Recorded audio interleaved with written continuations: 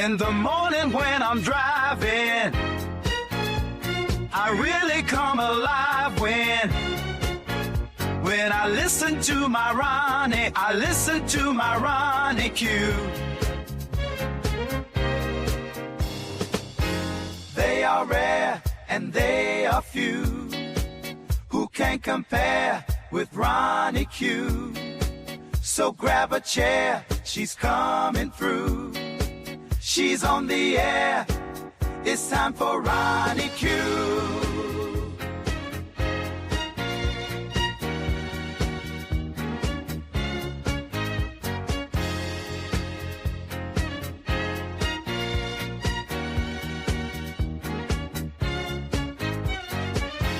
They are rare and they are few who can compare with Ronnie Q. So grab a chair, she's coming through. She's on the air, it's time for Ronnie Q. Ronnie Q. It's time for Ronnie Q. Ronnie Q. It's time for Ronnie Q. In the morning while I'm driving, Ronnie, I really come alive when it's time for Ronnie Q. I listen to my Ronnie, Ronnie. I listen to my Ronnie. It's time for Ronnie Q.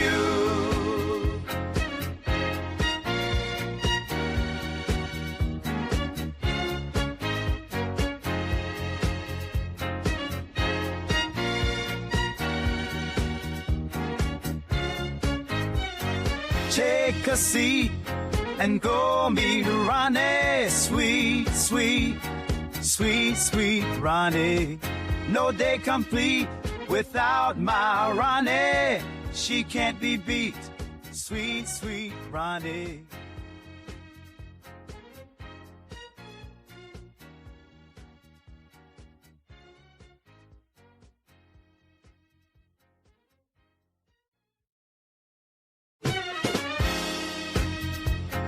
I'm here.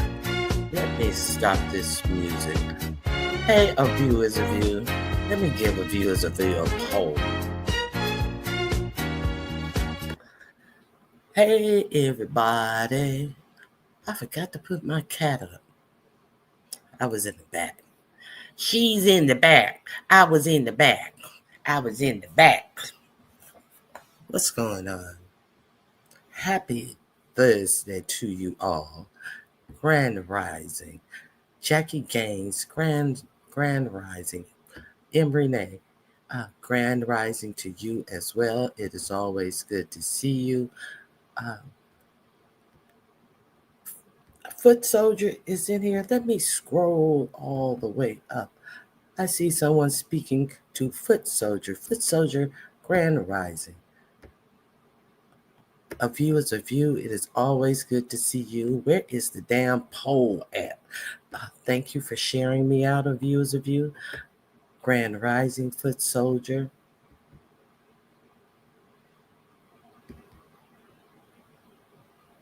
Good morning, Ronnie Q, Rascal, and Saucy, and Chat. I think you got everybody. Grand Rising.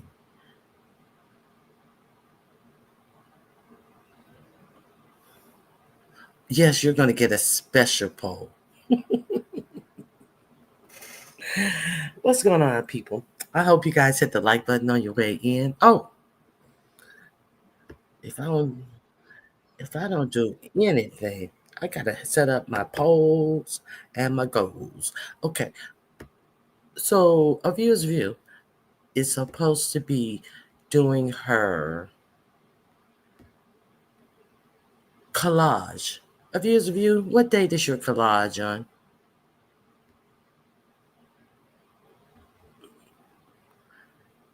And tell me you a definite date. I think she does have a definite date.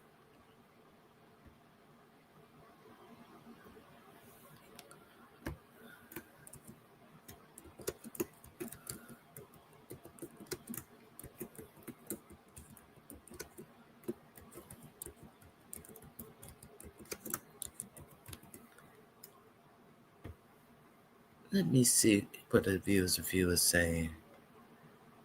Oh, April 10th at 2 p.m. Eastern Standard Time. I am, and I will not stand y'all up. I don't know. 2 p.m. Oh my God. That's 11 a.m. for me. I'll be there.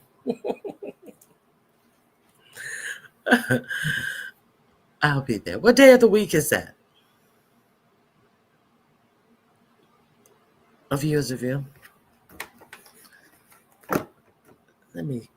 Do I have to pull out my own calendar on your ass?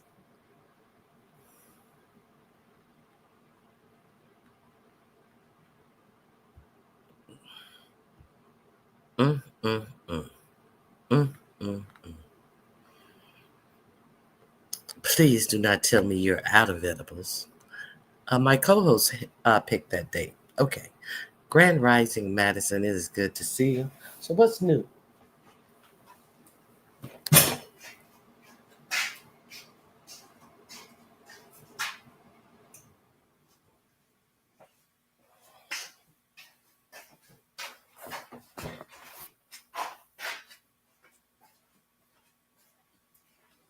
Nothing's new.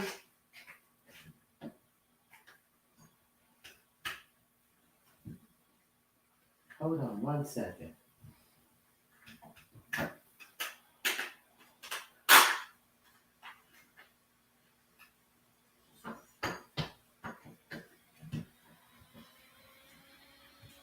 I apologize.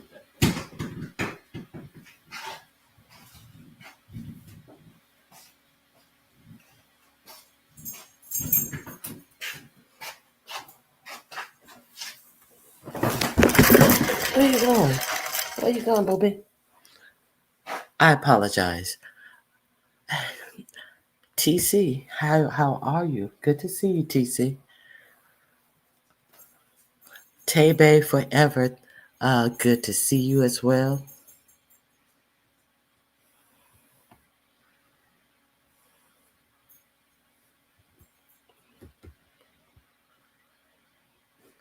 Oh, I am watching that. I just started that. I fell asleep on episode 2. I thought I was going to binge watch it.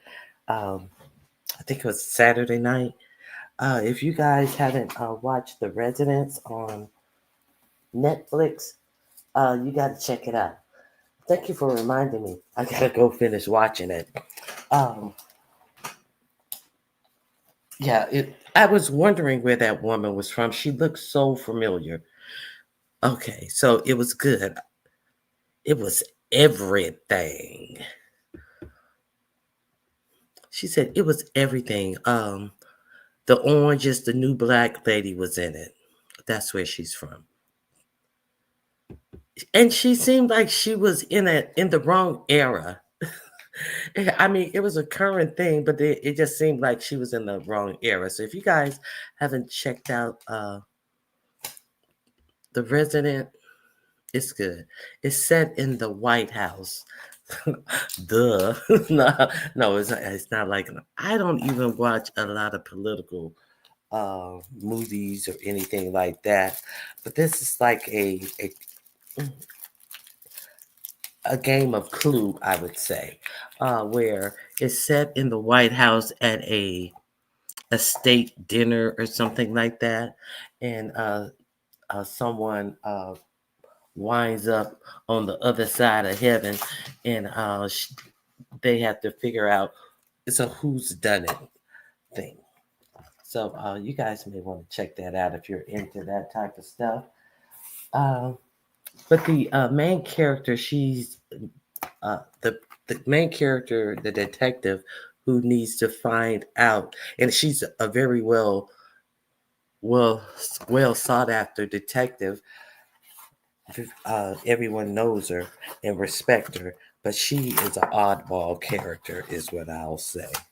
So go check that out. Oh, is that a Shonda Rhimes show as well? Yeah, she made it like Clue the board game. You're right. And there was something else I was watching. I can't remember. I'm a huge Columbo. Oh Lord, I'm a I'm a huge Columbo fan. Grand Rising, Truth and Reason. It is good to see you as well. I did speak to Tebe Forever, didn't I?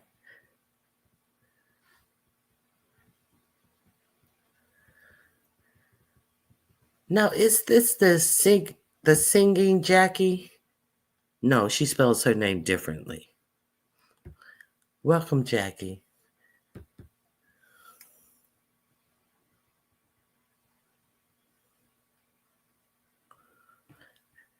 Vito, Grand Rising Vito. Okay, so what's new? What are you guys watching? Outspoken. Thank you for helping me reach my goals. I guess you didn't know that I was watching The Resident. I appreciate you, Outspoken. You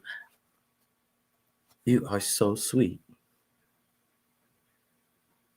Now somebody was said that they were going to get on Outspoken One. Come to think of it, and I was like, "Excuse me."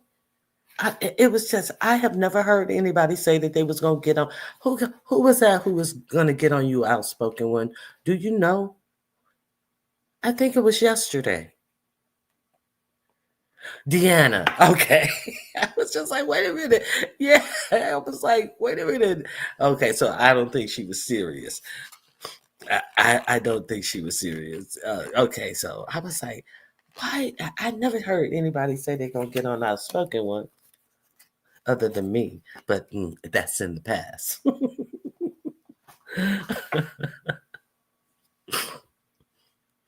I was being messy trying to get her to respond to Stomp Down. Oh, I know she got at you then. She cussed me and him out. Yes, I heard it. I heard it. I have heard the back and forth between Deanna and Stump Down. Stump Down. Stump Down started it though. Stump Down is in some type of mood because uh, Tommy and Castro have disappointed him.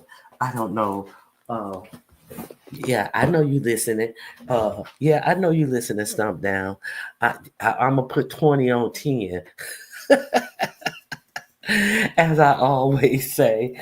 I'm gonna put 20 on 10.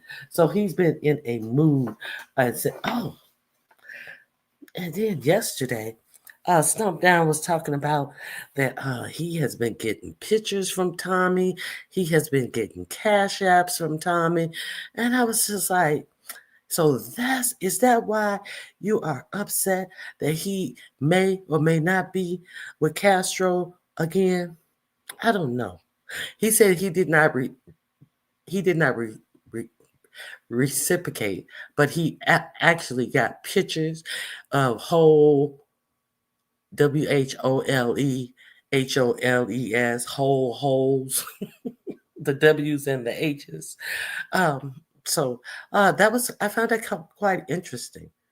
I think they want to, you know, that lady, she came out with stories about them doing, I don't know if it was Castro, herself and Tommy doing, let's say threesomes. So I don't know if Stomp Down thought that maybe he had a chance and he was about to get in and tag himself in on the threesome since they threw the lady out. I don't know. But Stomp Down is pissed. Pissed to all pissed offity. Pissed offity. Okay, I'm just bullshitting. She even said I should have been on the cruise with Sean so I couldn't have no Wi-Fi. Oh my God.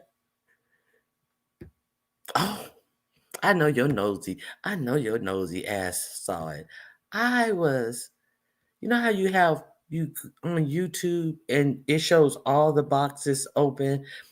And then somebody live, somebody was live called Lovely One. And I had never seen that. I was like, who is that? And I was like, do I think I know them? And then so I hit the thing, and then she was going off on Norma Bates, and I was like, oh, this must be one of the club chat people, and so I went over there and I dropped the information, and I saw, of course, uh, people already knew that Norma Bates had went off the deep end on somebody in club chat, and it was the same day that Sean had dropped his cruise video. So they said that Norma Bates is in a tizzy behind Sean, excommunicating her and going live on a cruise ship having fun. So I thought that was quite funny. I stay out of Miss Deanna and Stomp Beef. You see, I ain't said a word about it, but I have seen it. That's all I got to say. And that's all I got to say. Grand Rising, lovely one. That was funny, huh? I was like, oh my God.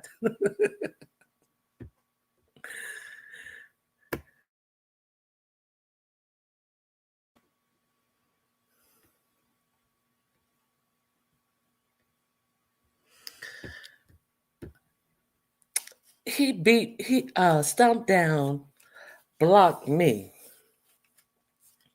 I don't know. Stomp Down blocked me. I don't even remember why he blocked me. But I remember I went in his room one day, and there she is. Put her ass in the box. Put her in the box. And I ain't like, what? And that was the last time he and I were able to see each other and communicate.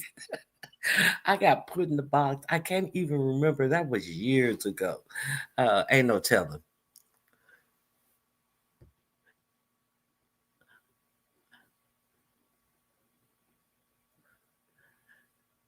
I concur. I concur. Uh, Ain't no need of me saying I like y'all both. I just say nothing. Let them do their thing. Uh, where the damn link? Here's the link. Here's the stanky link. Okay, here we go.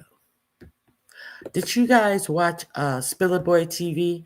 Not not Treasure Lane. Did y'all watch Spiller Boy TV yesterday? He had a live with Dr. Heavenly. Oh my goodness. It makes me almost want to go watch Married to Medicine. I haven't watched them. I didn't watch them last season. I watched them season before. It seems like they have a psychiatrist on there now. And child, the way Dr. Heavenly was fussing and cussing and talking about the um the relationship between Dr. Jackie, not Dr. Jackie, Dr. What is his name? Her ex-husband. Uh, what is his name? I was trying to say Cecil. Oh, Dr. G. The relationship between Dr. G and his wife and Quad and her man.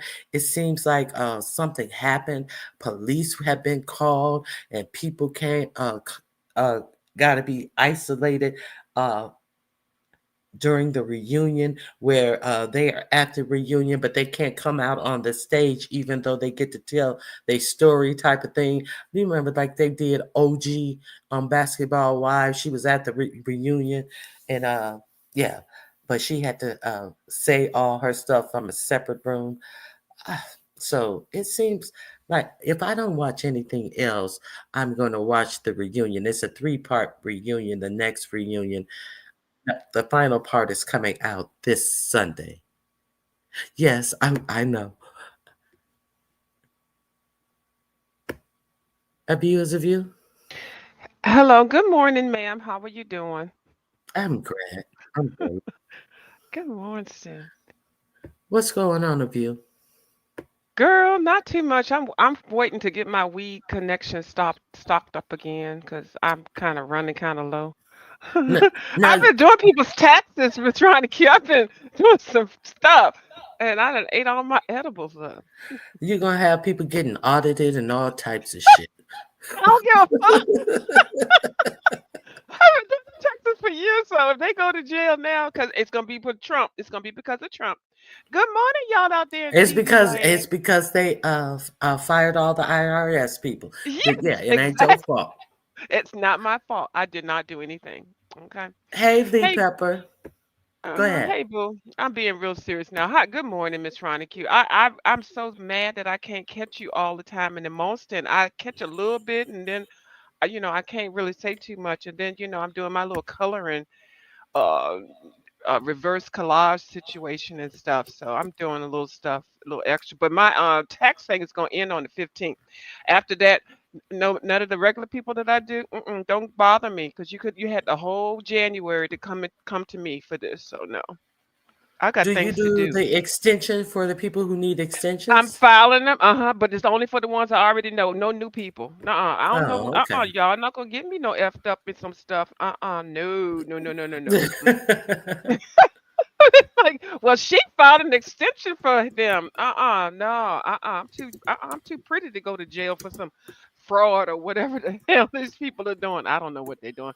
No, I'm being funny. No, the people that I do stuff for, I've been doing it for years, and their family members and stuff like that. So it's not. It's just a little side hustle, y'all don't have to call the IRS on me, child. If I'd be glad to get a good $400-500 out. I'm not even gonna get 1099 out of this shit. So can't make over $600. So anyway, Okay. so Okay. yeah, I wanted to speak on now. This is a neutral playing field because you got blocked the same time. I want to speak on the uh stump down. How he when he first came out here. Okay, this is what I'm gonna tell y'all about this history of this whole thing. Now, I never heard of a stump down until I had somebody hit my panel, and it was stump down. And if I'm lying, I'm flying. This is how I What? remember it. He hit on my link, and I was the first person that hit the link. And then I dealt with him a couple of times. He was funny, very inquisitive, very Mm-hmm. good use of the words, the English language, and very comedic. And it was just only for a couple times. And Stump, if I'm lying, I ain't lying. But anyway, I'm just gonna give some history since everybody like to report on goddamn history. History. Right. Just like Sir King came over to my channel before years ago, before he did his own thing and went over there. So anyway, I and thought, you know what? I always thought that Jay Wilson's was the first no, link that he no, he clicked. hit So that mine. is history. So Jay That is Wilson, history. okay, that is history to for us to know this. Yeah. So even though I don't, I go all around and do whatever and stuff, and I've never heard anybody say I'm not the beef sector, but I don't really like that whole title and the whole way that the shit is going. So I ain't really trying to claim all that shit now because it sounds dumb to me. Okay, and y'all over here fighting about who gonna be beef sector and who OG and 2.0. This shit sounds stupid as fuck. But anyway, you can't rewrite the goddamn history. I got threads and storylines already over this motherfucker. So I can't be written out the script, okay? But I don't condone all this the way that this stuff is going. So yeah, who did you say before? Okay, with Jay Wilson. Okay, wait. Stump. Yeah, Stump came on the mind before he came on the Jay. And then like the next 2 days after he realized that I wasn't entertaining the fool la la, he was trying to dish some stuff and Stump. You can't say I'm lying. On that Yeah, day, yeah, he he was got you trying when to. you were trying to repent. Go Yeah, and ahead. this was years ago, so it's not like I just started this. This was years ago when he first started, and so like 2 days he gave me a good time, and then I said, "No, don't come back over here with this fuck shit." And so then the next thing I know, I guess I don't even know what happened with him and Miss Deanna, or I don't know. And then I think it was a lot of other people. And then next thing I know, we all got blocked. And it was the same time also when Brian came out because Brian blocked me hard and I didn't even really like him. I still don't particularly care for that character. If something ain't right with him, when something ain't really right with you, And I have no connection. Like there's nothing I have in common with Brian. He's never done it. He's always jumping on bandwagons. I'm like, hey, he's a band, I ain't And got that's time what for this. happened. He jumped in the same time. So all I Yeah, remember, Miss Ronnie Q, I remember Stump, and then 2 days later, I got kind of like irritated, and I remember Brian. I got irritated, and Miss Deanna and we used to have a little bit of more of a rapport. Now there's nothing bad that happened except that I was a moderator and I blocked Tracy. Well, Tracy blocked me on goddamn ZT. I'm not yeah, ZT's thing, and then she gave me old nasty old blue. Once you bloop me, bitch, it's on. Fuck it. It's on and popping. She blooped me. I don't even know what the fuck that blue, means. I blue, don't like that shit. How blue. you gonna bloop me? She said, bloop. See, that's what ZT did. Block a view is a view. Block a view is a view. And I was like, what? I don't even know. ZT was all in the motherfucking fuck shit. And I was talking, telling people, you sound stupid. And he said, view is a view. Block her, Cheesy, block her. And then Cheesy got up and said, I blocked her, and a bloop. I swear that's how Blue. that shit happened. And so after that, it's been on with me and her too. I'm petty, bitches. I'm telling you, I'm petty as fuck. And so Brian jumped up in the bandwagon. I didn't even know where the fuck he came from, what tree he swung down from. The fuck. And He then always, and yeah, he then what always. And then the ones who really abusing him, hmm he goes back, sucking up their ass. goes Right. back, licking up hmm their child. He's their personal bidet. Go ahead. Wash, rinse, and repeat. And so yeah, so then I guess all because Brian blocked me so hard, and then Stump Down blocked me so hard, and then at that time they were developing the block game on the YouTube and the StreamYard. So one at No, back time, and even if you got blocked, you could not just like unblock somebody. Now you got to do it through like two or three different ways. You got it on your cell phone, your StreamYard, the YouTube. I mean, you got to do a whole big production. And so, after a while, we all kind of became okay. But Brian, I ain't really feeling him, so I ain't fucking with him. I think at one time he said, "View, I never was really mad at you," and I was like, "I know you won't, cause I ain't do shit to your ass." So anyway, but exactly. We ain't he had no could, reason. He did the same shit with me. I'm just like, no, I'm cool on you. You too bitch made. yeah, Mm-mm. and then right, and then he did try to kind of like be a little friendly and shit, but I was like, "No, nigga, I see your fucking ass." Just like that goddamn TMO bitch too, but fuck her too. But anyway, these people try to be friends with people and just try to get into stuff when they see you doing some stuff on here. I'm not looking at the chat, y'all. And I'm looking up here. they doing the The exact same exact stuff same you thing. doing. They doing the exact same stuff you doing. This Uh-huh. motherfucking bitch. How you cool with this one? How you cool with that Mhm. one? How you cool with this one? And then she Mhm. sitting up there judging Pizarro's contest. I'm like, bitch, is you Right. serious? Like, go sit your fucking ass down somewhere. These motherfuckers doing the exact same things. So, And but yeah, go ahead. and Oh, then and then also all Duchess of this, too. Duchess got you made. blocked. Duchess got blocked the same way, and then I see how his fucked ass did you with the and see all the motherfuckers that I thought that was ratchet, and Stomp is still ratchet, but for some reason I find him entertaining. So he's the only one of the bitches that I've still fuck with, a little bit, not too much. I don't know Girl, why him and Deanna are like that because I think both of them are hilarious. I get out of it when they start going. I leave. I don't stay up in there. And then Miss nope, Deanna, yeah, you just leave it. Cause I don't want to hmm lose my friendship with Miss Deanna Earn. Okay, nope, me Stump, you either. can go. Okay, but I to entertain you. But I actually met Miss Deanna, and I enjoy her totally, and I hope to meet her again. So I ain't drawing no sand across the line or nothing like that. I just want to leave it like it is. As soon as you start saying Sand something, across the line, what is you know a how that is. line in the sand. Yeah, that's what. Okay, Miss Deanna, I ain't had my coffee. I mean, Miss Deanna, I didn't go. Miss Ronnie Q, I have not had my coffee yet. But you know what I mean. But I you're know kind of what like you in the mean. same little awkward situation. It's very awkward, Yeah, and yeah. So I just stay out of it. I stay out of it. I do, and Both of them talked about me. I caught Stomp Down on the replay, and I oh, caught Deanna on the replay too.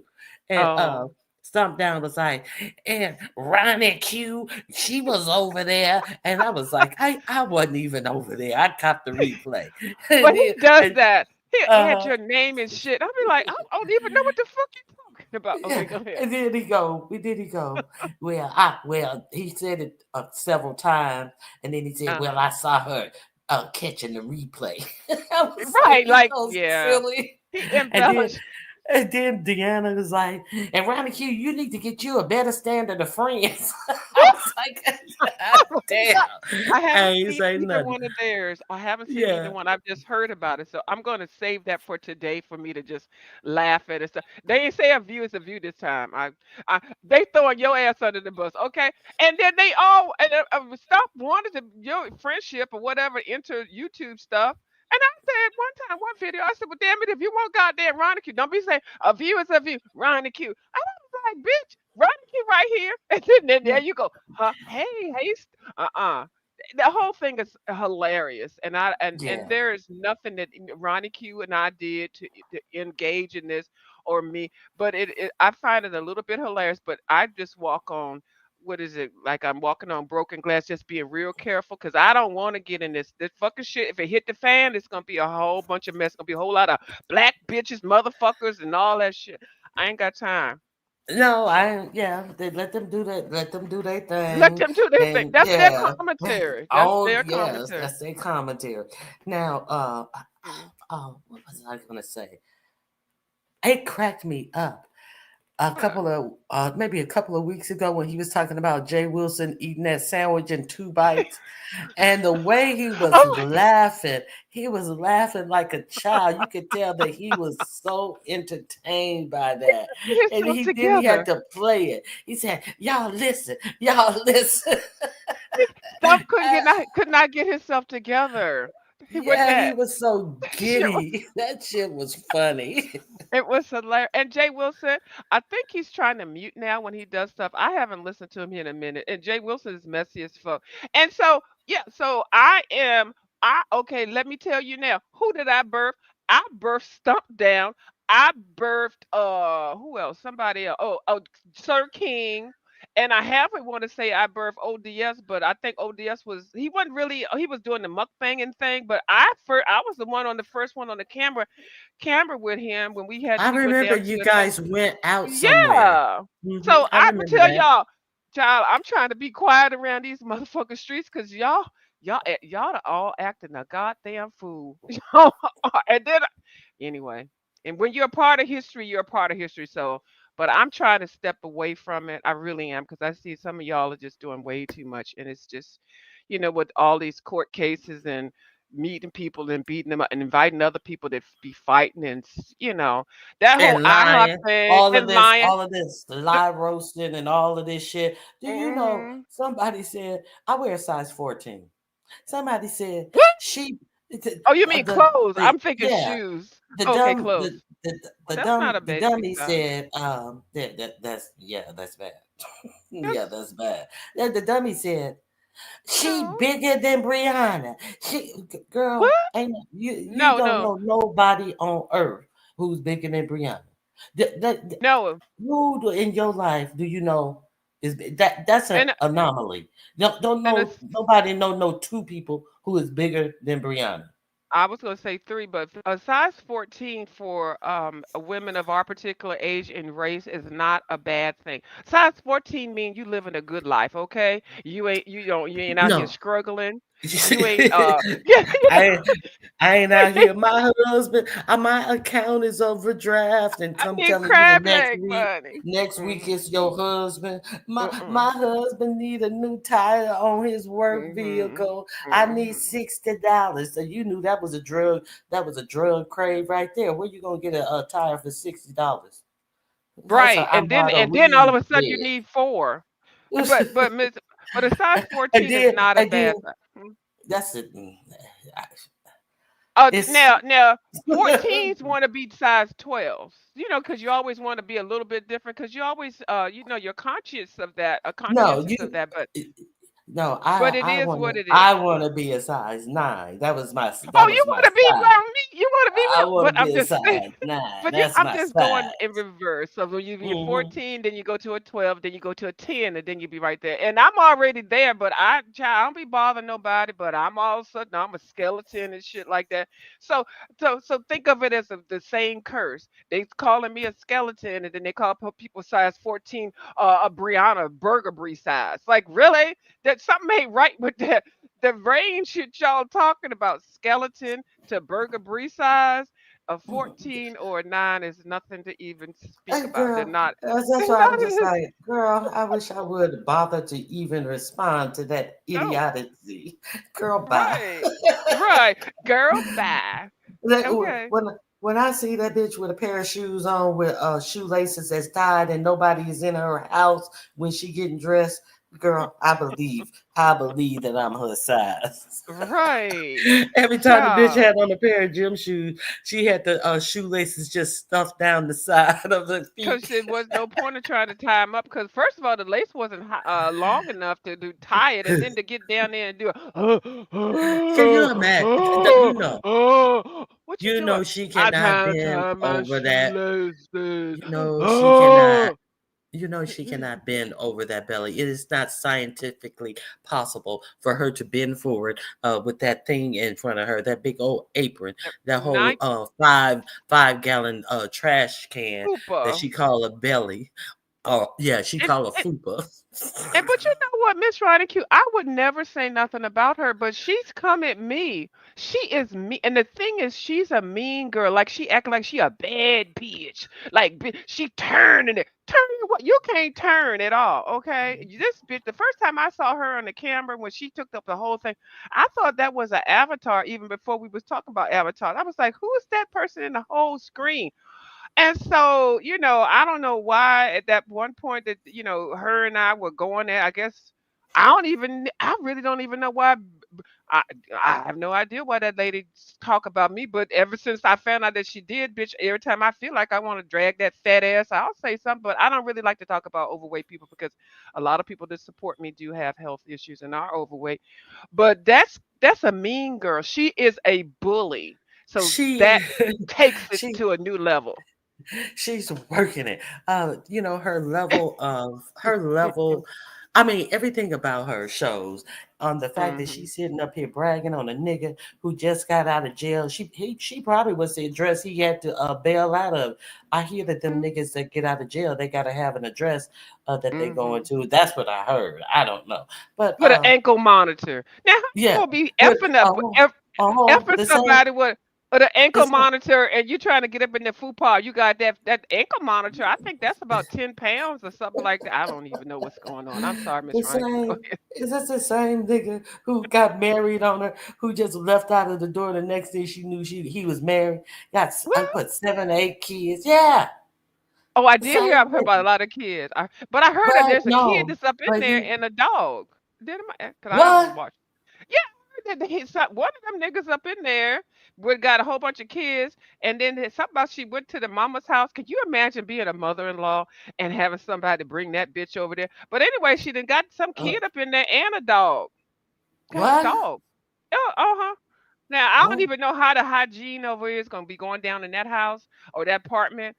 But a dog, and then you can't even walk around and wipe your own ass, and you got to clean up dog. No, I don't even know what's going on over there. Ain't none of my business though. I'm trying to mind Lord. my business. Well, she needs to start walking that motherfucker. Maybe that'll Walk get the her to walking. dog. That ain't my dog. Can I pet that dog? Can I pet that dog? Y'all, I have not had edibles yet. I have not had coffee. So somebody say, "Oh, she on here drunk and talking shit." Where's lovely love at? Where's our real I resident drunk at? asked about that. I asked Really? about her the other day. I was like, I where hope. Lovely Love been? I haven't even, well, I haven't been in that many chats, but I haven't even seen her when I watch replays and stuff. And I So didn't I don't see know. goddamn Nika on here. Now I did catch Nika. Nika, what the fuck, girl? You going down?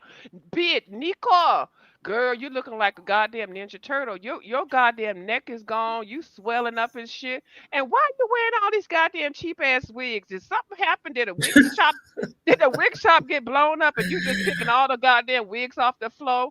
And well, you Shut did that at the up, funeral. girl. Girl, them wigs look fucked up. Everything's synthetic. Did you know And they said them things is linked to cancer, Nika? You better stop wearing them fucking faked up, fucked up wigs. I'm saying. I didn't even I ain't checking for that bitch. But I ain't I either. didn't Oh, cow bitch. Fuck her. but that's what Dominique Devereaux said. It looked like she was casket ready. It looked like she beat you to Hmm. be in casket ready. She's talking about the choice of foundation that she uses. Oh So my God. The yeah, that's what? what Dominique Devereaux just said in the chat right I there. just see her, Hi, Miss Dominique Devereaux. Hi, Miss Truth and Reason. You got to be nice to them people over there down at the alley and stuff. Hey, girl, hey. But Nika is trying to be, I when I saw her in this one wig, I guess it was a gray wig, I said, ooh, she trying to be like Miss Fifi. Girl, Nika, you could never. Okay. The color is wrong. She trying to do all this makeup. And Ah, then she got a cowbell ring in her nose, doesn't she? That girl, got a girl. whole. It's too much. I cannot. See, that's why I try to go color. This shit is fucked up. It's funny, Yeah, but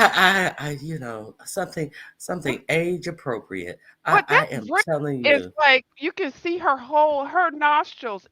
Each nostril, first of all, it looks like you put a thumb in there. Like your nostril should, I think, be like the size where if you do have to stick your finger in your nose, it'd be like a pinky size. It looked like she take a thumb and the forefinger and stick it up her nose and twirl it on each nostril. That motherfuckers are huge. And Nika, I told you goddamn 10 years ago, camera angle. You need to have that camera angle down to make your face and your body look smaller. There is And no she way around. always have it shooting up her nose. Like we Uh, want to uh, see what she's thinking, right? We don't need that shit. hmm See every Oh boogie. my And love. why her nose her nose holes are nostrils are two different sizes, and Because one she go up using and one go to the left. because she used the right side of her two fingers to stick up one side of the nostril and the left side of her other hand to use the. Just think about it, Miss Ronica. You sitting there sticking your fingers up your nose and shit. One side is bigger than the other side. The both two things are never the size. But Just super. But we don't have to see that whole nostril. Ever since she been on here, she always put that camera like she want to look down. I think she got some stigmatism or something.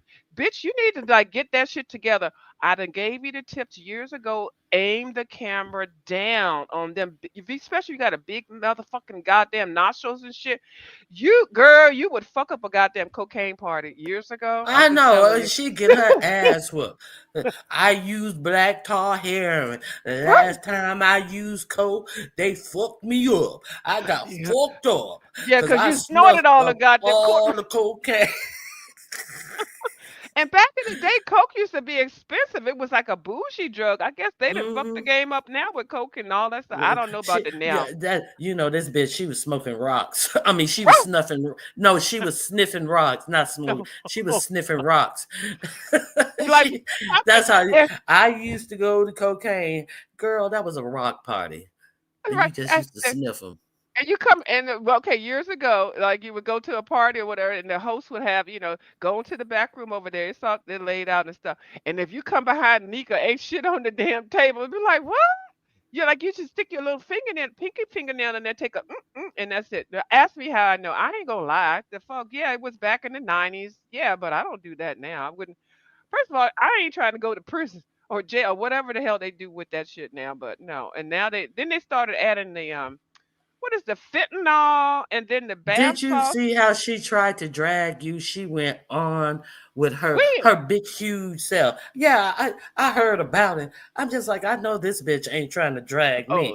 yeah, Bitch, you a begging bitch, a poverty ridden bitch, a bitch who pretend like she has a husband, bitch, girl. Her and Bree had the nerves to say something about my chin, bitch. I'm like, if I what? got four chins, if she said I got four chins or some shit, bitch, if I got four chins, at least I'm not sitting up here looking like a whole thumb, bitch.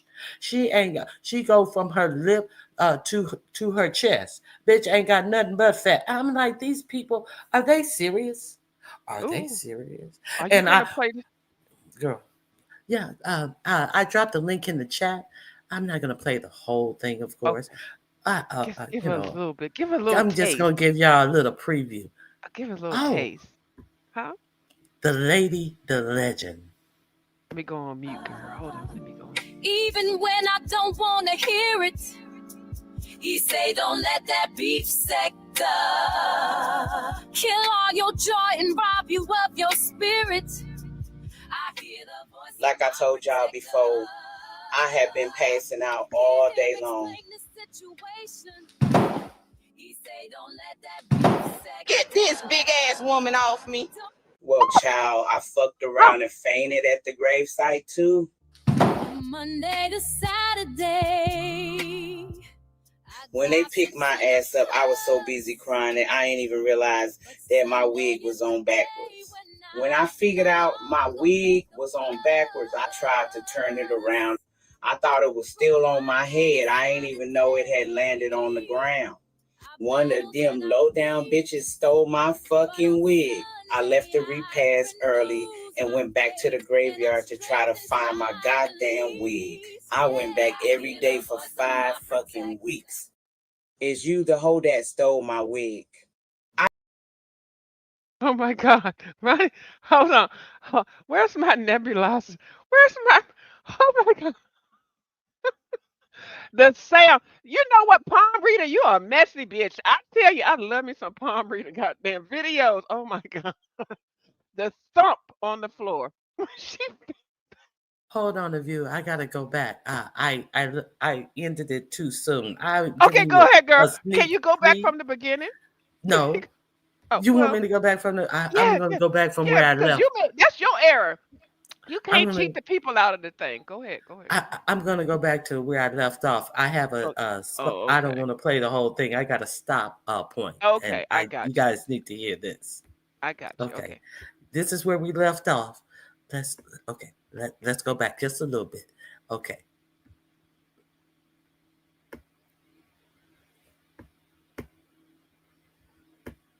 Fucking weeks. Is you the hoe that stole my wig? I never saw that $500 wig again. Thank God my cheering got together and got me a brand new unit. A bitch got a new coif. You can't tell me shit. Okay, so you guys need Uh-uh. to go over there and watch this video. Let me drop the link for the video again. It's That big done head by was bouncing. I'm sorry. there's a link to that. You may want to subscribe to the page because she does uh, Oh, beef sector content, yeah. a lot of singing, a lot of entertainment, and she is point on It's on voices. You point. hear the Exactly. voices. Hey, Hmm. Madam Scorpio, click in the view. Nurse Noreen, hi. How are all of you? Uh, it was someone else I wanted to say hello to. Hold on, a view. Okay. Dominique Devereaux. There was someone else. And Jill's Renee is in Comfort the house. Zone. Yeah, I saw her. Okay, I Hmm. think I got everybody. But go ahead. Up and stuck. Well, I'm going to tell y'all, I've seen some pictures with that lady, the palm reader lady. What I tell you, she is so on point. Except for the one time she put me in a bathing suit. I don't have no black You red know suit. that was on point. You know That that shit was was on on point. point. Oh my God. Oh, wait, wait, no, no, let me not call attention to myself. But anyway, that lady does some good daggone work. She is extremely talented. I don't know the lady, but what I tell you, when she did, like every time I see a different video by her, I'm like, okay, this is the best one. Like when she did the Rusty Crystal shit, oh my God, I was the whole scene, it was like a movie. Oh, I mean, every time she does a video, it just gets better and better. Now this Nika one, this is everything. When she Yeah, did she that is. stuff on the floor, hmm? Remember, that's the second Nika one. Yeah, no, yeah. Oh my Yeah. God. Hmm. Nika, she ain't feeling it for your ass, but she's being very nice though, Nika. So you can't get too mad at her because she's actually putting some traction over to your channel. And a lot of people need to understand when people do these parody things, that actually it does increase the traffic. And she likes that entertainment and stuff. So Uh, yeah, that makes people want That to go over there. that is her content. That is her It's their content. content, exactly, and I At ain't least she mad. has some original content. Y'all Exactly. going live.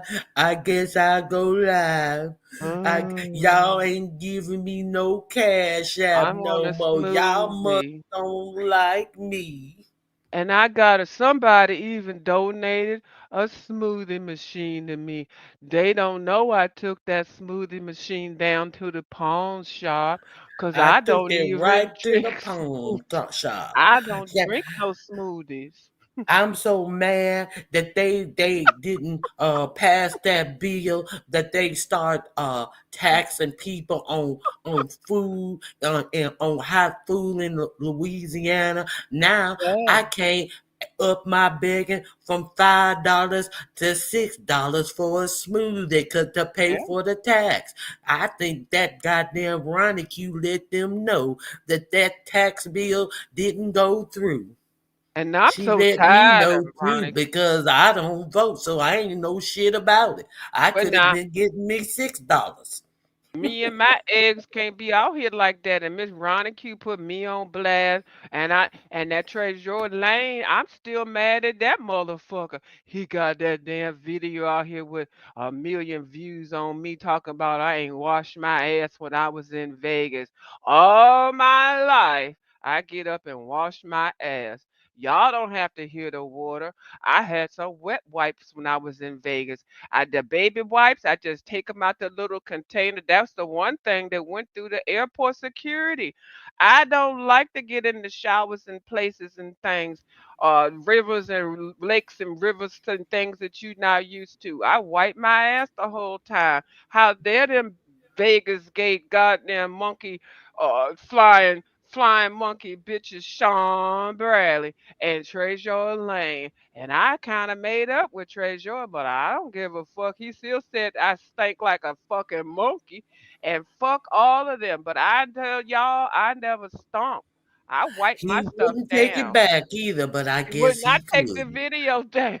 But I guess he couldn't. Hey, Treasure Lane, I was talking earlier about your interview. I dropped the link to your Spill It Boy channel. I thought that that live was everything that you did with Dr. Heavenly. I mean, she was like she was like your old Judy. The way you got her, oh my God, the way I have never heard her talk like that with Carlos because she's more like, oh, I'm not gonna do that. But she was like, no, that bitch. I'm telling you, you know, she said they don't know me. She said I'm me wherever I go. Oh, it was such a good. She was just really like it was like seeing two friends talk. It was really good. I'm gonna have to watch it. I know he's been doing a lot of the reality shows and the reviews and stuff like that. I think he's very, very good at it. I don't know about all those things and I'm not all into it, but when I do see him that comes up, I just go ahead and give a thumbs up and yeah. So I know they're Yeah, I informative. haven't even watched it this season, but that's why I Hmm. was saying I hadn't watched it this season or last season. And I see that they got a new person on there, a psychiatrist, and it makes me. I said, if nothing else, I'm going to watch the reunion. They're on there. They've already done played the second of the third reunion, so I'm gonna go to Peacock and check and catch up, and then I'm gonna watch the third one. It just made me interested in the Hmm. reunion, if nothing else. Can I ask a question to Treasure Lane? Cause his ass. Oh, can I ask a question to Treasure Lane? Yeah. First of all, okay. Treasure Lane. I saw one of the damn videos where you had to drag that little fucking yellow booty boy. Um, and the thing that cracked me up in the and what your commentary was, cause you were like, the beef sector told me up when I said I didn't know. I thought the beef sector had accepted you, so that's why I said he's beef sector. Baby, I said thank you for recognizing that you kind of helped that little motherfucker get up on here, like making his confidence built up. Cause I was like, I know he ain't over here saying that little fucking bitch is a goddamn. And I don't even really care about the beef sector terminology and all that kind of shit. But that little, oh, I ain't gonna cuss like that. was not anything. And so now I said, now I know I'm gonna give I'm gonna give about a year for Treasure to realize that that little bitch ain't shit. And sure enough, that little bitch ain't shit. Oh my God. And so when you drag that damn rod, fake wimp rod, I was here for every bit of it. But I'm glad you did recognize that you did start that. You did. And I even said it, but I was like, I ain't gonna be trying to fight with goddamn Treasure or fuck that shit. I got But better he shit to said, do. but he said that he didn't start it. He said that this is what I think. He said that he thought we said Yeah, he that's what he was, said. Yep, yeah, that's exactly what he beef said. He sector. said he said I thought y'all accepted him. So all I did was repeat what I thought y'all accepted, and that's what he said. And that's what I was trying to bring out. I think I said it when I first said it. Yeah. So, but no, that you need to Don't see start you no be shit over here with me, don't be Pam. starting no shit with me either. The fuck. I'd have been on here a long time. Treasure could have dragged me a long time ago for whatever thing, but I don't do nothing to Treasure or do anything really to be. I'm always responding on people talking shit about me. I never get on here and just pick on people now. There's some people I just don't like automatically. I'm like, bitch, I don't see it for your ass. And if you keep trying to engage with me, then I'm just gonna have to just go ahead and drag like that TMO. I never saw her, and the bitch gonna ask me, "Can I have an interview with you?" Like 4 years ago, I'm like, "Interview for what, bitch? I'm not no goddamn celebrity. I ain't trying to be like that." But no, we ain't trying to have no drama with Treasure. But I did hear him say that he thought that everybody over here had embraced Rodney as beef sector, and oh, that's so stupid. I hate this Embrace him with our hands around his neck. poking him, right? I guess he wasn't paying attention. Hey, Mike Lewis, what you cook? Hey, Mike. Oh, Mike's one of my favorite comment people. I love watching his comments. He's funny as fuck. Um, okay. I want to say something else about somebody else. Okay, well, all the Go on, rec. get it off your chest. Okay, well, I'm so happy that the goddamn Rick Reed dragging goddamn Pizarro. Pizarro, you bitch, you've been out here running your goddamn mouth so They done much, made up. girl. They done made They up. done made up I that was fast. in Well, see, who I knew chat I it. was in. I They was made up that fast, but it's they done still made up funny. that fast. That was It's still funny. funny That though. shit was funny. Uh-huh. And I knew it when it happened. I said, "Oh, this is just for entertainment." But I'm so because people was like, "Finally," because like there's like a 900 elephant in the room, like Brianna, and nobody says nothing. And so I said, "Well, when is in my mind, when is pizza and Rick gonna beef?" And baby, I got everything. Rick went everywhere. Now Pizarro, all that hollering and yelling. I told you, you got asthma, baby. You don't have Alzheimer's or what did she say? Autism. You need to get an inhaler before you get on here and try to drag, cause bitch, you just it goes left. But anyway, you did kind of do a little clap back, but Rick dragged the fuck out of your ass. Okay, so girl, you just sit your ass down and don't come for me, Pizarro, cause Gonna have to I was start your calling her Larry Bird. He had her dragging behind the yeah. Oh, okay. I didn't. I I I know don't you want ain't say that. lipstick alley to But get right, on me. get up here. But I did. I was, and people, and even what's the lady name? Oh my goodness, the lady's Demetra even said, "Oh my God, I can't believe Pizza and View are not on the same side because View was her number one cheerleader. I definitely wanted Pizarro to. Even Miss Deanna Erd and I almost got into a beef because I was so much into a Pizarro cheerleader. But I see what you're doing, Pizarro, and I don't really give a fuck. But I was her number one cheerleader. She was a number one troll, and I don't even know why y'all questioning whether she's a damn beef sector or whatever. Why this thing just sounds so stupid? She is. She been trolling motherfuckers for a long time with her messy ass. She's trolled all these bitches up on here now that's claiming OG status and all that shit.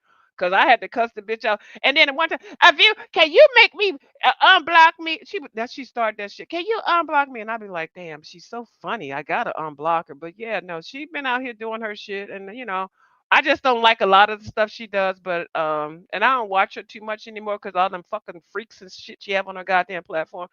But I mean, I still got a little bit of love for her because I really wanted her to do her content and stuff because she was great in the goddamn chat talking shit. But anyway, let me get. Trey George said link. I already dropped it. Trey George, it's already dropped. Oh Lord. Don't you come for me.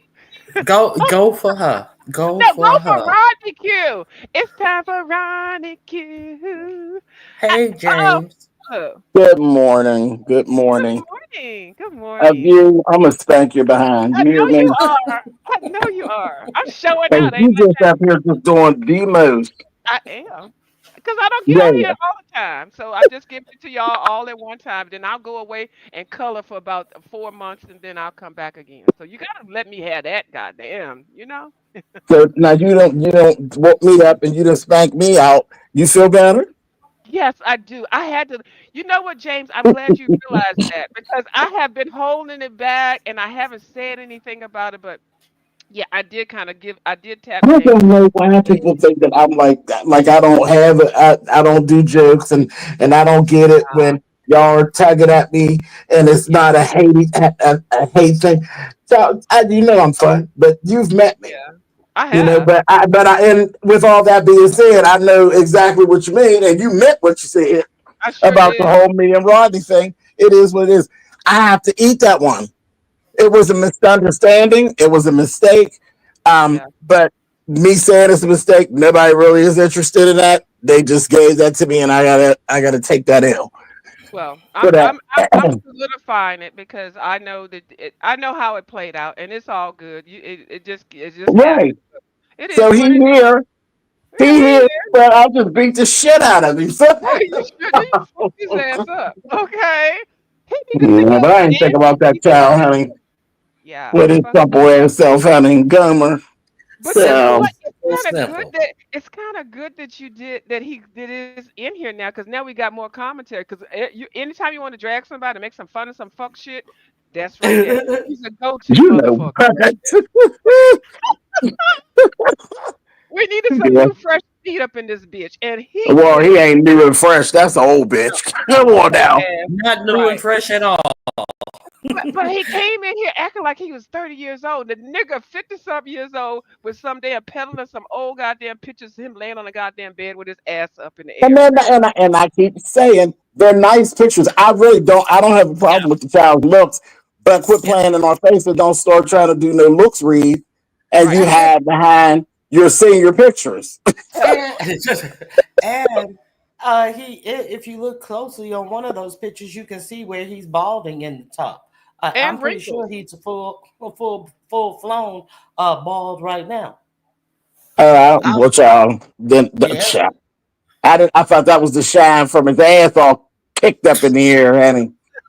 Well, I'm gonna tell you when I he put thought that that light in the window was coming out of his back hole, honey.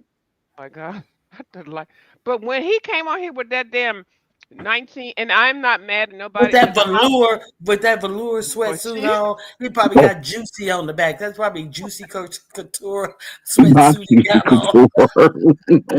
but I'm mad about that furniture because y'all know everybody say I'm so homeless. I live in the streets, and so when I saw somebody had an opportunity to post their housing situation, and I am not. I'm gonna tell you right now.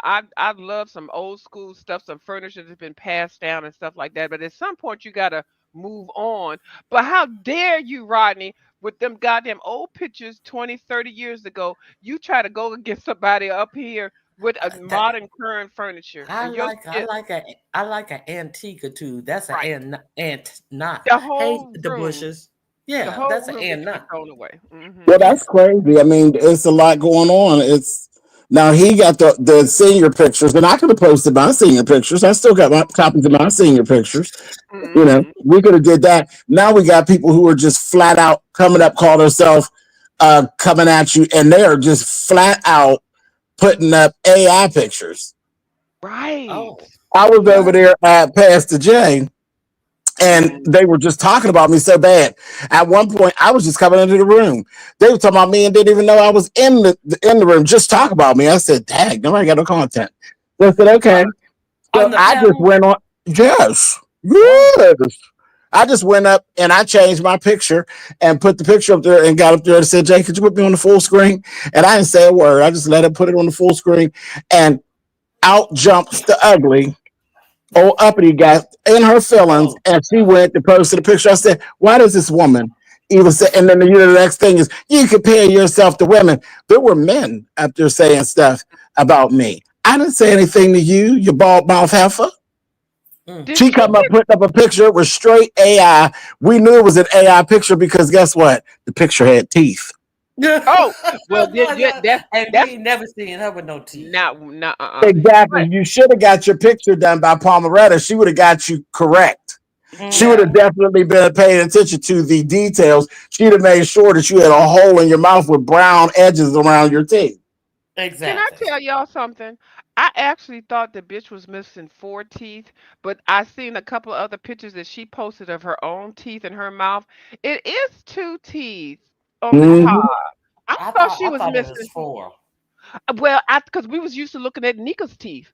But you know, when Oh, you get stop used it. to looking at that, then you Stop it. know. Okay, James, I'm gonna stop it only because you're on the panel and I don't want you to get implicated. But yes, so I'm telling you the truth though. When you used to looking at a gold alleyway in between somebody's mouth. So when we saw the what's the uppity bitch. Warisha.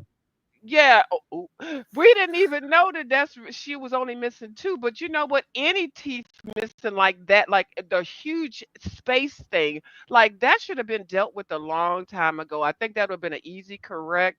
But you know, it is what it is. You know. Well, Now the what? longer that she keeps that there's nothing there, they will start to push. So at one point, it probably did look like two teeth, and then as the years go, it starts to move, and then she's gained weight as Yeah. well as Mm. time because she's gained weight since I've known her. I looked at Since her she's been yesterday. on here. Since she's Oh been on here. boy, she got up there. I said, "Well, golly." She got up there. I didn't know if she's wearing her butt in the front or what. Girl, these FUPA people just gonna talk shit. And why they want keep calling me skeleton? Now, James, I know I'm not like I ain't really like a typical I got a big old ass or nothing like that, but I don't look like a skeleton, do I? Don't think I do. You're a I don't thin little lady. You've always been thin, so it's it is what it is. So but I work on it. I eat right, I exercise. I mean, I do this, so it's not anything. I'm not new to it. Now, I have people in my family that are morbidly obese. My one of my famous cousin, well, not famous, but favorite cousins, actually fell over in the bathroom. This was years ago, because he was so morbidly obese. He was actually sitting on the toilet and he fell over and then he died. I think he Oh. yeah, and so he had a whole bunch of health issues, but most of it was because he was morbidly obese. So I mean, it's like I got people in my family that, but I try to maintain my stuff. I just do it, but I'm not. I don't come by being smaller genetically. I do that on purpose. So when I see people that's talking about me and stuff while I'm on running in the treadmill and stuff like that, and I will click on the YouTube, and I'm like. I'm running and walking, getting my 4 or 5 miles, and this bitch gonna call me a skeleton. No, I have gained. I was 199 pounds on here one time, and I went to a doctor, a little Asian doctor, and she clicked on the paperwork that I was morbidly obese. I was 199, and these are the older videos. Do you ever remember seeing me be bigger, James, or no? I do. Come Yeah. on, it So takes forever. I've seen you, yeah, and but you I were took never morbidly. You were never obese. Period. no. And now I took a good 3 months to lose 30 pounds, and I just walked and I showed y'all what I was doing because I was like, this little bitch is not gonna put on my paperwork that I'm obese, morbidly obese, or no, obese, not morbidly. But so you have everybody can start new and just do whatever. Go to the doctor to see where you at, see what kind of medications you need, see what you have, and if you need to take something that you didn't even know you have. High blood pressure is quite prevalent, and then a lot of other things. See what you got. Go get an exam right now and then see what you're working with and then go forward. Get a plan. You can still get on the YouTube and talk shit. Like I'm gonna tell you right now, who could be the biggest bitch on here, not just saying the size wise, is Brianna. Brianna could be doing it big time. She could be big a millionaire on here because she's got what people are trying to get away from. And then, but going in the gym one time every 4 years and walking on a treadmill, yeah, I'm working out and throwing a damn ball, bitch. We don't need that because all you're doing is solidifying this. You're still a motherfucking mean girl. You're a mean bitch, and you get on here and talk shit. But You just anyway, decided to get us in trouble for hanging out with you. I know, right? That's why nobody. That's why I don't come to people. That's why I don't come to y'all. That's why I don't go over there with you, because you got all them other people over there, and you know James. James will be like, "Okay, And it go ahead, kills me. It Supreme." kills me But when they straighten up with James. Let's right. talk, let's talk, and then they come up there with all this old fake bullshit. Like if y'all Hmm. don't go sit down somewhere, y'all better. James will have the Supremes just go ahead and buy. No, don't have View over here because she gonna fuck up my goddamn live. You know these bitches over here. See me? No, if you see View up in the goddamn thing, block that bitch. I like View as a View, but no, she not gonna fuck my show up today. That's why I don't go over there that much. I mean, I'm over there, but I don't say nothing. I just be.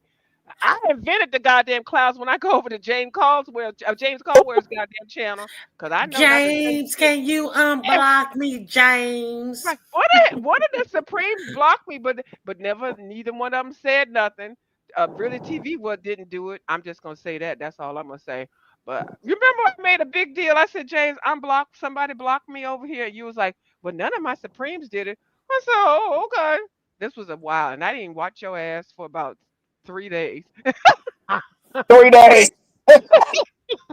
Like you thought I was gonna say three I don't years. know if it was actually because if it was, I doubt that it It was was an actually done on accident. purpose. It was Or an you know, accident.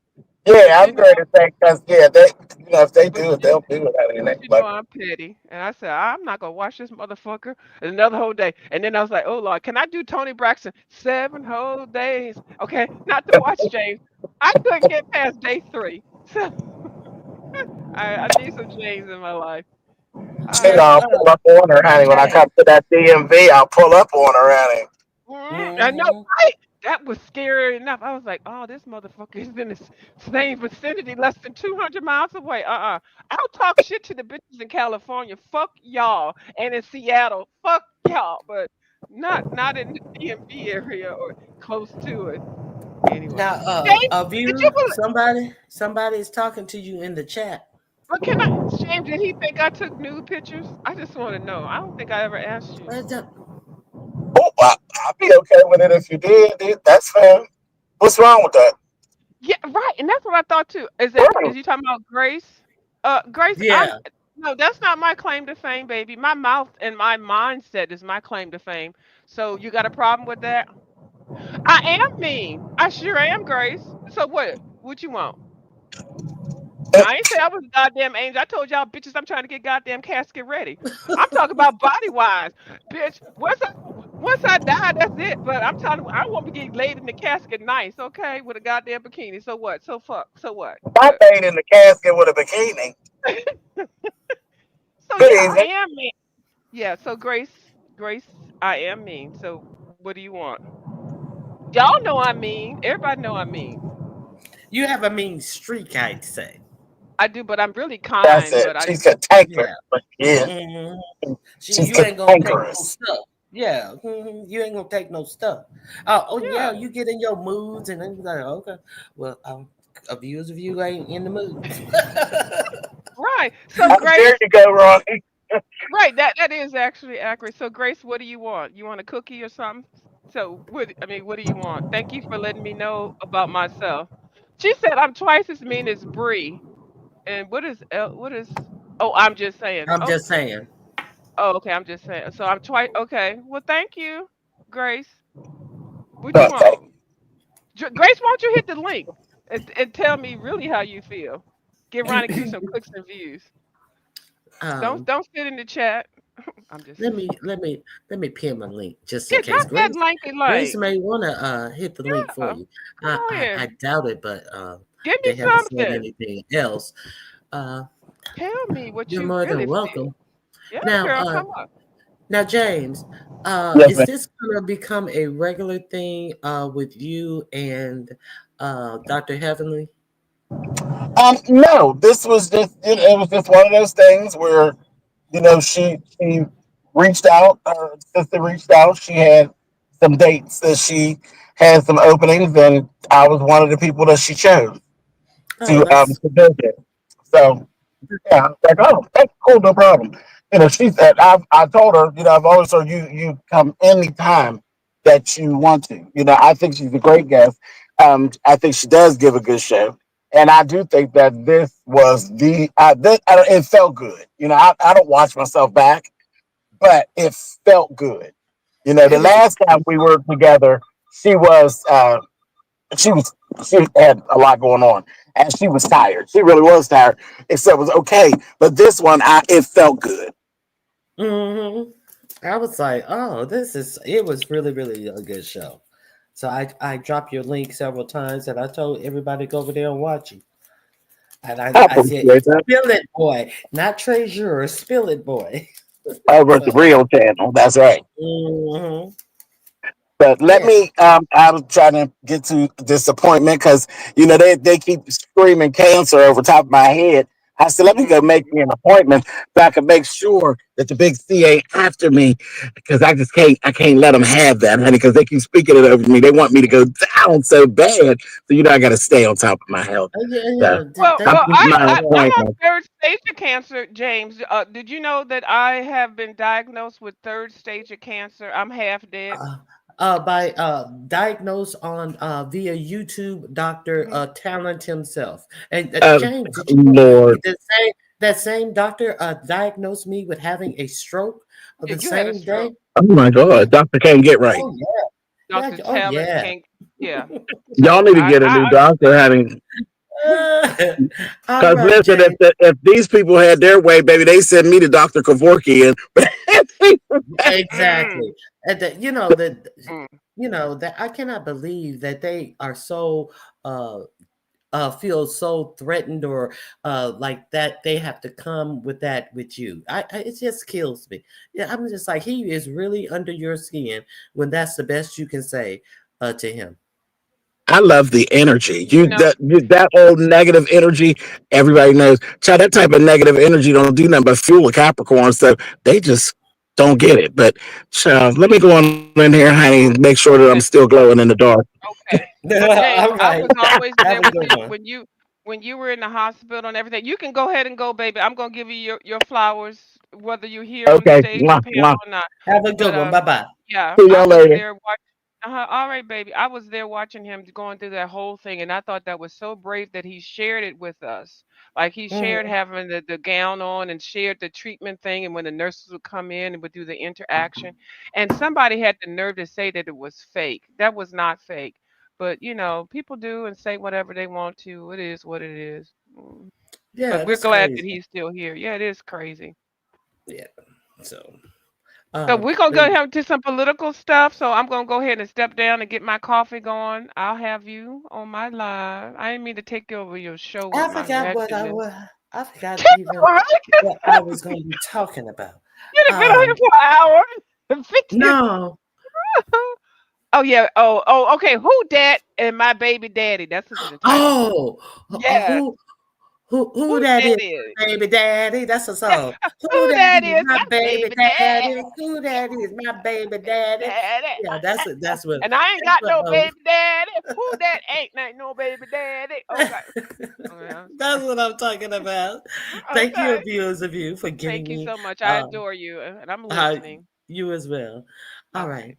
All right. So all you people who came in here to hear the bullshit, make sure you hit the like.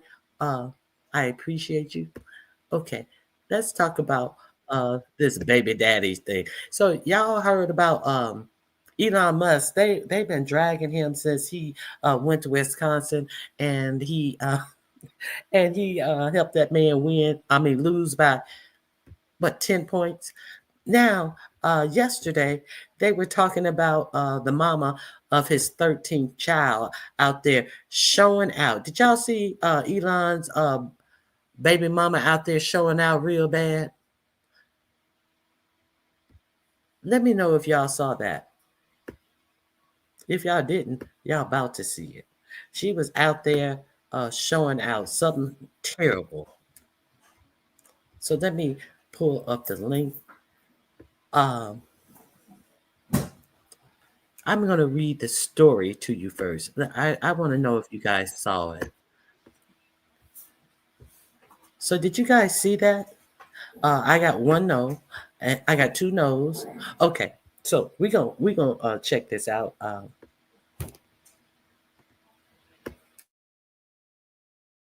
So Elon Musk had his 13th child with some right wing uh, influencer. She used to do some blogging or some shit. Y'all don't know her. Her name is something St. James.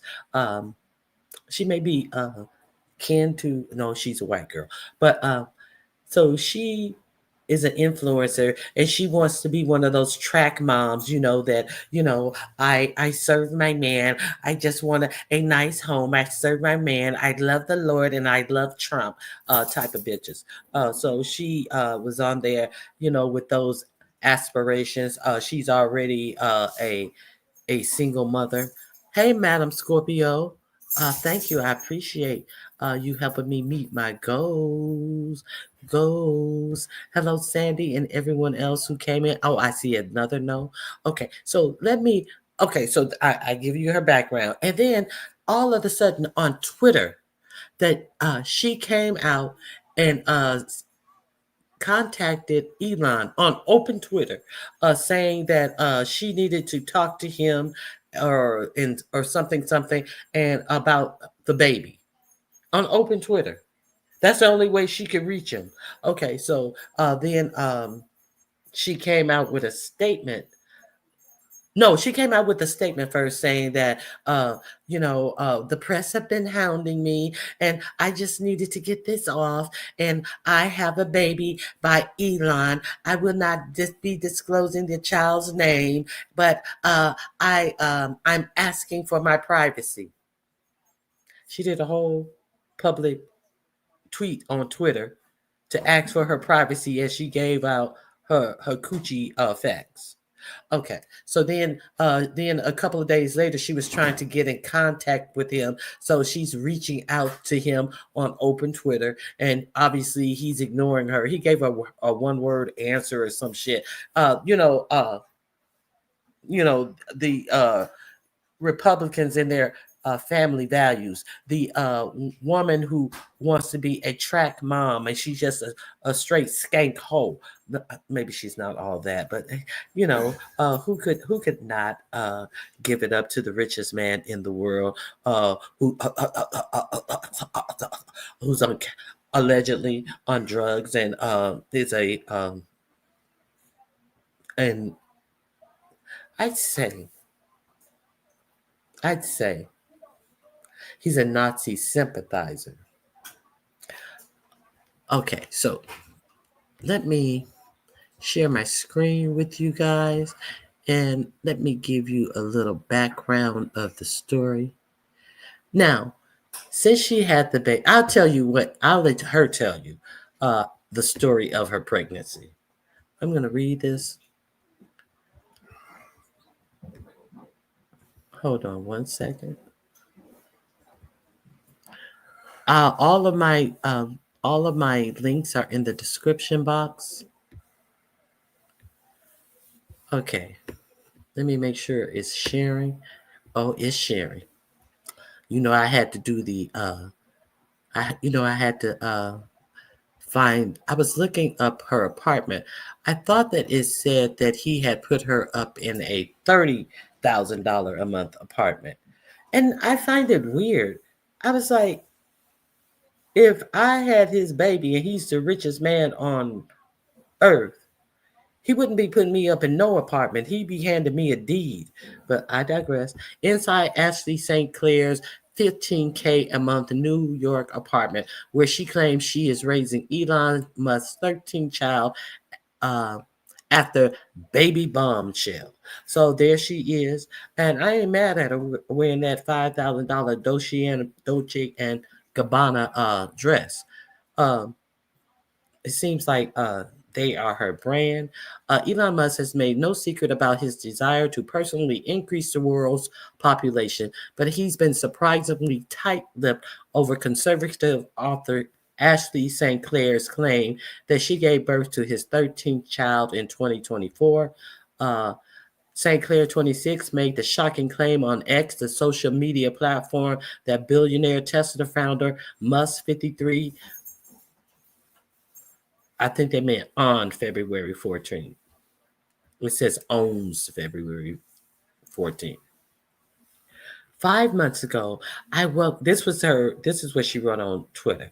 5 months ago, I welcome a new baby into the world, she wrote in the post on Valentine's Day. Elon Musk is the father. I have not previously disclosed this to protect our child's privacy and safety, but in recent days, it has become clear that tabloid media intends to do so, regardless of the harm it will cause. I intend to allow our child to grow up in a normal and safe environment, she added, while calling for the media to honor our child's privacy. Okay, that's the post that she wrote to let the world know, hey, I got the baby. I got the baby. I'm getting them checks. Okay, in a follow-up interview with the New York Post, the Republican firebrand opened up about the circumstances of her alleged relationship with Musk, the Doge advisor, while posting photos in the $15,000 a month New York City apartment where she is now raising the baby she claims he fathered along with her firstborn child, whom she's welcomed with an ex-partner. Musk, who is due to sit down with 47 for an on-air interview with Sean Hannity on February 28th, has yet to publicly respond to the right-wing influencer's claims. However, on February 17th, the Tesla founder shared a seemingly pointed message. He wrote, I am endlessly amused by the infantile in indignities I suffer on the very platform that I own. The tech mogul then pinned the comment to the top of his social media feed. Wow. Okay, so here she is again. She has poor taste in beverages, it appears. Okay, so here she is again. I don't see much of the apartment. I was hoping they would show more of the accoutrements of the apartment. St. Clair Representative Brian Glitchwich also shared a statement on the platform in which he claimed that the pair had been attempting to reach an agreement about their child for some time. Ashley and Elon have been privately working towards the creation of a agreement about raising their child for some time, he wrote. It is disappointing that the tabloid reporter who repeatedly ambushed Ashley and her family made it impossible to complete that process confidentially. We are waiting for Elon to publicly acknowledge his parental roles with Ashley to end unwarranted speculation. Ashley trusts that Elon intends to finish their agreement quickly in the best interest of the well-being and security of the child they share. While speaking to the New York Post, St. Clair claimed that she was forced to keep her pregnancy and her child a secret at the behest of SpaceX founder. Of the behest of the SpaceX founder. I was told to keep it secret. I was being asked to keep it secret forever, she told the outlet. Oh my God. I was asked to keep it secret forever, she told the outlet. But now, this is who we're supposed to trust in rooting out waste, fraud, and abuse in all of our government entities. And he don't know that you can't knock up a 26-year-old and tell her, don't tell nobody. Don't tell. This is the this is the mind.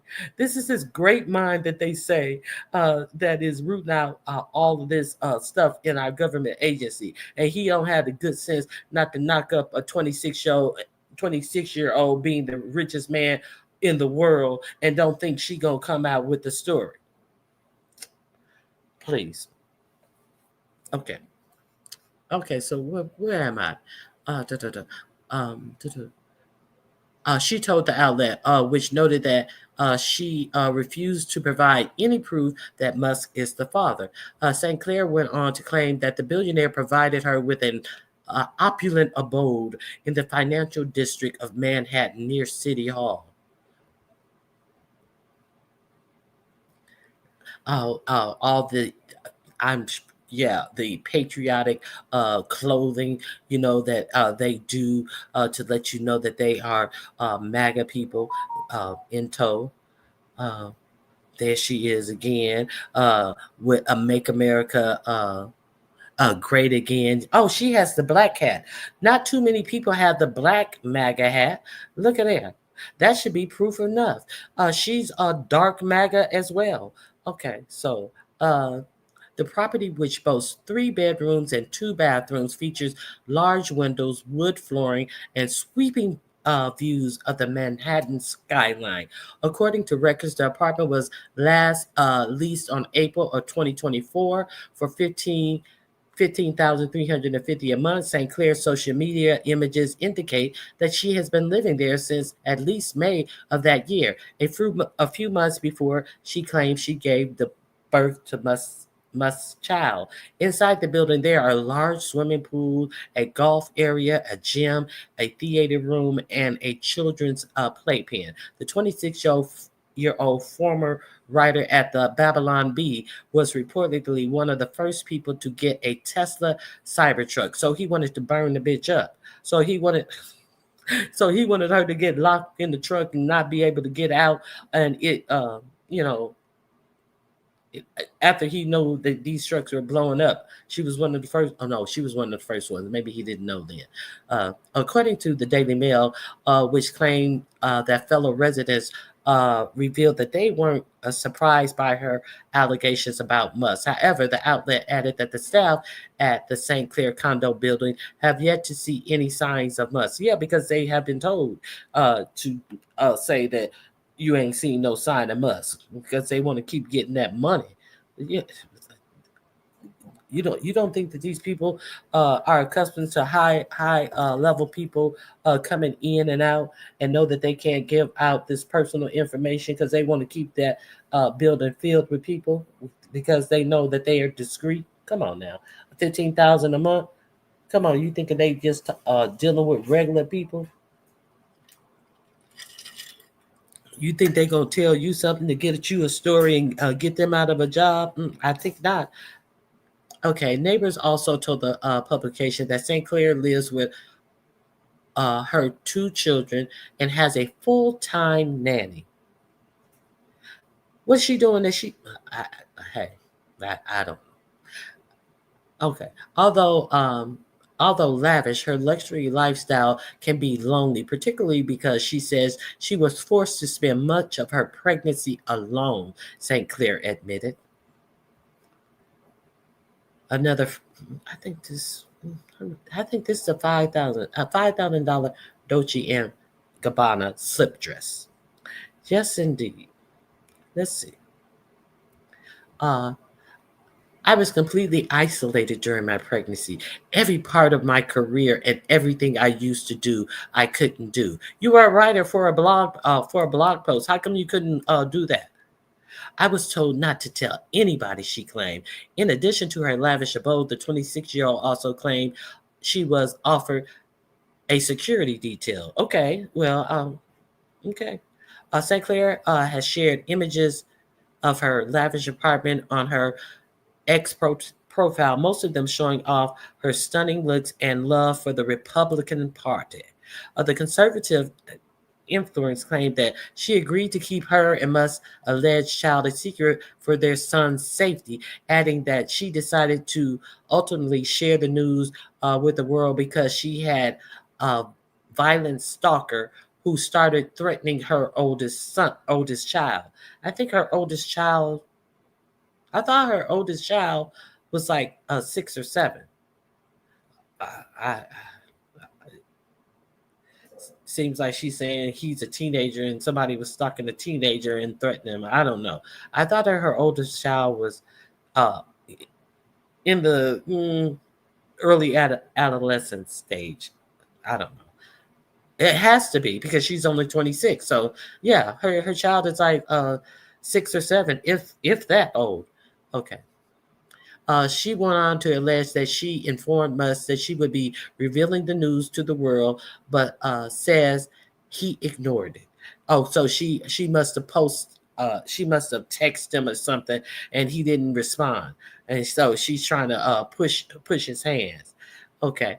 She told the Post, "It's very hard to understate how much I am processing right now. I I'm sad that my hands was forced by the media to do this now." Well, I thought it was a stalker. Now it's the media. So you saying the media was the stalker that threatened your oldest child? I'm saddened. I am sad that my hand was forced by the media to do this now. But there is also a sense of relief because I have been forced to live in secrecy for almost a year of my life. Well, if you're 26, a year is a big chunk of your life. Uh, but you knew you know what it was. You knew what this relationship was. What were you doing prior to that? Was he taking you out? Were you on his arm like his girl, like his woman, like his girlfriend? Were you a late night dip? I mean, come on. So you expected something different, it sounds like. I cannot explain the kind of primary pain you feel as a mother, and you're talking to people, and they ask you about they ask you about the one kid, and you have to lie and carry this burden and secret. You have to lie to people you love. So what you saying? People asking you who your baby daddy is? Typical Republican picture. I love God, uh, uh, Trump, and guns. Okay, so she playing the role. Uh,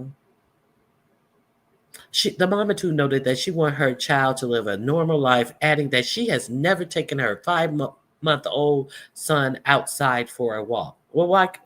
New York is a walkable city to live in. Why haven't you? Don't nobody know you, girl. Is who know you? Where we know you from? Who you? Who who that is? My baby daddy. Who that is? My baby daddy. They only gonna know that you with Musk if he with you at the moment. Come on, girl. Uh, almost every almost every relationship in my life would be bastardized and disingenuous because I couldn't tell them what was going on. That don't make no sense. Okay, no, your children are bastardized because you had them out of wedlock. The only thing about that's the only thing that's bastardized about your situation. St. Clair also claimed that she and her son have met some of Musk's other children. However, she says that she has yet to meet their mothers. She told the outlet that she has met Musk's mother, a Sports Illustrated swimsuit model, uh, but noted that she was unaware of the pregnancy. Of course, she don't get it. She don't get it. But she's lucky that he is paying her rent. But she's stupid because he is paying rent, which he can stop paying, and then what you gonna do? Okay, so Claire did not. Claire declined to share her son's name and noted that being quote unquote a good mom motivates her decisions and that her kids are my whole world. She claims about Musk providing for her with such uh, luxurious abodes are true. It tells a very different picture from the one that his own property portfolio does. Although Musk has a staggering net worth of 458 billion, his real estate holdings or lack thereof reveal no hint of his wealth, despite multiple reports suggesting that the billionaire is buying up mega mansions and compounds from Florida to Texas. The only property that he is confirmed to have owned and lived in over the past few years is an incredibly modest 3-bedroom ranch-style house that sits a block from his SpaceX Starbase facility in Brownsville, Texas neighborhood, Boca Chica. So you remember I did that story about Brownsville, Texas, and they had all of those houses, and they had some other houses built as well for the SpaceX employees. So there it is right there. Uh, there's it looks like that's how all of the houses look. I don't know if that is his, but that's how all of the houses look near the SpaceX. It's a mostly migrant town, and he went there, and these are the best houses around, and they are rented out by SpaceX employees. That is not the child, that's another child, according to this article. So go through and check out this. It's in the description box. So let's get to now. That's how we became aware of this young lady. So let me see what you guys are saying. Did y'all know any of this? Making little Hitlers. Lord have mercy. Hey, Queen Diva, Grand Rising. Okay, so let's get to the drama. Y'all want to get to that? It was some drama that played out on yesterday.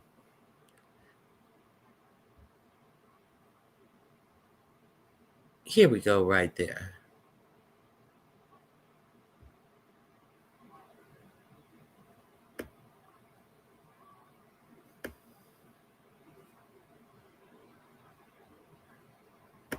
His alleged baby mama, Ashley St. Clair.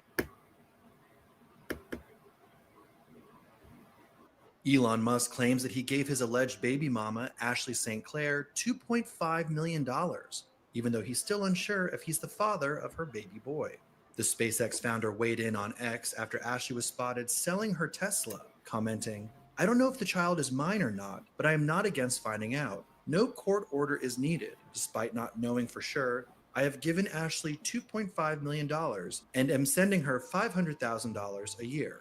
Ashley, a conservative influencer, fired back, writing, "Elon, we asked you to confirm paternity through a test before our child, who you named, was even born. You refused. And you weren't sending me money, you were sending support for your child that you thought was necessary, until you withdrew most of it to maintain control and punish me for disobedience. But you're really only punishing your son." She didn't stop there, adding, "It's ironic that your last effort in court was to try to gag me while you use a social media channel you literally own to distribute derogatory messages about me and our child to the entire world. It's all about control with you, and everyone can see it. America needs you to grow up, you petulant man-child." The online clash came after paparazzi caught Ashley offloading her $100,000 Tesla Model S. Talk about sending a message. As she handed the keys to an auto sales rep, she explained, "I'm selling it because I need to make up for the 60% cut Elon made to our son's child support." When a pap asked why Elon would do that, she responded, "That would be a great question for him." Ashley also claimed that Elon stopped communicating with her after February 13th, the day before she publicly accused him of failing to act consistently in the role of a father. When the pap asked how she feels about how Elon has handled the paternity and custody disputes, she said, "You can check the stocks. I'm not the only one who is cleaning up after his messes." This latest drama follows Ashley's legal claims that Musk slashed child support payments after she sued for sole legal custody. Her legal team told People magazine, "Elon Musk has financially retaliated against his own child and reduced his financial support substantially and unilaterally. He did this after Ashley was forced to bring this matter to court when he refused to respond to her many private attempts to resolve this matter without publicity." Her attorneys also accused Elon of filing an emergency application to gag Ashley and prevent her from speaking about his actions. Though the judge denied the request, the decision is still pending. They added, "Ashley is vigorously opposing this application in order to preserve her right to speak out, all while Mr. Musk fashions himself a First Amendment warrior and freely communicates via his own social media platform. Given that Mr. Musk is dedicated to transparency in government, it would be helpful if he administered his own life by the same principles." Ashley's Exactly. He said that he wanted Facebook to be, not Facebook, Twitter to be first, what was it? Freedom of free speech. He's a free speech absolutist. That was the thing that's why he unblocked certain accounts like 45, 47. He believes that speech should be absolute. And that's why you hear so much uh rhetoric and hate over there on X now. That's why you always hear racism, niggas, Nazi shit over there on Twitter because he opened up the door. Because it's not about hate, it's just free speech. He wants everyone to have a place to have free speech. But he putting a gag order, trying to get a gag order on his baby mama. She can't have free speech. And I'm with you, that green vegan. Uh, if he cut her support 50%, 60%, she didn't say he was giving her 500,000 a month. She said that. And if the dummy is getting $500,000 a month, but he said that. I don't know. Yeah, she's right. Secure the bag early, girl. Secure that bag. Because if he's giving you this type of money and you still living in an apartment, I don't know. These people are dumb. Just dumb. Let's continue. Lee's lawsuit states that she did not have sexual intercourse with any other male during the time the child was conceived. It also includes a photo of Elon holding the newborn and text messages from him saying, "I want to knock you up again," and, "Well, we do have a legion of kids to make." That's a whole lot of baby mama drama. I mean, who can keep track of 13 kids? Stick with page 6 for more updates. Okay, so I have one more that I want to share with you. What do y'all think about that?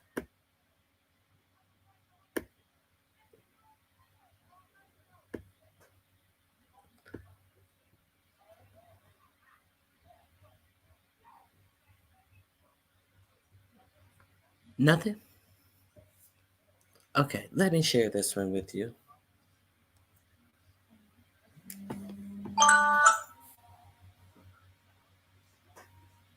Let me get to it. This one has a little more. You can hear her talk for herself. Oh, it is at the beginning. Okay. Let me make sure that speed is correct. Okay, let's go. Hey, David Schuster here. The latest polls show that Elon Musk's popularity is now even lower than Donald Trump's. And the news from a former Musk girlfriend is not going to help. I'm selling it because I need to make up for the 60% cut that Elon made to our son's child support. That is Ashley St. Clair. As the headline says, the MAGA influencer says she's selling her Tesla because vindictive Elon Musk slashed their child support 60%.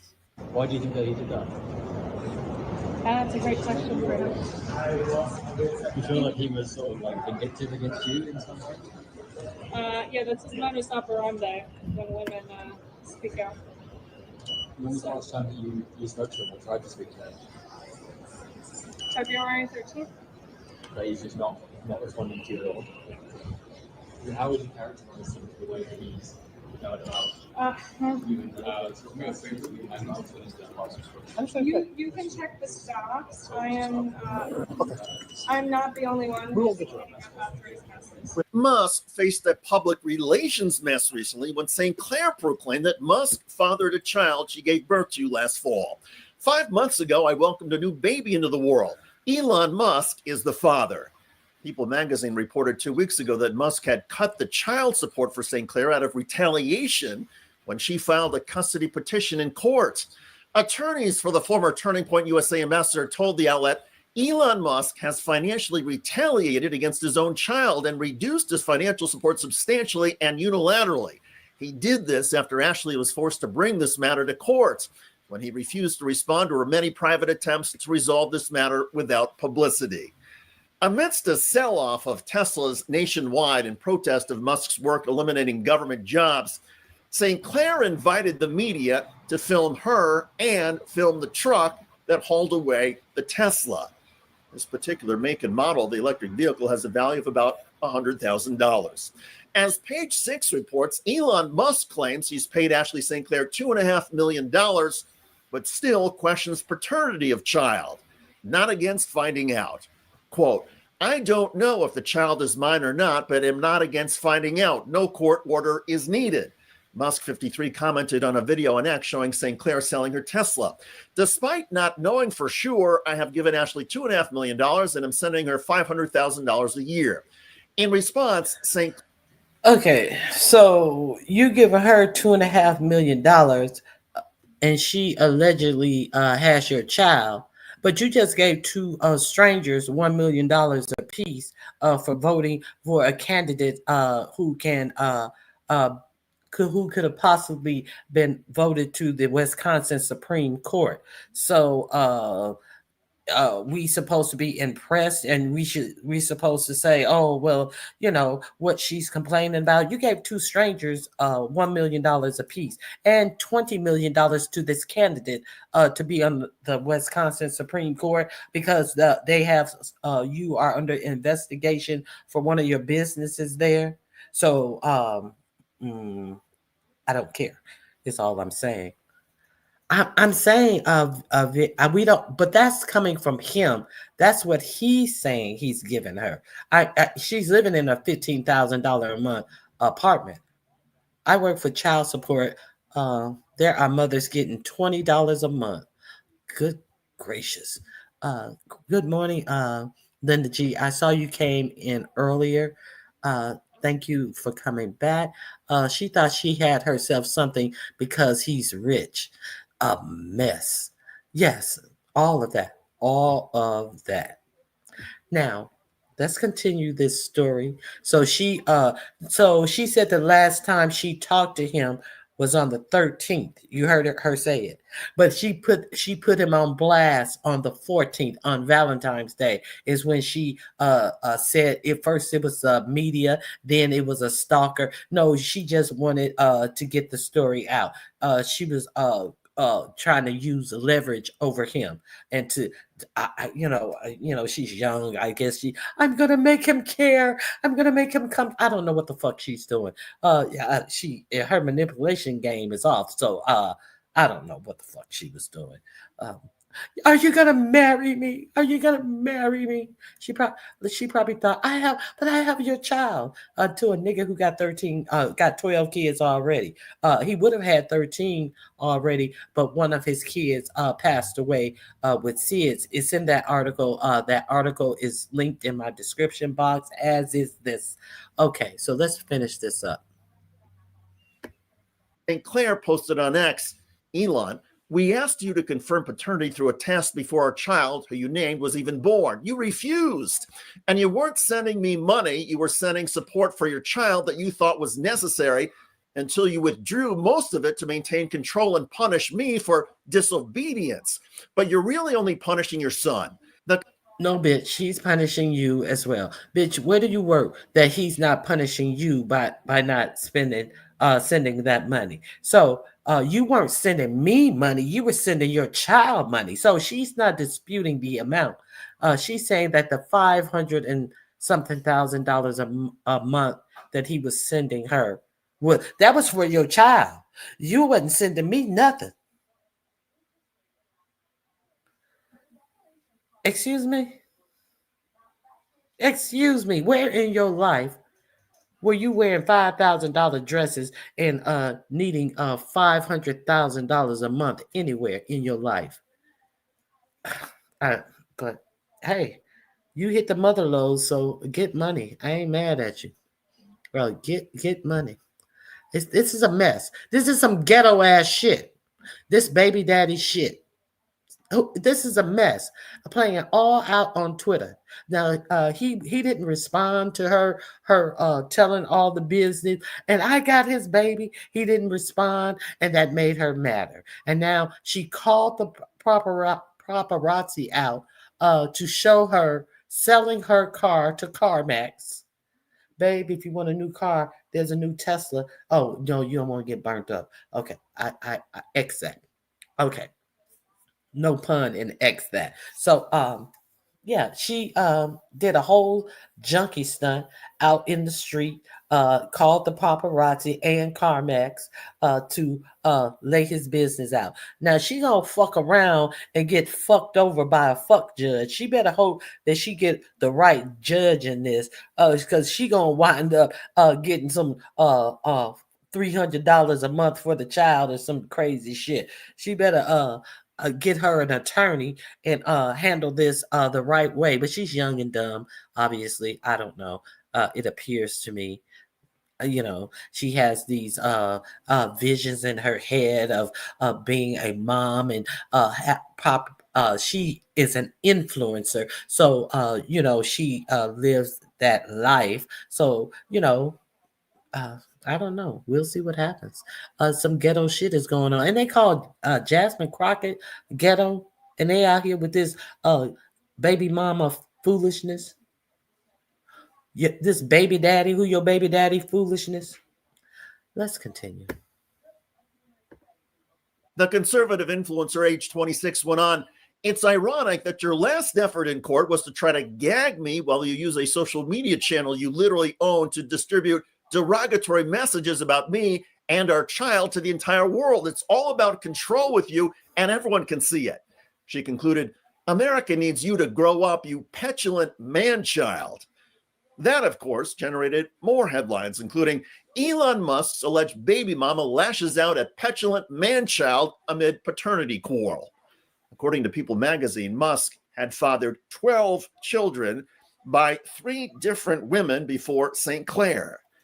Amidst Musk's personal problems, he continues to get ridiculed by Democrats in Congress over his work helping Donald Trump shred the U.S. government. Now, I find it ironic, of course, that our chairwoman, Congresswoman Green, is in charge of running this committee. Now, in the last Congress, Chairwoman Green literally showed a dick pic in our oversight congressional hearing. So I thought I'd bring one as well. Now, this, of course, we know is President Elon Musk. He's also the world's richest man. He was the biggest political donor in the last election. He has. Okay. So Marjorie Taylor Greene bought a dick pic at Hunter Biden, and they were aghast. Like she actually had a picture of Hunter Biden when he was high, and took a picture of himself, and she bought a picture like that and showed it in Congress.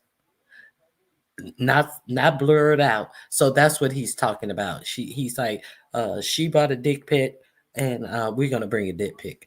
Okay, so let's move on from that part of the story. I was just okay. Let's go right here. What happens to your skin when you soak in baking soda? I don't know. Do tell.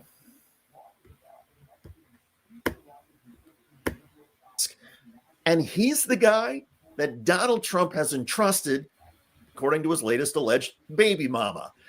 The weird Hold on. Agencies. And so it's all. I may have to hear that. And what he is, on top of somebody wrecking the government, is a petulant man-child, according to his latest alleged baby mama. The weirdness and the drama never seem to end with Elon Musk. And he's the guy that Donald Trump has entrusted to shape the lives of millions of Americans. Remarkable. By the way, Donald Trump's economic disaster is getting worse. Okay, so that's that link is in the chat. What do you guys think?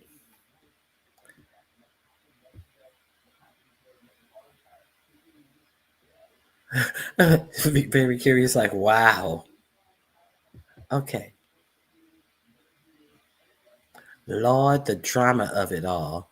I'm red balling. She got bad pussy management. Yes, if she didn't have a deed to that apartment. Exactly. That's what I said.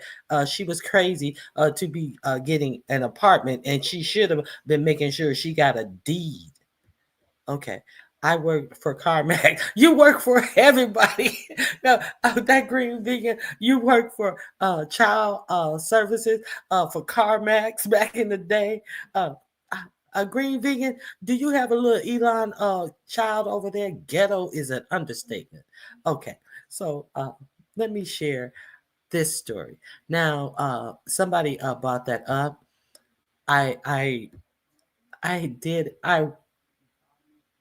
I had this story up maybe last week or the week before last about his daughter who he said is no longer with us because the daughter was born a son. So let's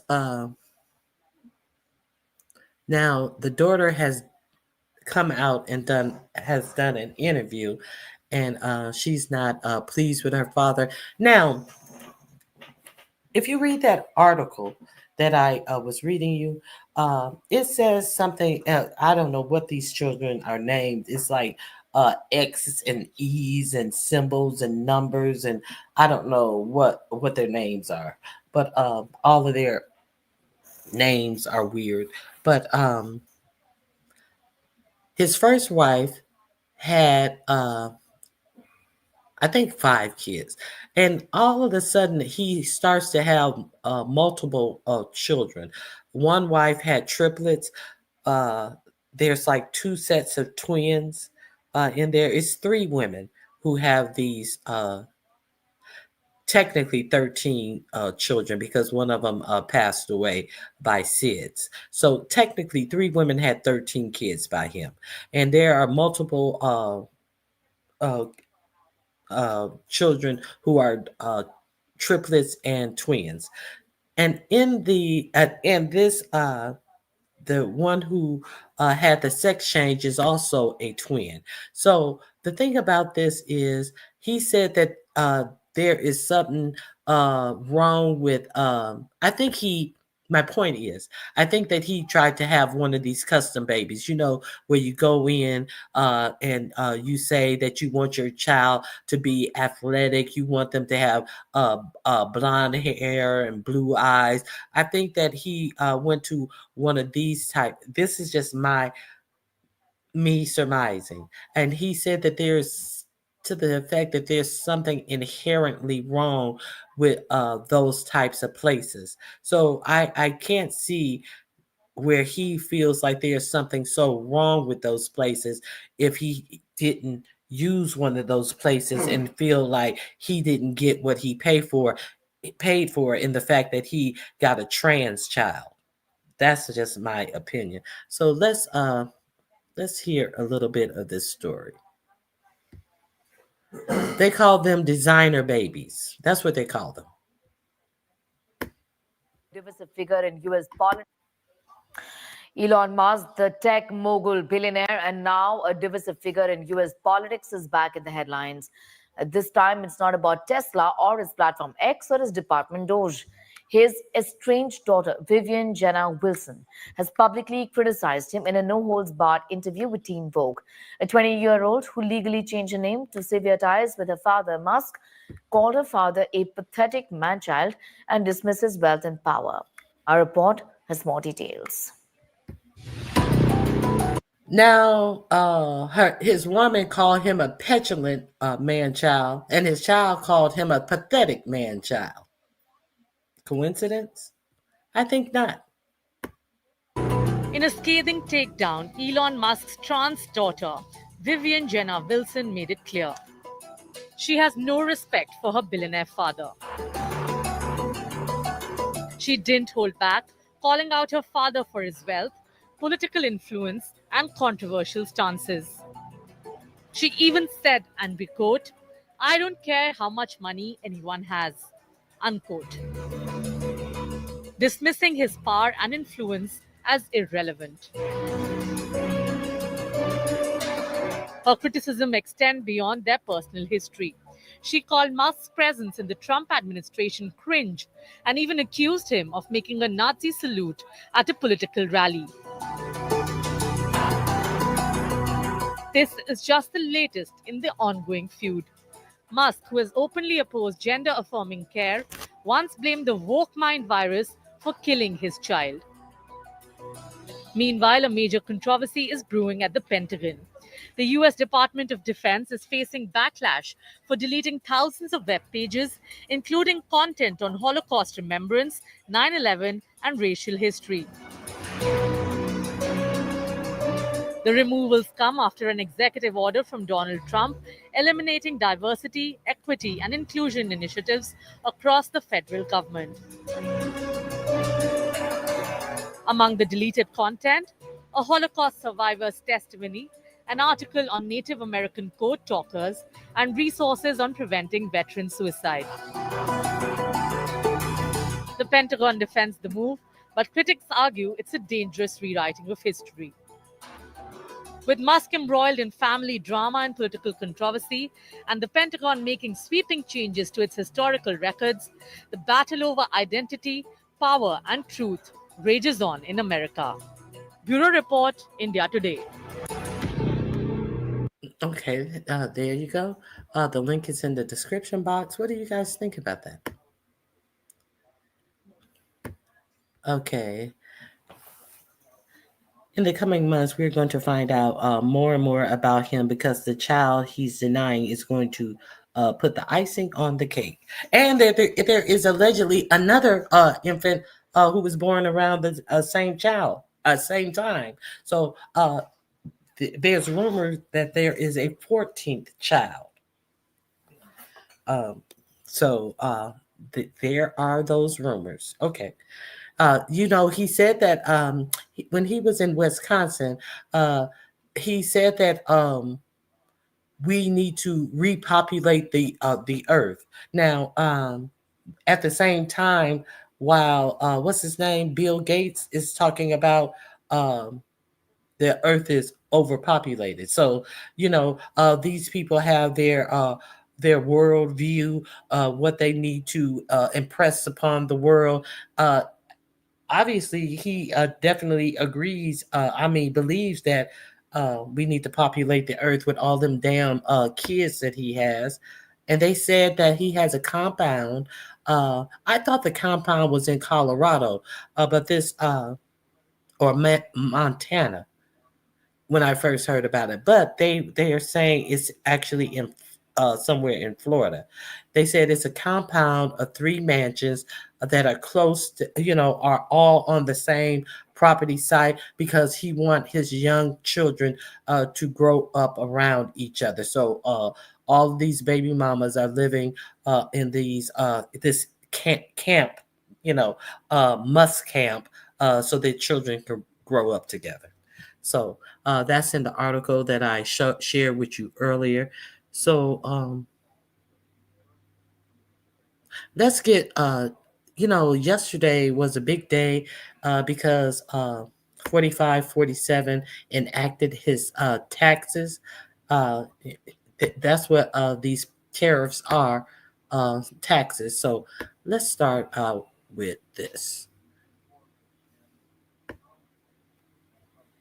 Let me share my screen with you. One of my fave, Lawrence. Well, the breaking news of the night is that Donald Trump has lost another very important vote.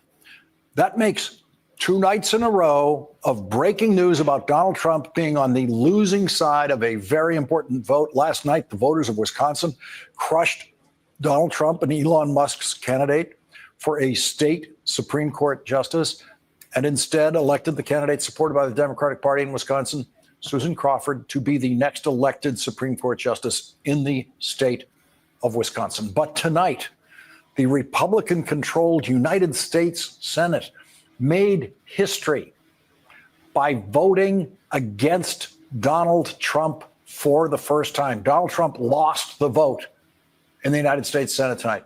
4 Republican senators joined all the Democrats in voting against Donald Trump tonight in the United States Senate, 51-48, in favor of a resolution that would nullify any claim of presidential authority to impose tariffs on Canada. This is the first big crack in the wall of Republican senatorial support for Donald Trump. Republicans voting against the Trump Canadian tariffs in the Senate were Senator Mitch McConnell, Senator Susan Collins, Senator Lisa Murkowski, and Senator Rand Paul. Donald Trump began his day with a social media post attacking those four senators, and still they defied Donald Trump. Rand Paul said as clearly as I have been saying for years the truth that other Republicans dare not say, that tariffs are taxes on the American people. Tariffs are a terrible mistake. They don't work. They will lead to higher prices. They are a tax, and they have historically been bad for our economy. Donald Trump's secret is out. Tariffs are a tax on American consumers only. Foreign countries don't pay those taxes. Trump supporters wouldn't believe me when I was telling them that for years, but now Republicans are saying it loud and saying it clear. Mitch McConnell said it today. Now the financial networks like CNBC are saying it constantly. And tonight, the Wall Street Journal, in its editorial in response to Donald Trump's announcement of the new tariffs today, said tariffs are taxes, pure and simple. Back in the 20th century, a nerdy right-wing Republican in Washington who never held elected office named Grover Norquist bent the entire Republican Party in Washington to his will. It was pathetic to watch. In effect, he forced them to sign a pledge to never vote for an increase in taxes of any kind. And every single Republican member of the United States Senate signed, or Grover Norquist ordered them to sign. Every Republican presidential candidate signed, or Grover Norquist required them to sign in order to be Republican candidates. And almost every Republican member of the House of Representatives signed exactly where Grover Norquist ordered them to sign, to never, ever, ever support an increase in taxation of any form. Republicans lived in fear of this guy, that guy right there in the middle.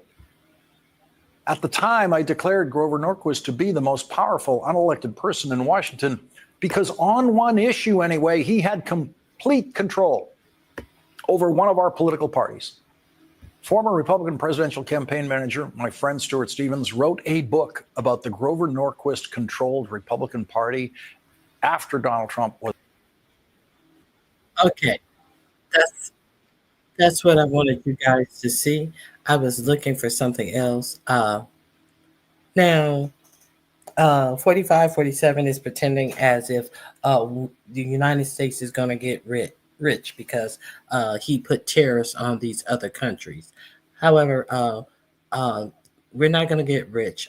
We as United States citizens who have to purchase anything in our life, because we know that we in the United States hardly make anything, so everything is imported here.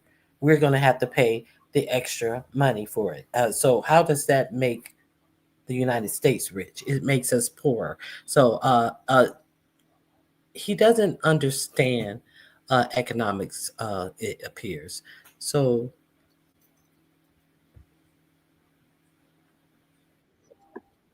let me show you. Hey, Brit Girl Haley. Where am I? So I want to show you this right now. Where now if I'm not mistaken, when they did that continuing resolution to continue to fund the government, one of the stipulations in that I was mad that Chuck Schumer voted with the Republicans. Chuck Schumer and 10 other Democrats voted with the Republicans to let that bill go through. It was said that one of the things why it wasn't a continuing resolution, continuing means you continue to fund it and the things that you are funding right now. But this continuing resolution was a farce because it didn't stipulate that. It changed up a whole lot of things. And one of the things it changed was that Congress, who are the only people who could end tariffs, would not be able to end tariffs. So I'm confused at how they had a vote on this last night and they said that they are not going to put the tariffs on Canada. So I'm going to show you the long list of tariffs that they have. But first of all, I want to show you his response to the tariffs, to the vote last night. Yes, I want to show you his text that he wrote last night. Okay. Let me see. Let me see. I saw this. Hold on. I saw this on this channel, I am sure. I have to find it. Yeah. He went in on Chuck Schumer. Not Chuck Schumer. He went in on Mitch McConnell, Susan Collins. What's the other Kentucky senator? He went in on them for their vote, for voting with the Democrats. I think it's here.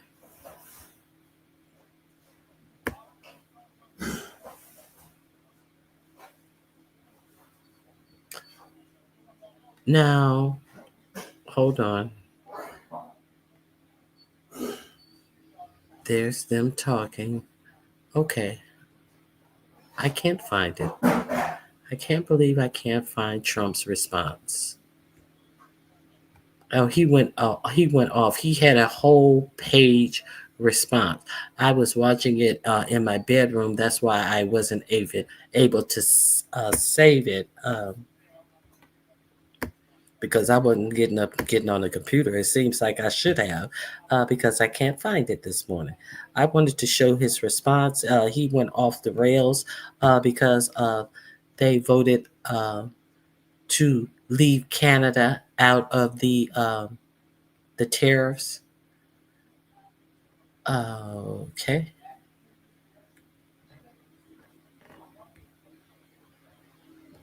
But I'm surprised. I'm pleasantly surprised that they are standing up and finally voting against this bullshit. So maybe they'll vote against something else that matters. Maybe they will. Maybe they won't. I don't know. I don't know what he did with it. Maybe he took it down. Let me see if I can. Let me see if I can.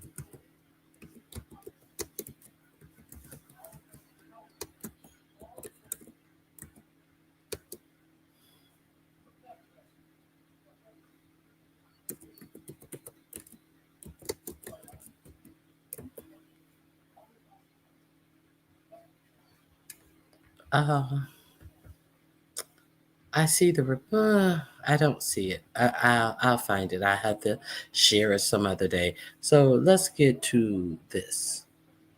The announcement of the tariffs. Slappy. Hey, Slappy. The fact that these women are letting him jump up and down on them is crazy work. I see you're red in the middle of red balling. Slappy, good to see you. Slappy, I'm pretty sure Slappy and Mama Slappy voted. That's why Elon Musk candidate didn't win. I'm pretty sure Slappy did the Slappy jobs. Okay, let me share this with you.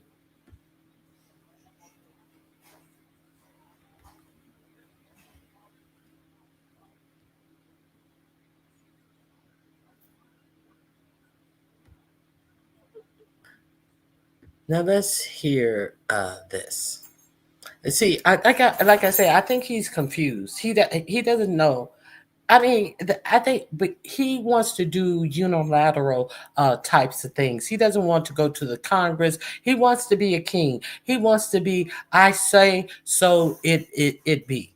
I say so, so it shall be type of president.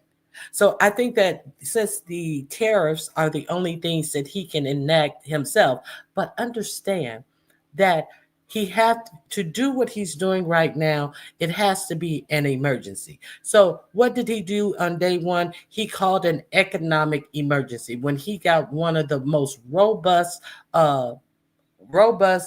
economies he walked into from Biden. But they're trying to make you believe that Biden's economy was so horrible. No, he has tanked the economy.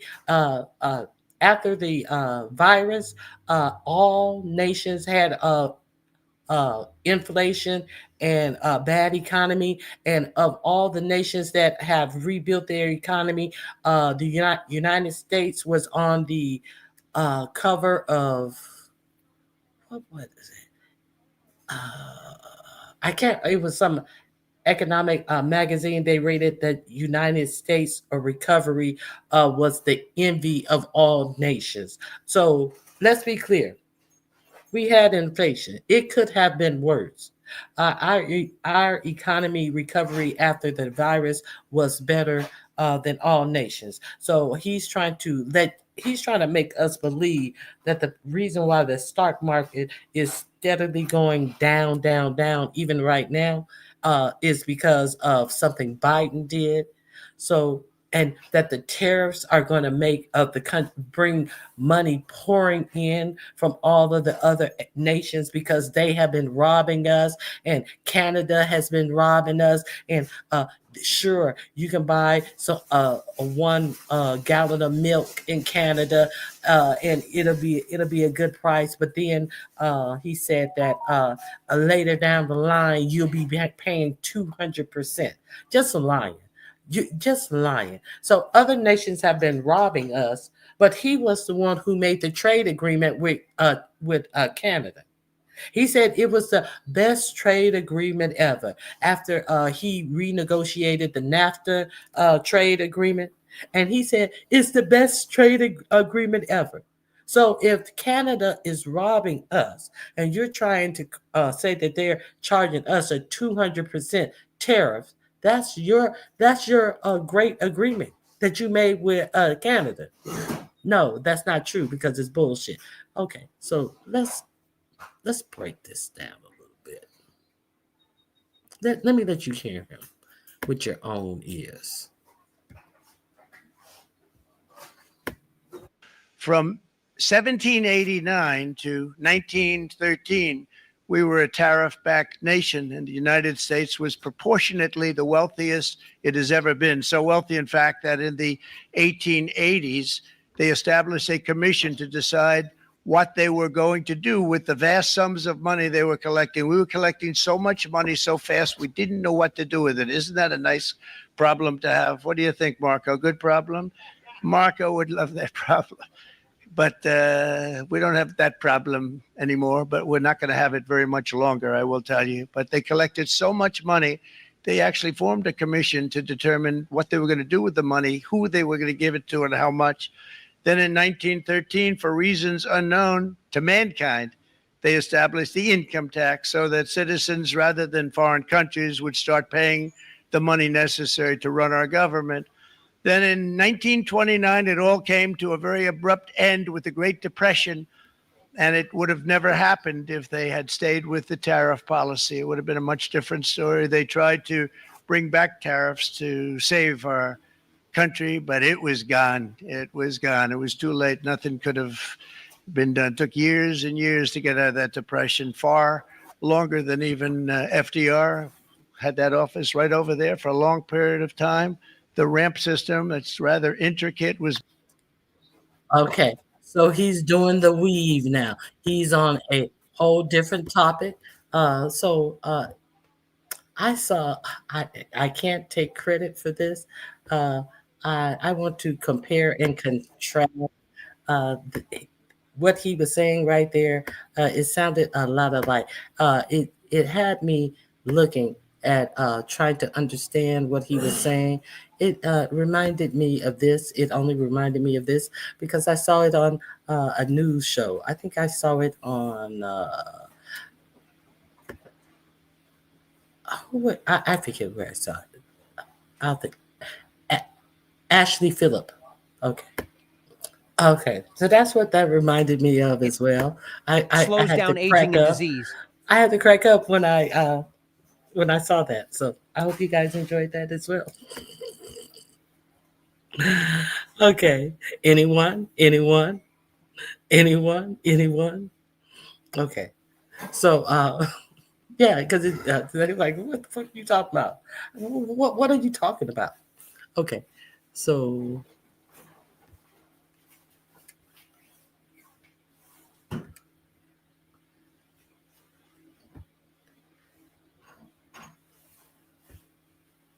what do you guys think about that?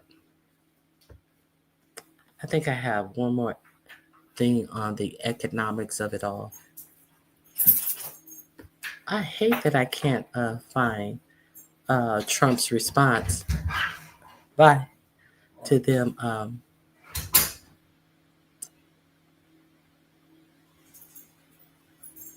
I hate that I cannot find Trump's response. Hey, Mama Fifi.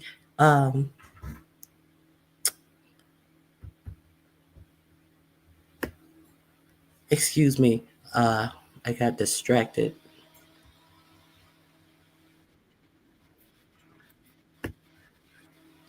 Now let's hear what Waltz have to say. Remember Tim Waltz? He was Kamala's running mate who almost made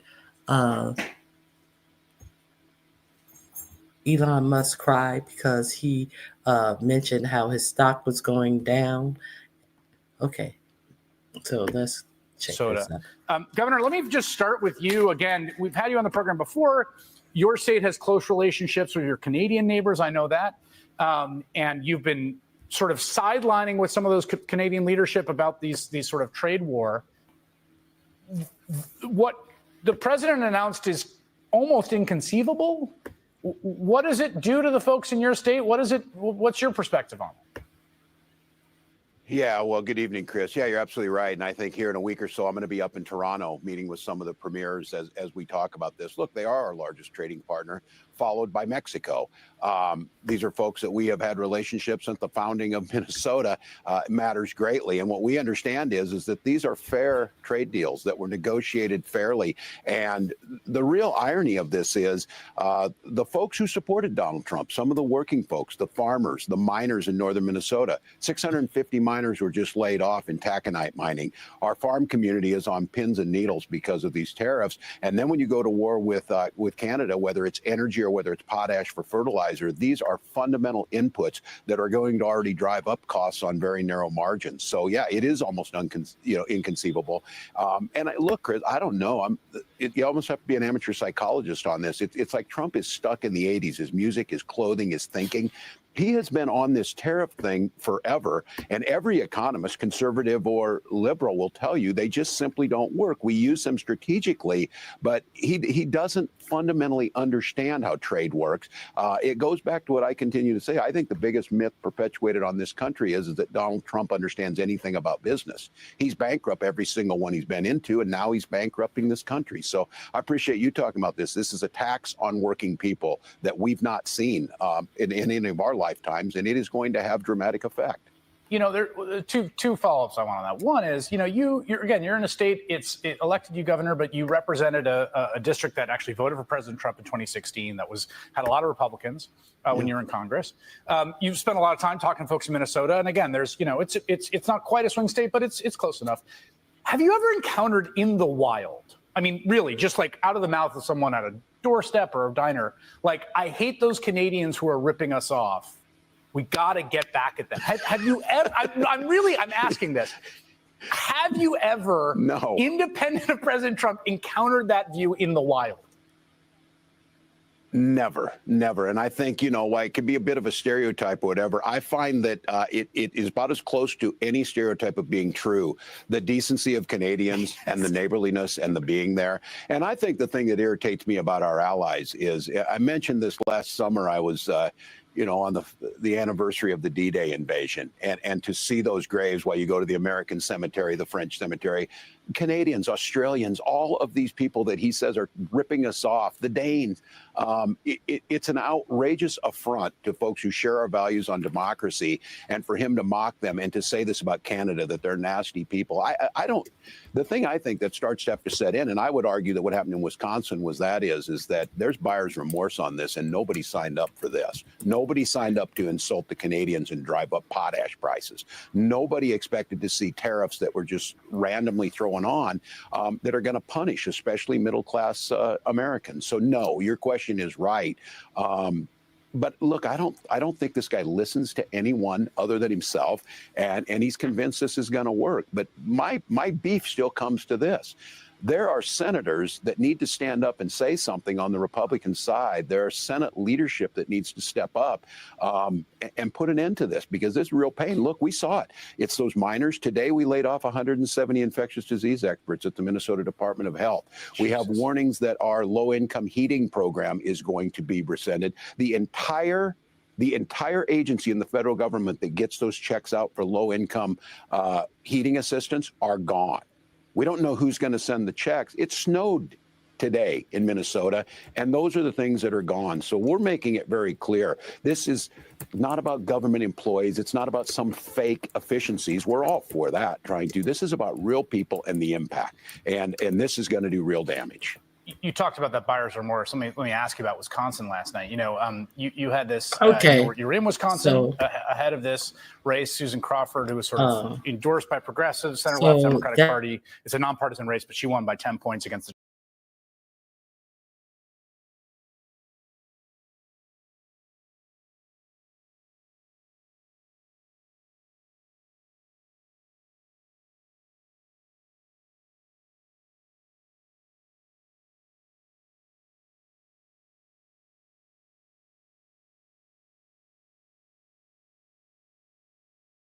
I just wanted you guys to see that. I think it's BS. All of it is BS, what he's doing. And we're going to be worse off because of it. I showed you the quote from him that he said he didn't care if car prices went up, because he's under the thought process that American-made cars won't go up. But American-made cars are not all made in America. They are estimating the price of cars will go up between $8,000 and $12,000 because of the tariffs. Okay, please complete translation of Cat. Oh, thank you, Mama Fifi. I appreciate it. I definitely appreciate it. Okay, let me get into that. So, what do you guys think about that? Are you guys going to be making any big purchases yourselves, or are you guys going to be trying to save some money? I don't understand how. I don't understand how many people didn't know how tariffs work. I know. Was government and economics not a requirement to graduate from high school? It was for me. Yeah, and civics. It's crazy. Hey, Candy Cane, Grand Rising, saving my money. Yeah.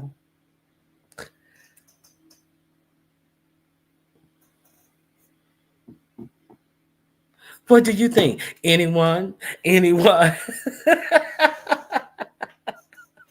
Anyone? I think that that he's crazy. I think he's absolutely crazy. Now,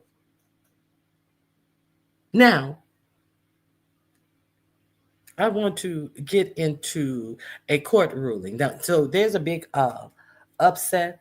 Remember 4547 wanted to have the charges dropped against Mayor Eric Adams. Eric Adams was arrested for taking money from the Turkish government, money and gifts. Now, 4547 kind of made sure that that won't happen again because he has totally taken. I don't know if y'all knew this. Is my goal still available? Because I don't think that they paid attention to this much, that 4547 has taken that part out of the rules where you cannot benefit from foreign governments and they can't give you gifts. And you must report any gift and it has to be under X amount of dollars. He totally did away with that. Give me all of the gifts, the self-dealing. Anybody can take. You ain't got to report nothing. They caught a lot of politicians on that type of thing. So Eric Adams was actually arrested and indicted for this. But 4547 wanted to have all of his charges dropped. And because he wanted to do so, there were nine attorney generals in New York City who quit their jobs because they refused to drop the charges because they had good charges. They had no reason to drop the charges. And then come to find out, 4547 wanted the charges dropped so Eric Adams could stay in his job so he could sign off on ICE being allowed to go into New York City's prison to deport people. Now, when this came out, they pretended like, oh no, he wanted a quid pro quo from Eric Adams. But the thing is, they wanted the charges dismissed without prejudice, which meant that if Eric Adams didn't do what they wanted him to do, they could then turn around and pick the charges back up. That's so they wanted to have that to hang over his head as well. And they tried to pretend like, no, we just want them dismissed because we think they should be dismissed. We think this is a witch hunt and all of their favorite sayings. But they could not deny it when Eric Adams went on the Fox and Friends show with that the border czar, that big tomato nose drunk sounding man.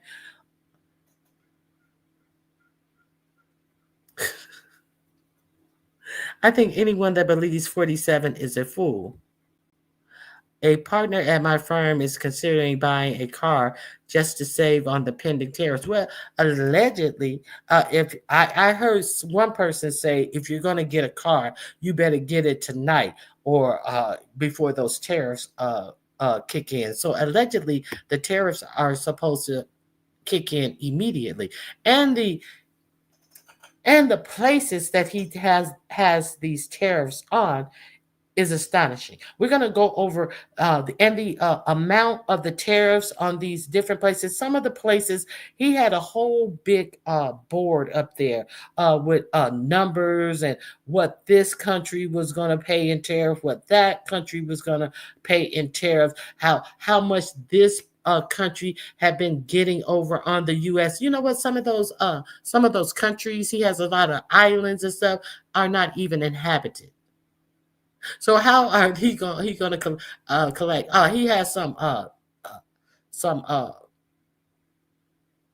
Arctic land that's not inhabited, but they allegedly have been getting over on us. And people zoomed in on that board, and they were like, "Well, where's this?" A lot of these places on that board don't even have habitats. No people live. There's nothing to tariff us on, or for us to get tariffs off. What we gonna get tariff off of someplace in the Arctic that ain't got nothing but penguins on it? Penguin shit. Did y'all know that? Okay. Yes, crooks watch out for each other. So I'm gonna show you once again. I played this one time. Let me see. I played this one time. Tom Holman is the border czar.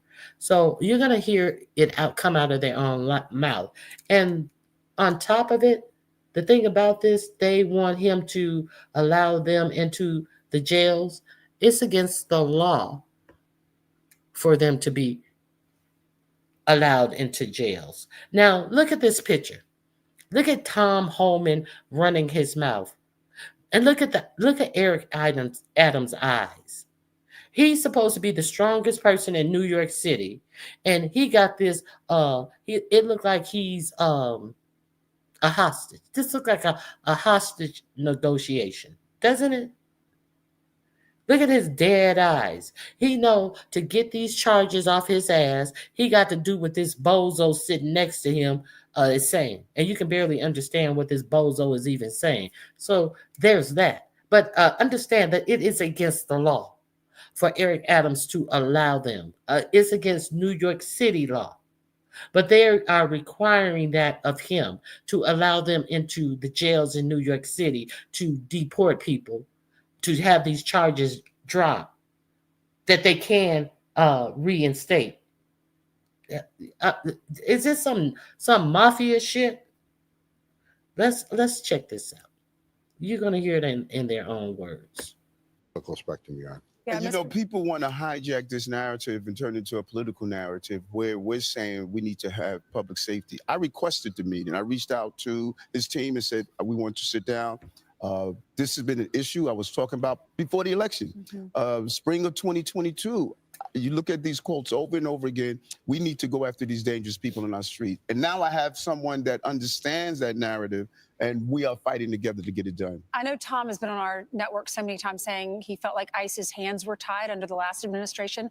You've agreed to sign an executive order to open up an ICE office at Rikers Island so that these dangerous criminals that are here illegally can be deported. Tell the folks at home, because they'll hear this, they'll say, oh, they're going to come after me next. You said these are the worst of the worst. So who is at Rikers Island that will be deported? What have they done? And you bring in 2 points where the far left has hijacked this narrative. ICE is running in our schools, ICE is running in our churches, and they are creating this frenzy. They're not in the business of just grabbing children.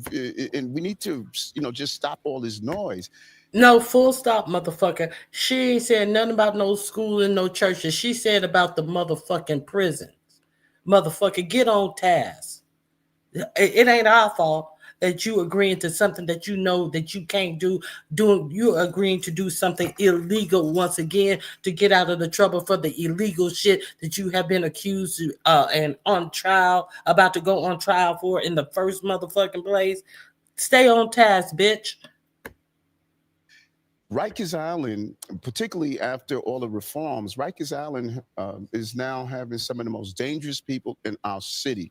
And by having ICE on Rikers Island, part of our gang intelligence, using our intel with NYPD correction officers, we could identify those gangs inside and outside on the street. There was no reason they were removed from Rikers Island. And as I sat down with Tom earlier, I said that we're going to look at all the legalese. I'm able to do an executive order to put them back on Rikers Island, what they should be. And see, now, where does all this executive order shit come from? Project 2025, the same thing that 4547 is using to make laws in the United States. It's all about Project 2025. Let's be clear.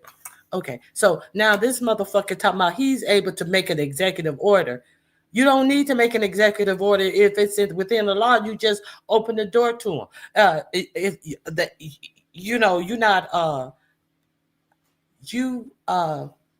You wouldn't withhold a federal agency going in and talking to them. But why do you have to do? Wouldn't have to do an executive order for that. Why you got to do an executive order to let ICE go in? Because you're not allowed to let ICE go in. Say the whole thing. See, trying to dress this shit up. You know, if I let them in, then Trump gonna get these charges off my back, or where I was taking all these trips and shit from Turkey, nigga. Be part of our criminal justice apparatus. You have a left-wing legislature. Everybody knows it. And for some reason, nobody votes in New York, so the same left-wingers get in every time. But if you had your drug... For some reason, nobody votes in New York. So, no, they vote for what they want to vote for. It's the bullshit for me. I'm going to let y'all hear this. Hold on. Would New York City be a sanctuary city? What we will always be. This has always been a city of immigrants. So you think it should be? No. Let me explain, because this is what's getting conflated all the time. Where the sanctuary city is stated that if you're in this city and you're paying taxes, you should have access to the services. What I asked the city council to do, change the bill that was already in place and modify it, that if you are committing a crime, that we should be able to collaborate with ICE, even on civil enforcement, if you have committed a crime. That part of the bill is wrong. But everyday people who are here until they're moving to be documented, if they are going to school, working, paying taxes, then they should be able to provide police services, hospital services, children should go to school. Hey, no parking. We should be able to collaborate with ICE. We should be, which is saying you're not allowed.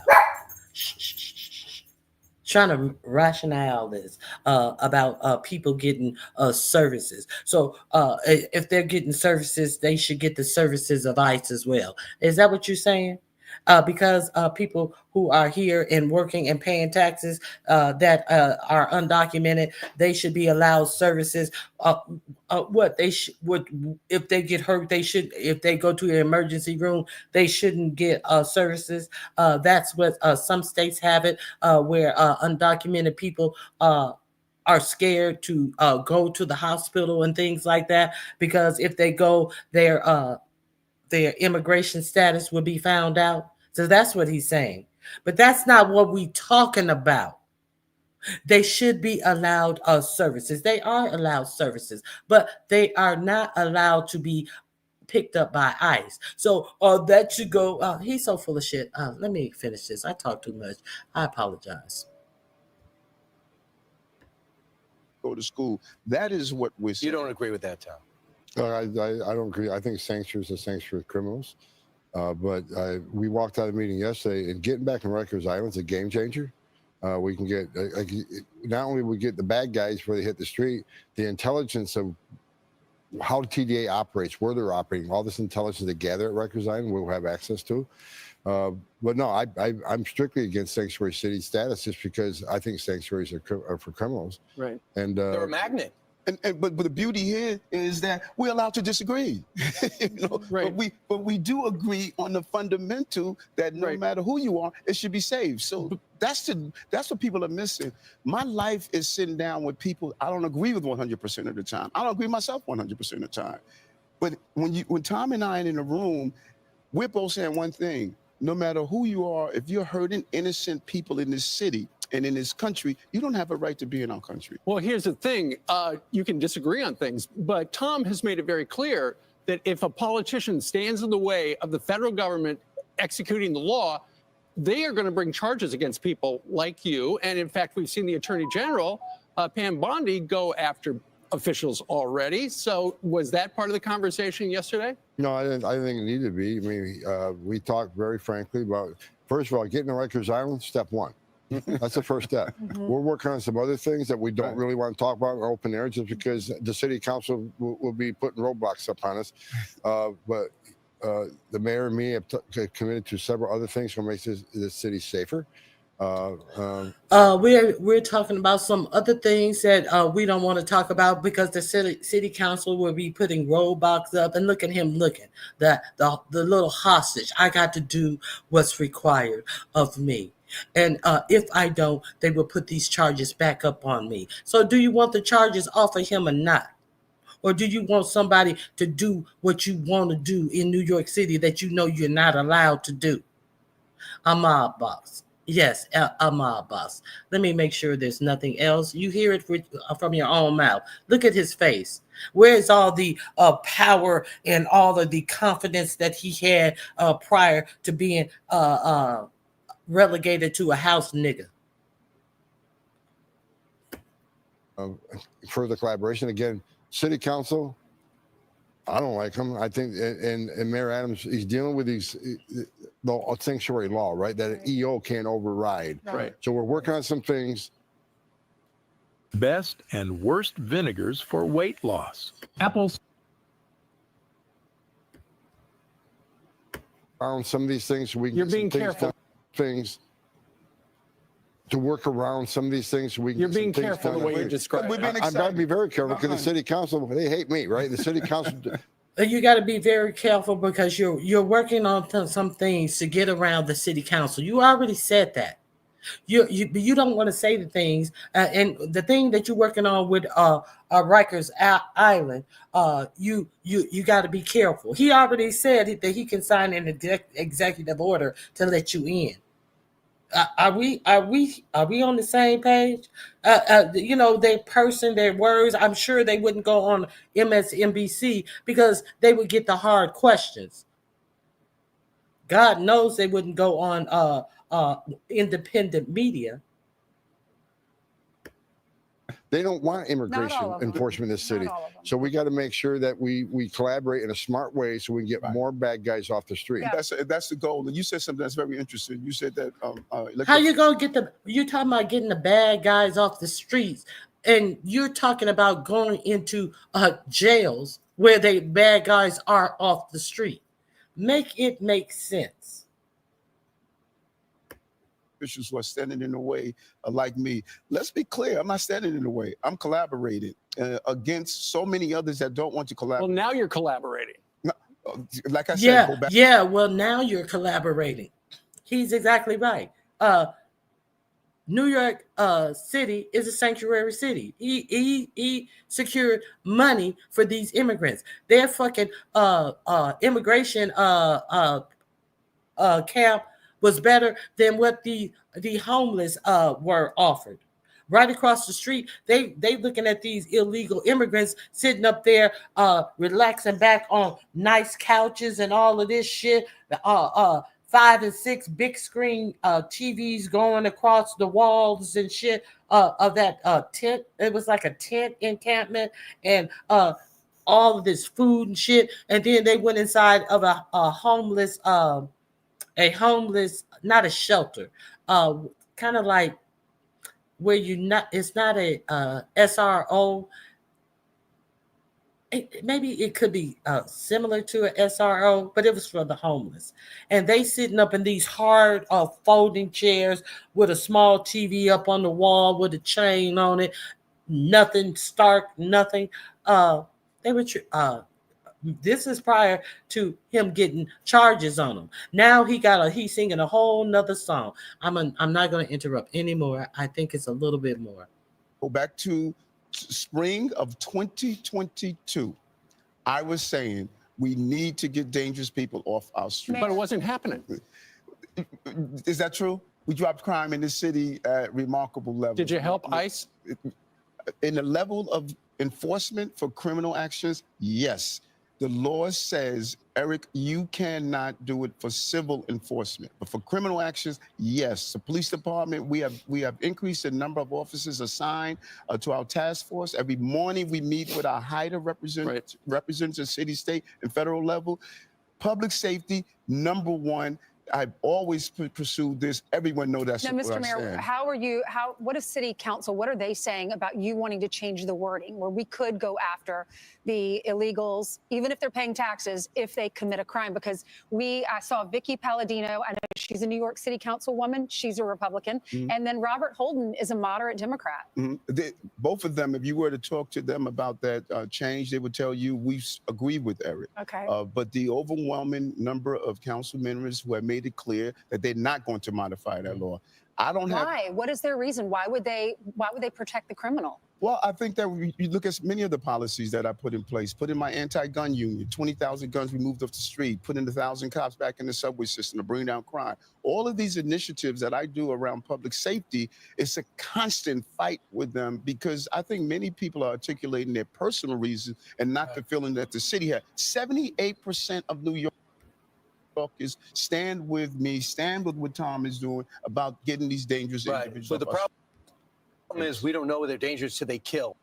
No, how can they kill when they in jail? See all of this these red herrings. Now, I am not one who think that we can take this influx of illegal immigration. I don't think that I am about this illegal immigration. But what I am not about is dehumanizing people and taking people to some El Salvador prison without due process, taking them. If they are immigrants from somewhere else and you're going to take them out of the country, you don't imprison them. You don't imprison them. See, that's the bullshit. These motherfuckers are on some other shit. They are on some other shit. Now, Mayor Adam, you have changed because what? Because you are a criminal yourself. That's the only reason why you have changed. So they seven states attorneys. I think they states attorneys. State prostitute, whatever. I forget their titles. They work for the federal government. They refused to drop the charges, and they quit their job in protest because they had no reason to drop the charges. And then finally, one person from New York City came, and he wanted to drop the charges without prejudice, which means that they could bring the charges back up. And there has been a ruling in Eric Adams' case. So he rejected the DOJ's request. He did, however, drop the charges, but he dropped them with prejudice, which means they cannot bring the charges back up. Here we go.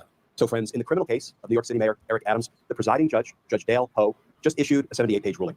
And Judge Ho not only rejected DOJ's position, but he called out the unethical conduct of some of Donald Trump's DOJ officials. Let's talk about that, because justice matters.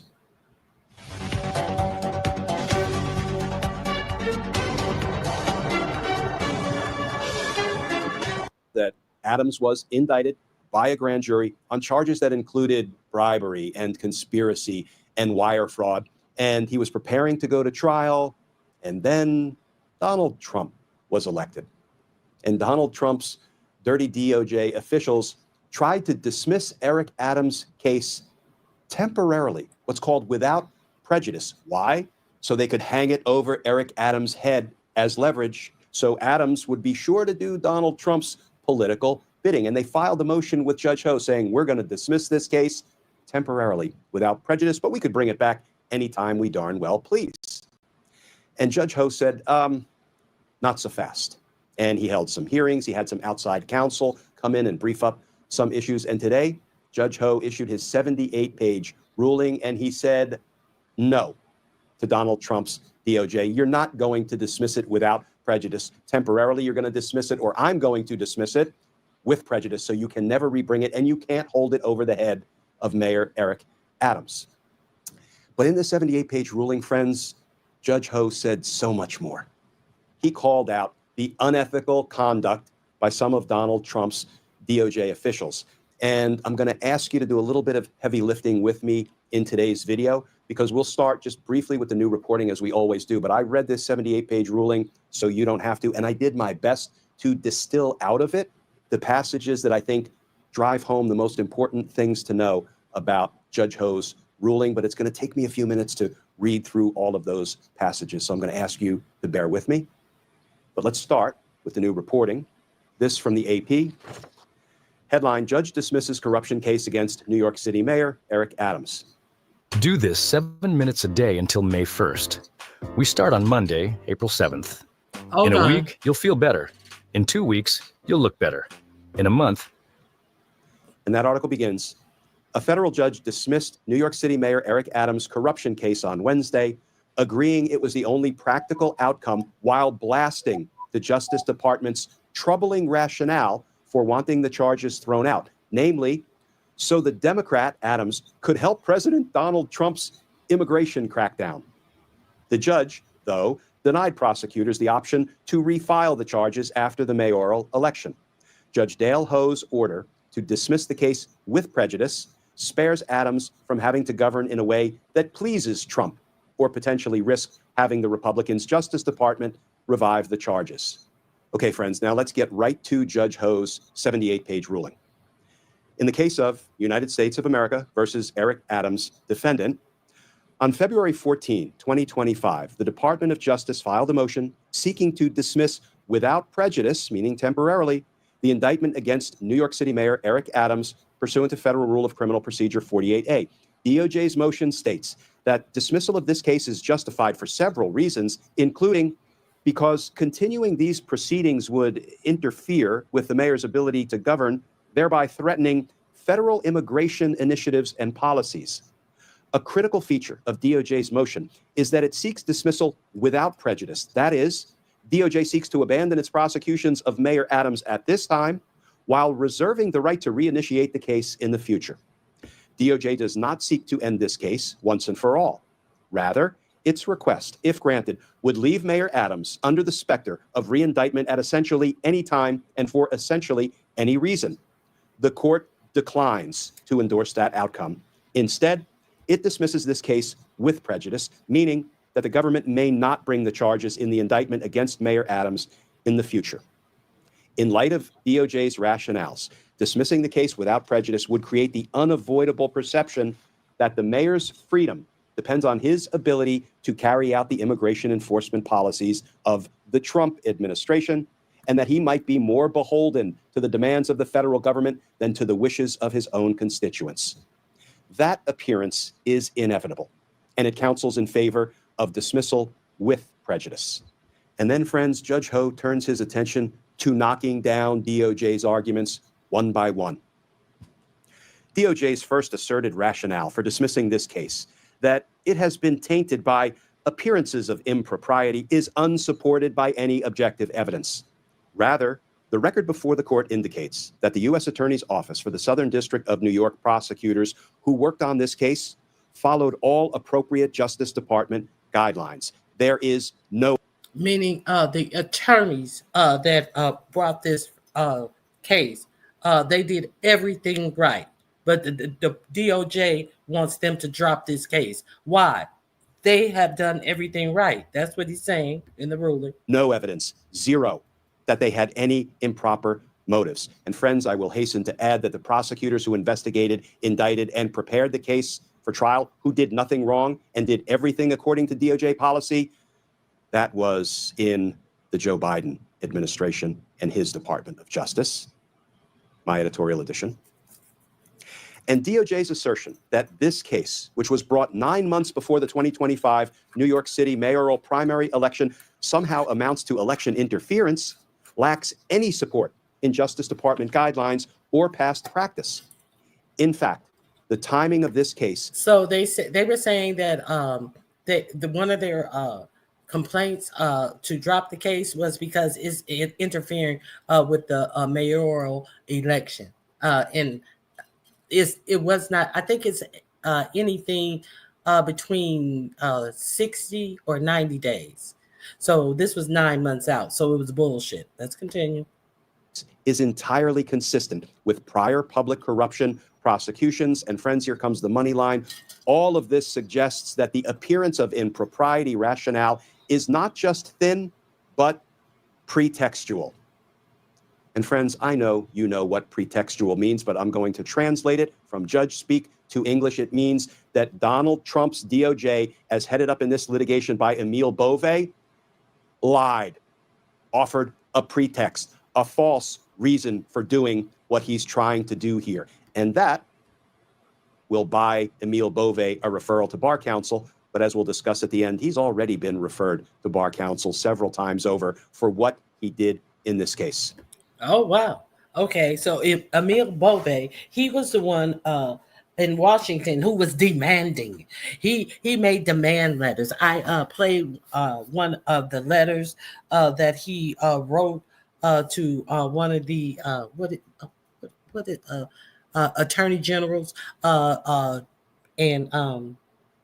yeah, he was really trying to strong arm them, and she quit. And then it fell to the next person. They quit, and two other people quit, and with them. So they had a big falling out. That was a whole big deal. So I just wanted you guys to see what happened with that. I thought that that was quite interesting. Now, I have something right here. Yeah, I like this guy. If you guys are not up on this 5-minute news guy, I like the plainness in which he talks about things. He's talking about Trump trashes the economy, reciprocal tariffs. Okay, and which is absolutely true. And even Republicans know it's true, but they just only 4 of them had the fucking balls to not go along with it. For Canada, at least. Okay, let's check this out. Like a 1980s Donald Trump today, like a 1980s game show host, introduced sweeping new tariffs affecting nearly all U.S. trading partners under the guise of retribution. Our country and its taxpayers have been ripped off for more than 50 years, but it is not going to happen anymore. It's not going to happen. The measures include a 34% tariff on imports from China, a 20% tariff on goods from the European Union, among others.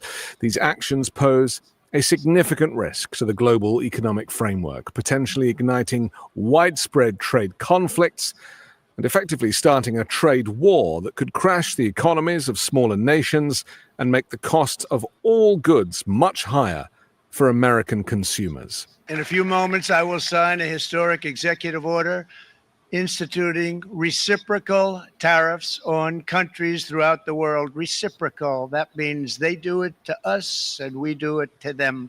Very simple. Can't get any simpler than that. Speaking from the White House Rose Garden, Trump outlined his decision to impose elevated tariffs on nations with substantial trade surpluses with the U.S., proving that he does not understand how free trade works. Additionally, he announced a 10% baseline tariff on all imports, citing what he described as an economic emergency. It's a special book. It's frankly, it's very upsetting when you read it, when you see what people have been doing to us for 30 years. This move marks one of the most significant tax increases in recent history and could disrupt the global economic order.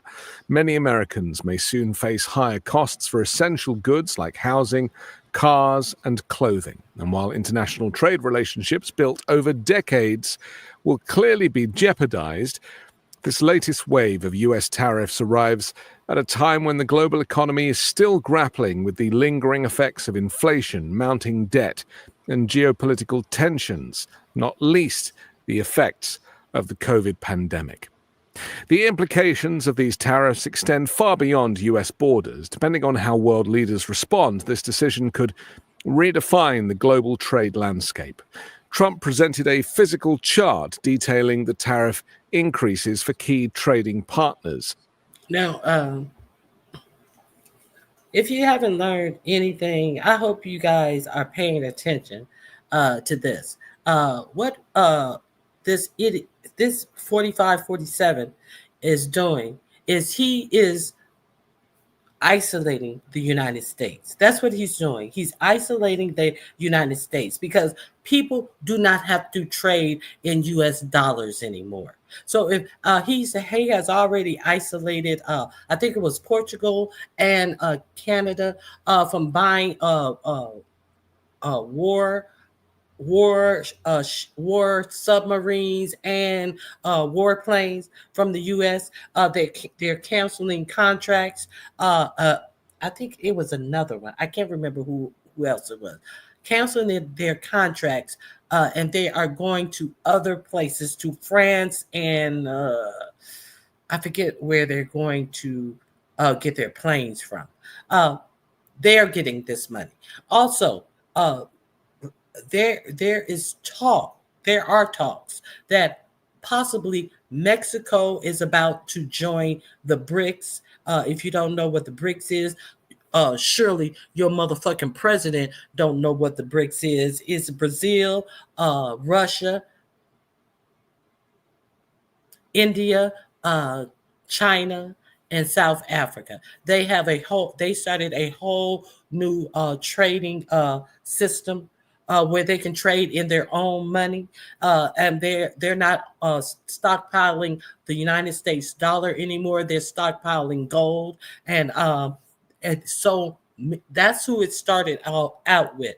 But there are so many nations that have joined the BRICS, and they are amassing about, the last time I checked, it was like 44% of the trade. Why do you think that Russia was unharmed by the tariffs? And 47 is talking about he's going to put more tariffs on Russia. He's not suffering because he's trading via the BRICS. He's selling his oil to China, who your 47 president wasn't even sure if China was in the BRICS, when the C in BRICS is for China.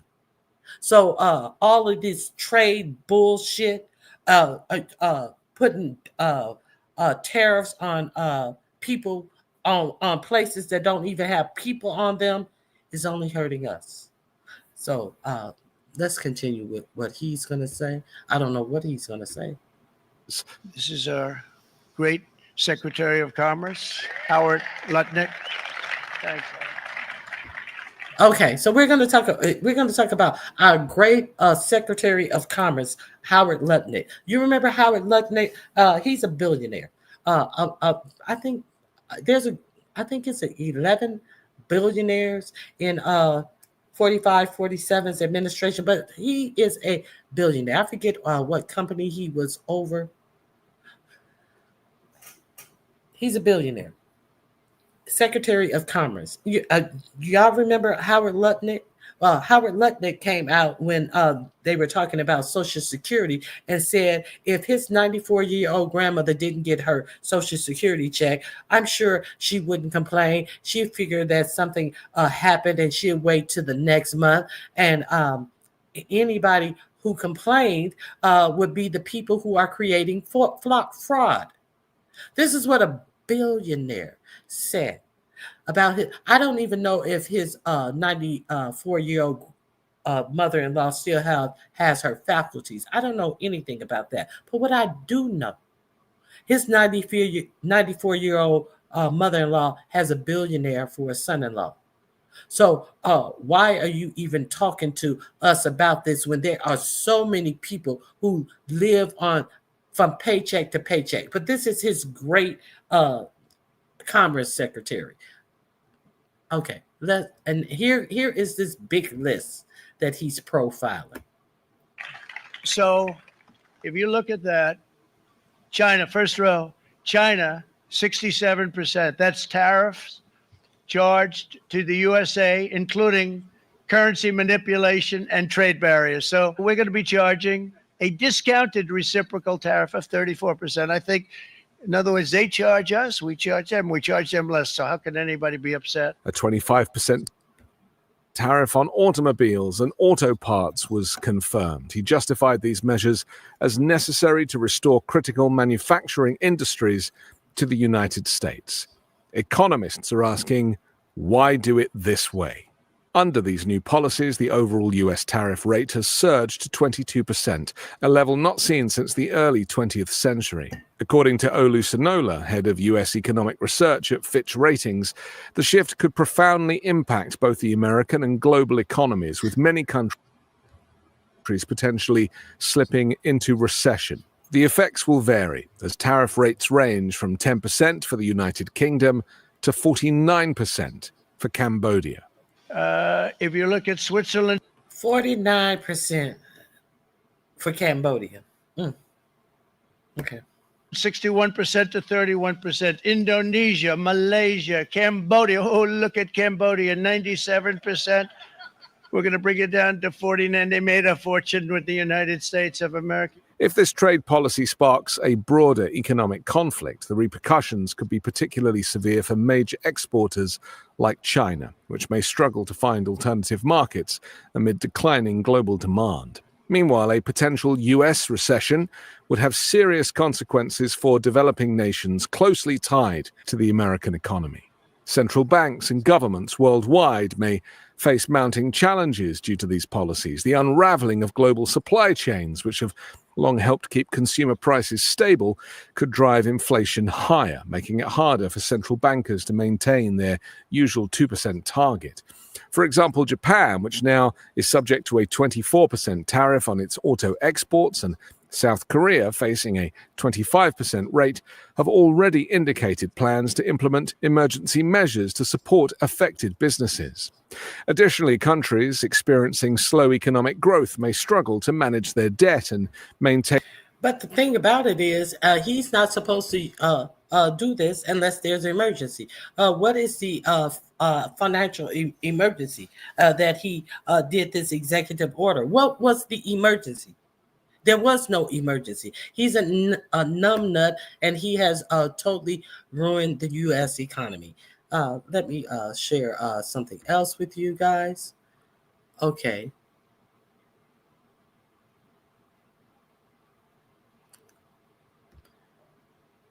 Let's show the 4 Republicans who panic. If you have not subscribed or checked out this channel, Adam Mogler, excellent young man. Even Republican lawmakers are visibly spooked by Donald Trump's sweeping tariffs that are more reckless and more incoherent than any of us could have ever imagined. Even CNBC Business, the investment wing of CNBC, said this is the worst case scenario. No, they said it's worse than the worst case scenario, actually. Take a listen. Market reaction after hours, I've never seen anything like it. This, I think fair to say, is worse than the worst case scenario of the tariffs that many in the market expected the president to impose. You laid out a number of the percentages there. And there's some question of how the administration calculated the percentages that they're responding to in each of these cases. Are they adding in? Okay, so what I wanted to also tell you,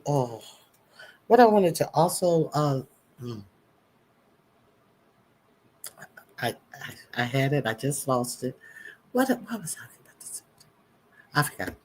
Value-added taxes. He talked about, non-tariff barriers as well. So I think while many were hoping that this would eliminate uncertainty, it brings more uncertainty to the market. And as the announcer is talking, you can see the stock market dropping on screen. There's going to be more uncertainty in the market. And oh, that's what I wanted to tell you. You see this big production that he did? He waited until the stock market closed for the day. He actually waited until the stock market closed for the day. But with the knowledge that this is what he was going to do, the stock market was still falling because they knew he was going to do it. So he didn't want to. He wanted to announce the amount of tariffs that he was putting on these people. I don't know what they have to say this morning about what's going on with the stock market, but we'll find out how the stock market opened this morning. Okay.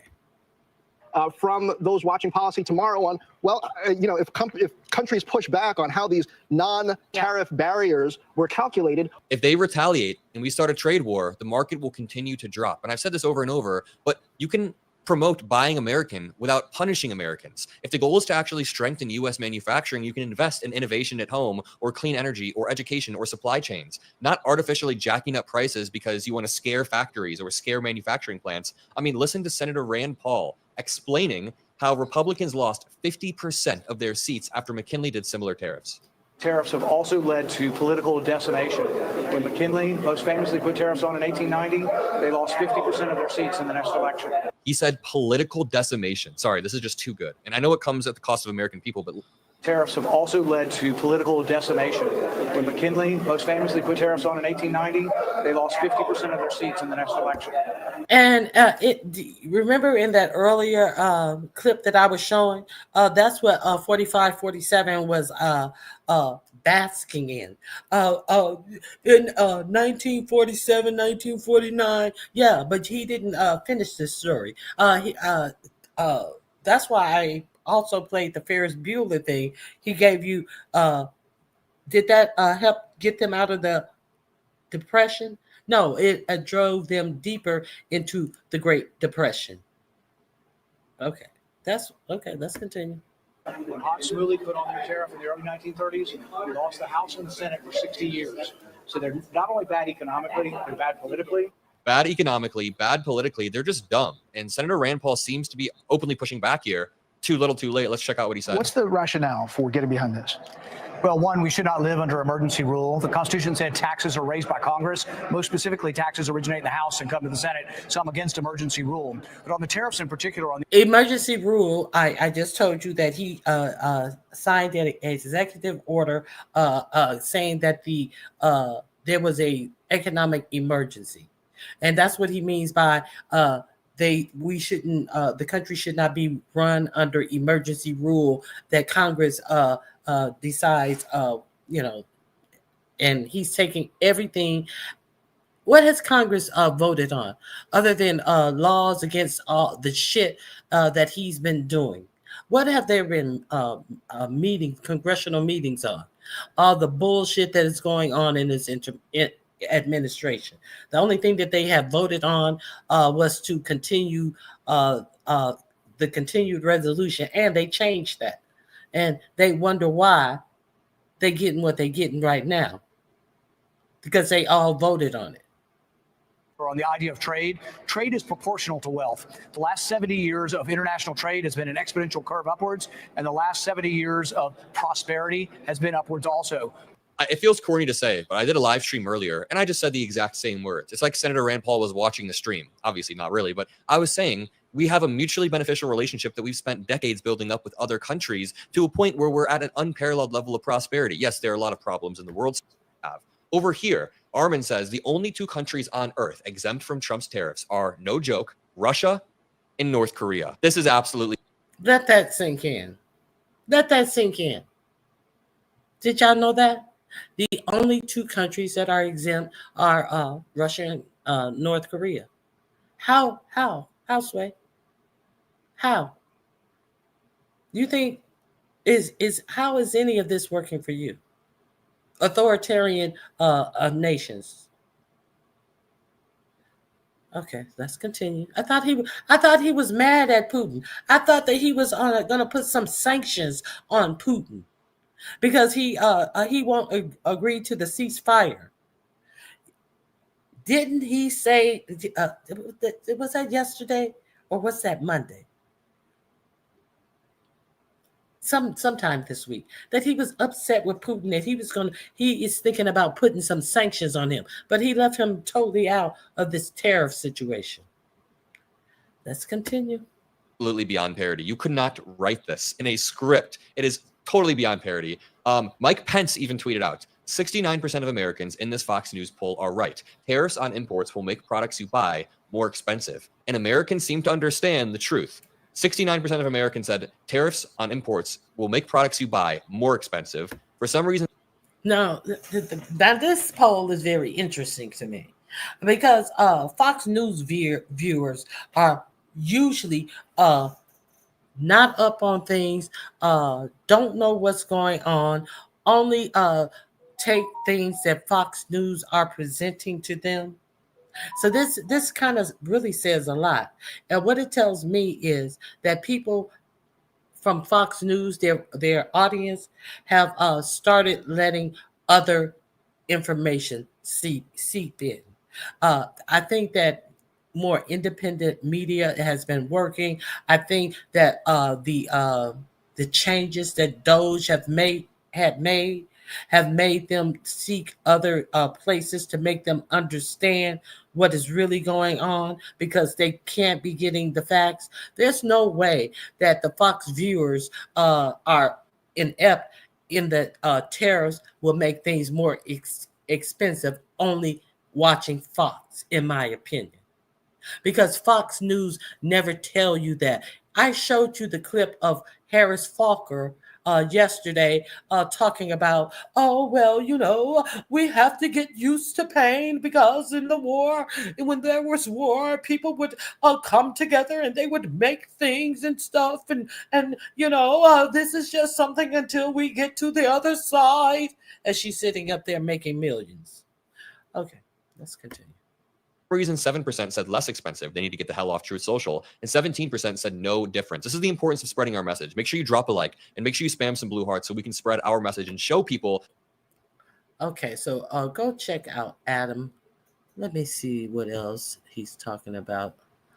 This is the market showing the dollar dropping. On administration. Remember, he voted for Trump. Someone else posted a photo just rapidly falling. No biggie. Just 91%. There should be at 98%, to be honest. Majority of Americans do realize, and we will take that. Richard Hanania, who, by the way, voted for Trump, responded to a tweet showing the dollar rapidly dropping, just rapidly falling. No biggie, just a normal day under the Trump admin. And Richard tweeted out, moron administration. Remember, he voted for Trump. Someone else posted a photo that shows extreme fear is driving the market. And it's the dial is just all the way to the left on red. Extreme fear. And someone said, can someone who is good at economy tell me if this is good or bad? I don't know if we want there to be fear or we don't want there to be fear. I can't tell. But I mean, dude, the fact that most Americans understand that the tariffs will raise prices for them is good because up. Someone said not to alarm everyone too much, but the U.S. stock market has lost $2 trillion in the last 20 minutes. And this was sent out while Trump was speaking earlier. But check this out. While Trump was speaking from the Rose Garden, we just see a massive drop in the market. It breaks through the day's lows and it tanks. Andy says, going to be a bloodbath on Wall Street tomorrow. Investors will lose billions. Retirement accounts will further be slammed. Inflation will keep rising. Companies will lay off millions. Unemployment will spike. GDP will drop. Recession coming. He's destroyed the best economy in decades. And it doesn't even feel real yet. It still feels like Trump is pulling some trick or stunt, but no, he actually just did it. And listen to this. James points out that because Indonesia has a high tax on coffee imports, Trump's going to put a 32% tax on coffee imports from Indonesia, even though the U.S. exports no coffee there. He literally does not understand the concept of comparative advantage, and he's just bullshitting his way through this chart. I was just reading an article that I should probably pull up saying that the way Trump calculated these numbers on the right here, the reciprocal tariffs and the tariffs charged, are just absolute bunk BS. It's actually hilarious. And Twitter is just on fire right now. You know, I was going to play a clip from Trump's speech, but I don't even want to listen to him right now. Someone said, I'm no economist, but you all are so cute trying to make sense of the numbers. He made them up. Poof. Promise. You and I will get to the same place. And he basically did make up the numbers, but through some weird math, like ass backwards math. Someone else said, Trump's Liberation Day speech is filled with misinformation. The USA has higher tariff and non-tariff trade barriers than 68 other nations, according to Heritage. So the idea that the... Okay, so you get what I'm saying here. Okay. We could go on forever. We could definitely go on forever with this. Okay. Now, we may want to get into this. Hold on one second. Let me stop sharing my screen. Now, what is going on this morning? I see something that is talking about what's going on this morning. Hey, Nita B, thank you. Grand Rising. If he bankrupts Atlantic City, he will bankrupt the United States. Exactly. His action speaks louder. His action speaks louder than words. Okay, so let's see what's going on this morning. Since he tried to pull that stunt at the end of the market yesterday. So let me. I don't know what this is. I just read the title. So we're going to see what this is. The title is Market Plunge as Trump Tariffs Spark Global Trade Tensions. So let's check this out.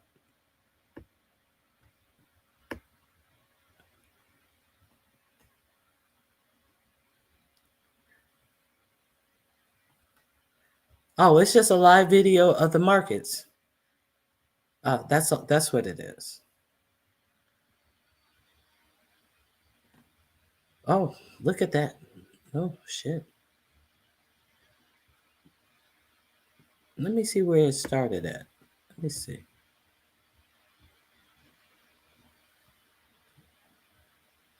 $47.88.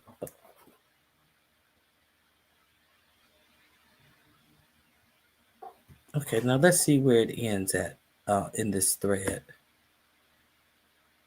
Okay, yeah, it's going down. Yeah, it's going down. Okay, I thought that there was something different. Let me get us out of here. So if you want to see where the market is going, I will give you that link so you can follow it if that's what you want to do. I will check back on that. Let me drop this link in the chat because I did not have this in my description box. I just happened upon it just a second ago. Yeah. Okay, so I gave you Adam.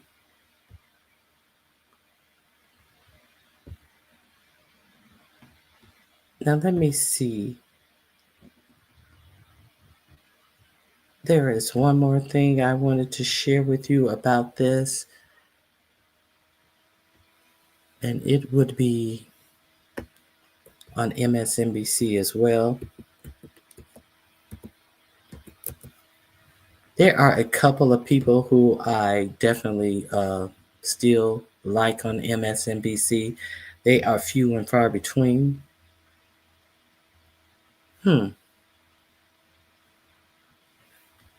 Let me see if they have her on here. I don't know.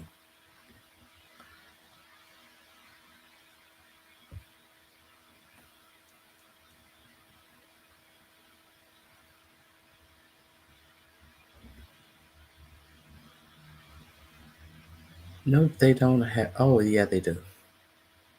Okay. Here we are. Let me find her. Here we go.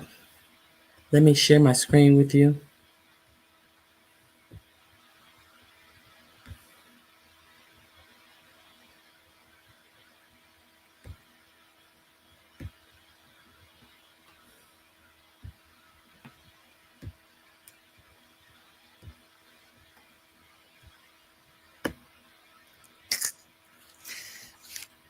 We think he's referring to IVF treatments, which he promised as a candidate would be free if he got elected. After others will be known as the fertilization president, talking about women in a totally normal and not that they have due, that this was a I referendum. apologize. On that last word, we got a little while to go. talking about women in a totally normal and On that last word, we got a little while to go till football seasons. Governor Tim Walz, thank you so much for making time tonight. Thanks, Chris. Last week, President Trump attended a Women's History Month event. I know you thought that wasn't allowed anymore. I did. But there was Donald Trump hosting a women's history event at the White House. At this event, he displayed his well-known knack for speaking about women in a totally normal and non-creepy way. Disgusting. He said, quote, "We're going to have tremendous, tremendous goodies in the bag for women, too. Goodies? The women, between the fertilization and all of the other things that we're talking about, it's going to be great. Fertilization. I'm still very proud of it. I don't care. I'll be known as the fertilization president, and that's okay. That's not bad. That's not bad. I've been called much worse, actually." No, you'll be known as the skeet and touch every ussy around. That's what you're going to be known for. Not fertilization. Well, you do have quite a few quick kids. I like it, right? I like it. Thank you. Ooh, and I like it. I'll be known as the fertilization president. We think he's referring to IVF treatments, which he promised as a candidate would be free if he got elected after other Republicans were supporting banning IVF. Anyway, well, how's that going? Headline, CDC's IVF team gutted, even as Trump calls himself the fertilization president. Quote, a team that tracked how well in vitro fertilization worked across the U.S. was abruptly cut to. Now, if you guys don't know, 10,000 people were fired from different health agencies. The Health and Human Services Department from the CDC, the CDC, all of these health agencies. She's about to the. She's about to lay all the agencies. I think that Health and Human Services, they all are under the Health and Human Services. That's why I'm thinking that. But here we go. Tuesday, as part of the sweeping layoffs at the Department of Health and Human Services. One team member telling NBC News, quote, "It's surprising to me. President Trump said he was the fertility president. How does cutting this program support that?" The Trump administration has given out zero information on the 10,000 people it fired yesterday from federal health organizations. And so we're only now starting to piece together the scale of the carnage as these 10,000 fired government workers start to speak up and talk to the press or post to social media about what has happened inside their agencies and what jobs they were fired from. I mean, this is just a sampling. At the FDA, quote, "Offices focused on food, drug, and medical device policy were hit with deep staff reductions." At the CDC, fired employees included those studying injuries, asthma, lead poisoning, smoking, and radiation damage, as well as those that assess the health effects of extreme heat and wildfires. HIV prevention was a big target, including teams leading HIV surveillance and research, and a group of health researchers who were working on preventing transmission of HIV from mother to child. The AP says, quote, "Scores of government employees who help administer the early childhood program Head Start have been put on leave. Preschool operators say they have received no communication from the Office of Head Start and don't know who to turn to." NBC News reports that several divisions at HHS focused on the safety of people who work in mining. Those divisions were cut entirely. The whole office that administers LIHEAP, the Low-Income Home Energy Assistance Program, that whole office is gone. That's a program that literally keeps the heat on in millions of American homes through the winter. They just zeroed it out. From NPR, quote, "HHS layoffs hit Meals on Wheels and other services for seniors and disabled people. At least 40% of staff in those areas fired." Wired magazine reports that the CDC's vessel sanitation program has been eliminated. It, quote, "helps the cruise industry prevent public health issues, inspects cruises, and provides information on outbreaks." Let's definitely get rid of that. Also, somebody better go over there and warn Miss Cruiser that they are not going to be checking for sanitation that helps people not get sick on cruises. We know that cruises, there have been many cases of the whole swath of people getting ill on cruises when there happens to be some strange bug that goes around on cruises. So we do know that is a thing. So it's going to be a bigger thing, it appears. Let's continue. So gone, the branch of our government that works to eliminate childhood lead poisoning. Like I said, we are piecing this together from what we can discern from the firings, oftentimes from what we hear from the people themselves who have been fired. But they don't. How come RFK Jr. hasn't come out and announced this? How come RFK Jr.? Oh, they can't announce these things. Remember, I kept informing you that none of these health organizations, they were put on a do not give out any information. As the measles outbreak has went from one state to 19 states, from under 100 people, I believe it's to over 700 people in 19 states now.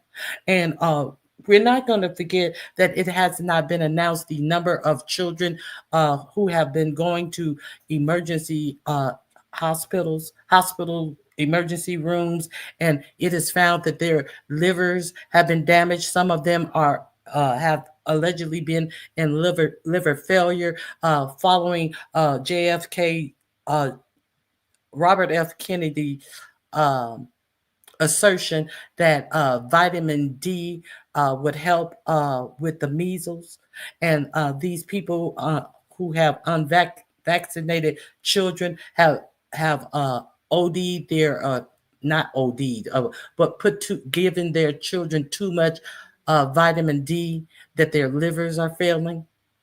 This is somebody.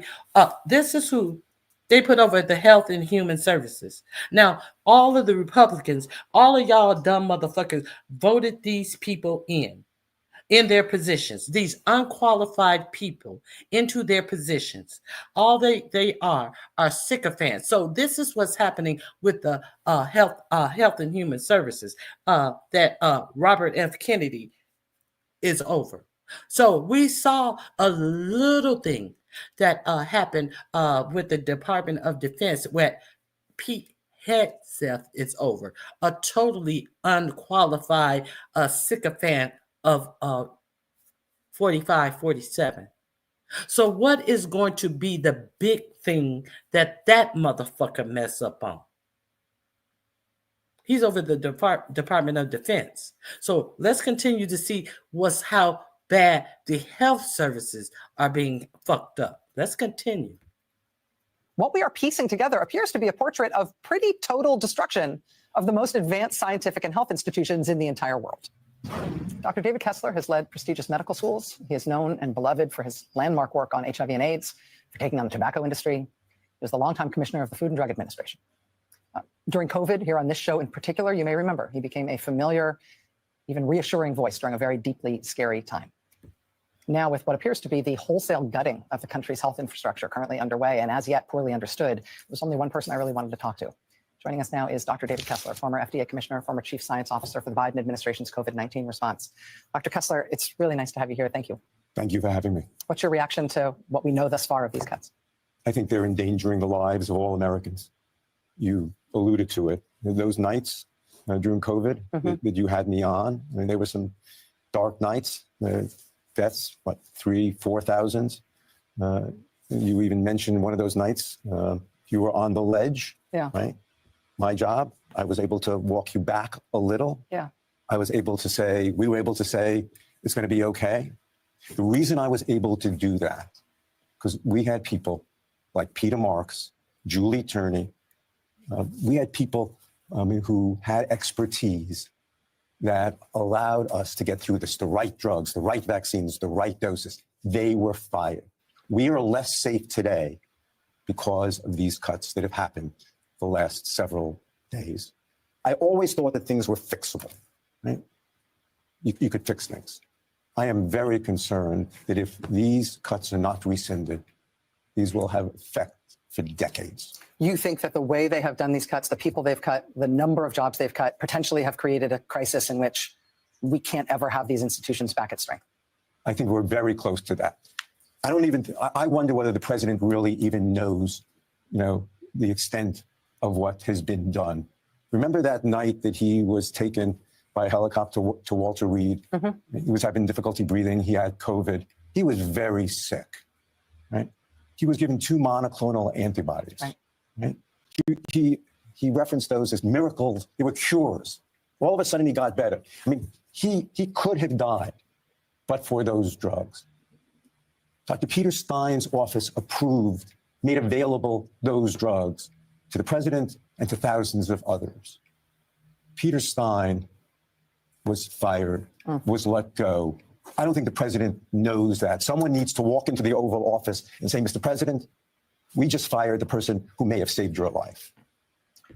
Okay, so there's that. The link is in the link in. The link is not in the description box. Let me drop this link. I did watch this whole thing. I meant to put the link in the box, but here we go. Elon told us that he took the ketamines not prescribed. He said that they were prescribed by a doctor. You're saying that doctors do not prescribe ketamine? Is that what you're saying? Yeah, he said, and Don Lemon also asked him, was he taking it as it was prescribed? And he was like, was he abusing it? Same thing. And then he said, I don't think so.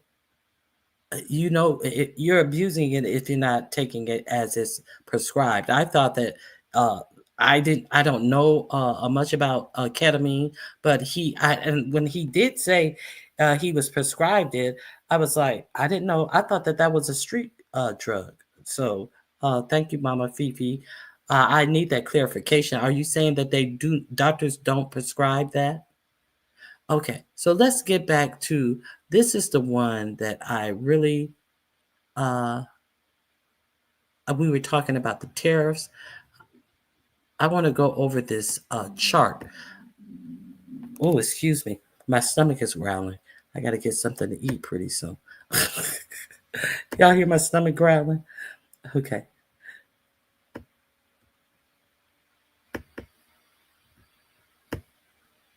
Here we go. So are you tired of all the winning yet?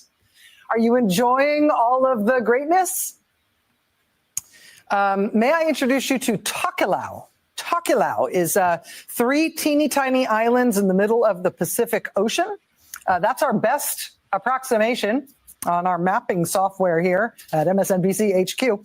Tokelau, again, it's 3 islands. It's in the middle of the Pacific Ocean. About 1,500 people live there.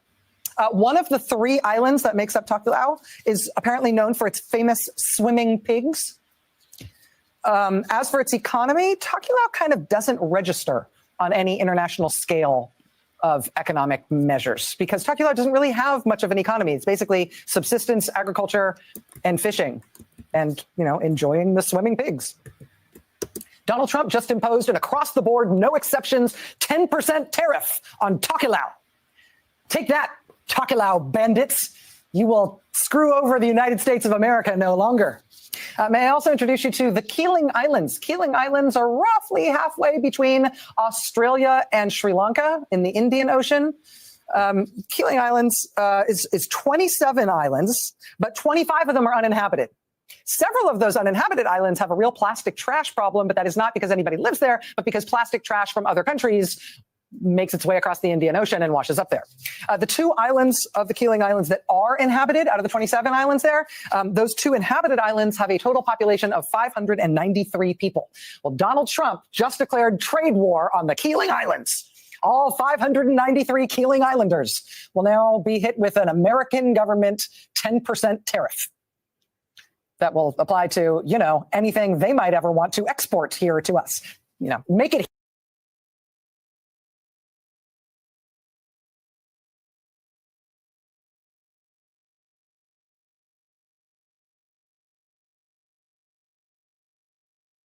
here, Keeling Islands, if you're going to make it. May I introduce you to Jan Mayen Island? It is a volcano, a volcanic island mostly covered in glaciers, hundreds of miles from anything else in the Arctic Ocean. Jan Mayen, I think that's how you say it. It does have an airstrip, but... What does gluten do to the body? Did you know the number of Americans eating gluten-free has... Nobody lives there. Population 0 humans, many polar bears. That said, rest assured, we, the American people, are now protected from the predatory economic piracy of that uninhabited island. Thanks to our genius strongman ruler who has put the American government to work, Donald Trump has just slapped a 10% tariff on Jan Mayen Island, just in case anyone ever moves up there and tries to screw us over with their Jan Mayen Island underpriced exports and stuff. On the other end of the world, there's Heard, H-E-A-R-D, Heard Island, and also McDonald Island. They're in Antarctica. They are only reachable by boat, and it takes 2 weeks by sea to get there from Australia. Heard and, what's the other one? McDonald Island, sorry. Heard and McDonald Island, I know I don't have to apologize. I'm not offending anybody. They're totally uninhabited, both of them. They're also active volcanoes, so even if you wanted to move there, even the penguins might caution you, right? They're active volcanoes, one on each island, on both Heard and McDonald Islands. I will say those volcanoes and the penguins and seals who live there, they will never menace the American economy again as they have in the past by flooding us with their cheap exports of what, like fresh air, cool breezes, a waft of ode to penguin? I don't know. What do they send us?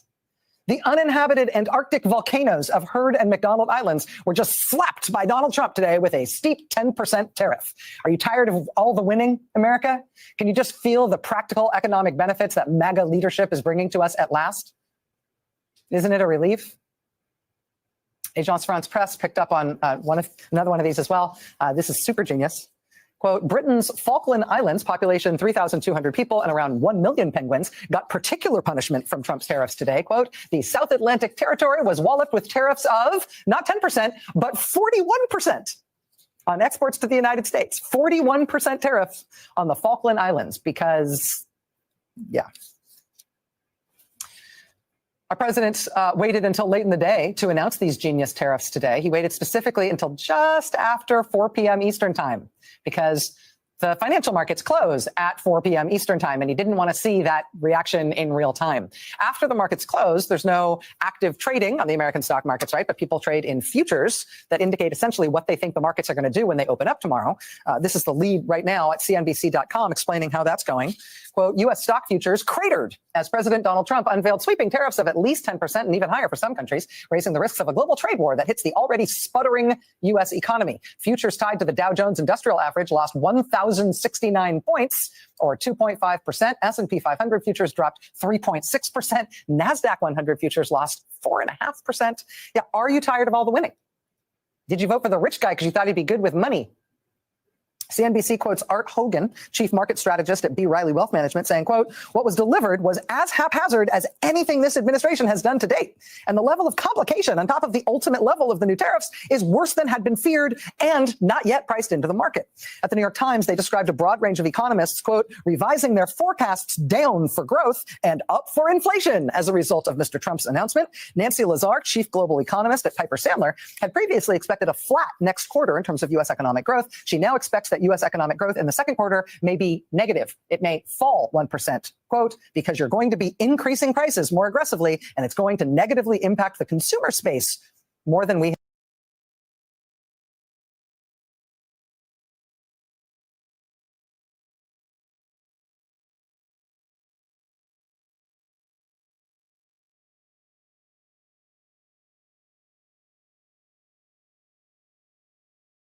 This is from last night. None of this is from this morning. The last thing I want to share with you about the tariffs is I finally found his statement where Mitch McConnell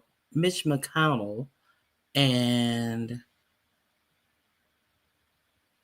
Susan Collins, Rand Paul, and I forget who the fourth one, voted against the tariff in China.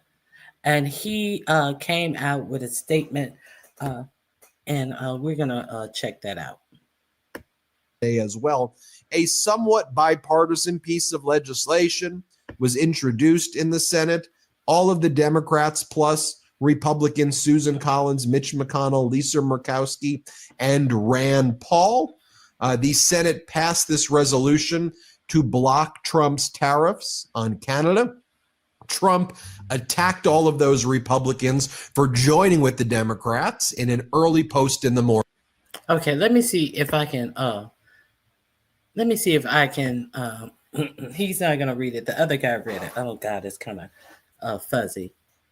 Mitch McConnell of Kentucky, Susan Collins of Maine, Lisa Murkowski of Alaska, and Rand Paul, also from Kentucky, will hopefully get on the Republican bandwagon for a change and fight the Democrats' wild and flagrant push to not penalize Canada for the sale into our country of large amounts of fentanyl by trafficking the value of this horrible and deadly drug in order to make it more costly to distribute and buy. I don't even understand what he's talking about. Get on our side for once. So for the one time that they're not on your side, you telling them they need to get on your side for once. If they got off your side for once, maybe we wouldn't have these horrible cabinet picks. This doesn't make any sense. Okay, let me see if Rand Paul will hopefully get on the Republican bandwagon for a change and fight the Democrats' wild and flagrant push to not penalize Canada for the sale into our country of large amounts of fentanyl by trafficking the value of this horrible and deadly drug in order to make it more costly to distribute and buy. Okay, making it more costly to them to distribute and buy, I guess. If they're distributing it, they're not buying it. It doesn't make any sense. Okay, anyway. They are playing with the lives of the American people and right into the hands of the radical left Democrats and drug cartels. Oh, so the Democrats, the radical left, Democrats, and the drug cartel are on equal footing on this? Okay, I get it. The Senate bill is just a ploy of the Dems to show and expose the weakness of certain Republicans, namely these four. It is not going anywhere because the House will never approve it, and I, your president, will never sign it. Why are they allowing fentanyl to pour into our country unchecked and without penalty? Now, I thought that only a small amount was getting through the Canadian border. But now, all of a sudden, it's pouring in through the Canadian border. Bullshit. Okay, you said it was a small amount at first. It was pouring in from the southern border through Mexico. But now, why are they allowing I lost my place. I would never sign it. Why are they allowing fentanyl to pour into our country unchecked and without penalty? What is wrong with them other than suffering from Trump derangement syndrome, commonly known as TDS? Who can want this to happen to our beautiful families, and why? Our beautiful families. Who could want what you're allowing to Elon Musk to do to our beautiful families, and why? To the people of the great state of Kentucky, Alaska, and Maine, please contact these senators and get them to finally adhere to Republican values and ideas. Finally adhere. See, Mitch McConnell, you fucked up. You had a chance to throw him out of office when he was impeached, but no, you said let the courts handle it. And now look at him. He's saying that you need to finally get on board with Republican values after you saved his ass. And now he's doing some dumb shit, totally dumb shit, and he's dogging you for having Republican values because he has no values at all, it appears. Let me continue. Okay. Contact these senators and get them to finally adhere to Republican values and ideas. They have been extremely difficult to deal with and unbelievably disloyal to hard-working Majority Leader John Thune.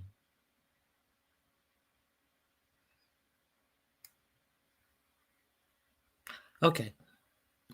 And the Republican Party itself. Make America great again. That's the idiot's response. I wanted you guys to hear that. Yeah, that's what he had to say. Now, let me see. Let me see what else is going on. Let me stop sharing this live. In full screen, so I can see what else they're talking about in this video. Yes, he did. Yes, he did. And now Kentucky is hurting. Mitch regretting letting that fool loose like a wild animal, as he should. As he should. Trump has early onset dementia. I recognize the symptoms.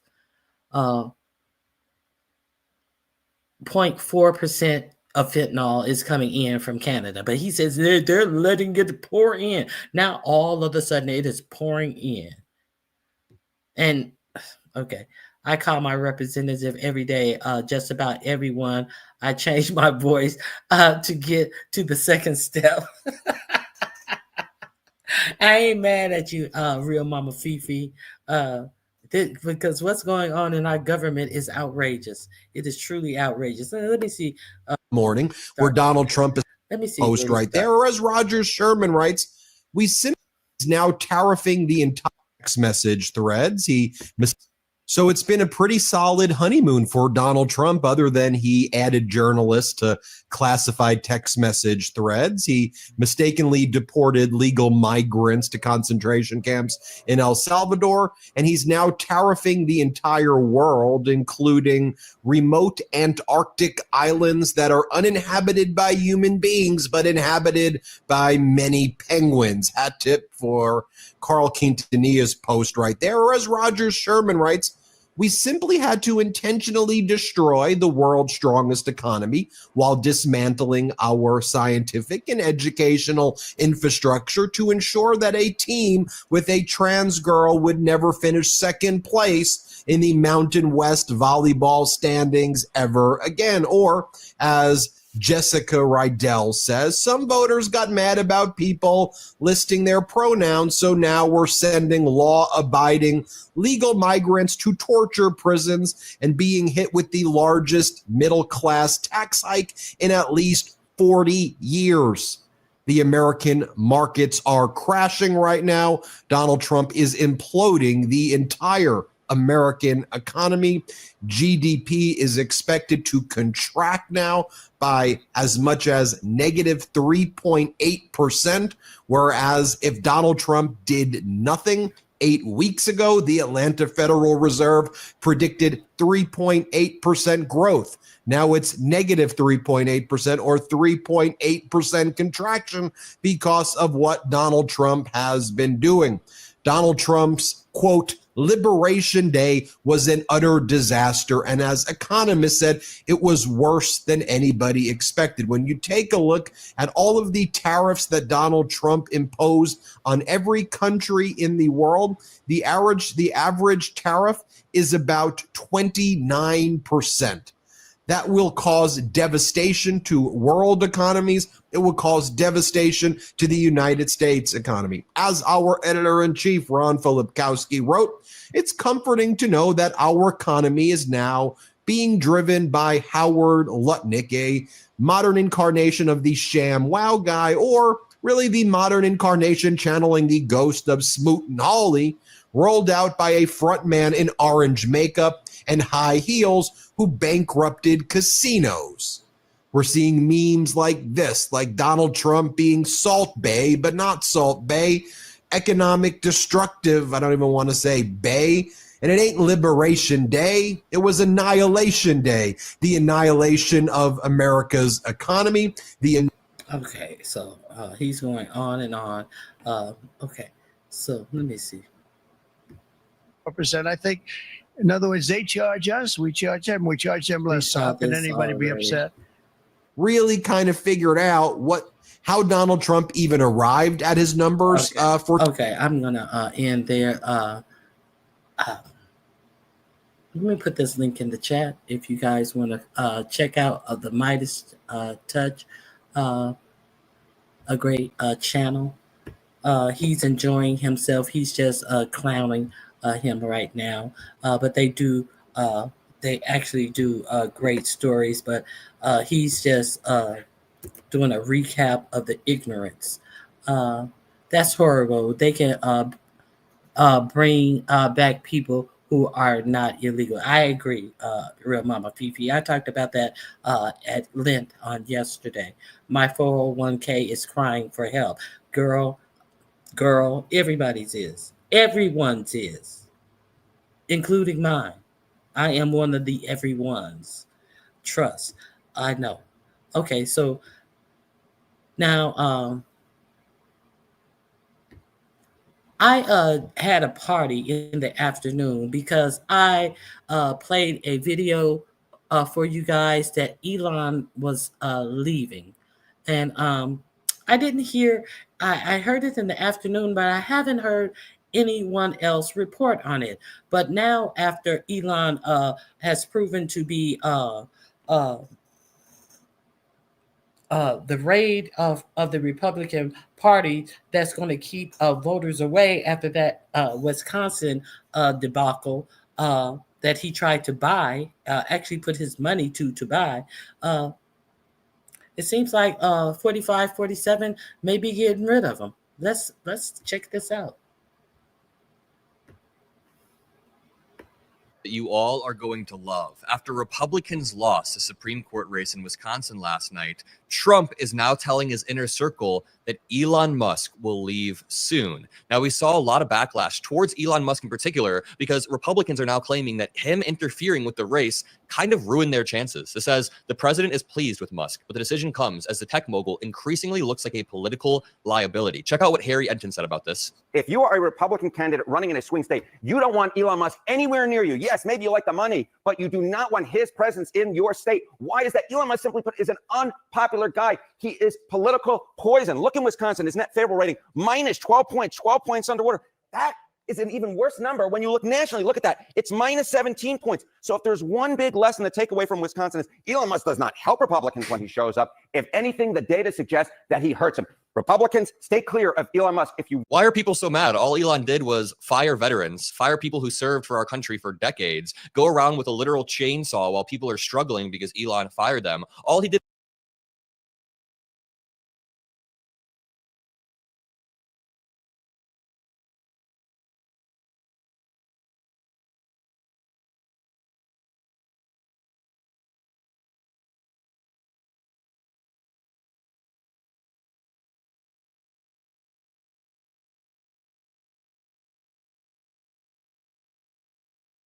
did was accidentally fire measles workers, fire Ebola workers, never rehire those Ebola workers, and then fire nuclear stockpile workers. This dude has been destroying our country under the guise of government efficiency, and it's about damn time Trump is pushing him out. But it's now happening because Elon Musk is dragging the Conservative Party down in the polls. Now, I'm going to read this article, but check out Elon. Okay, I was muted.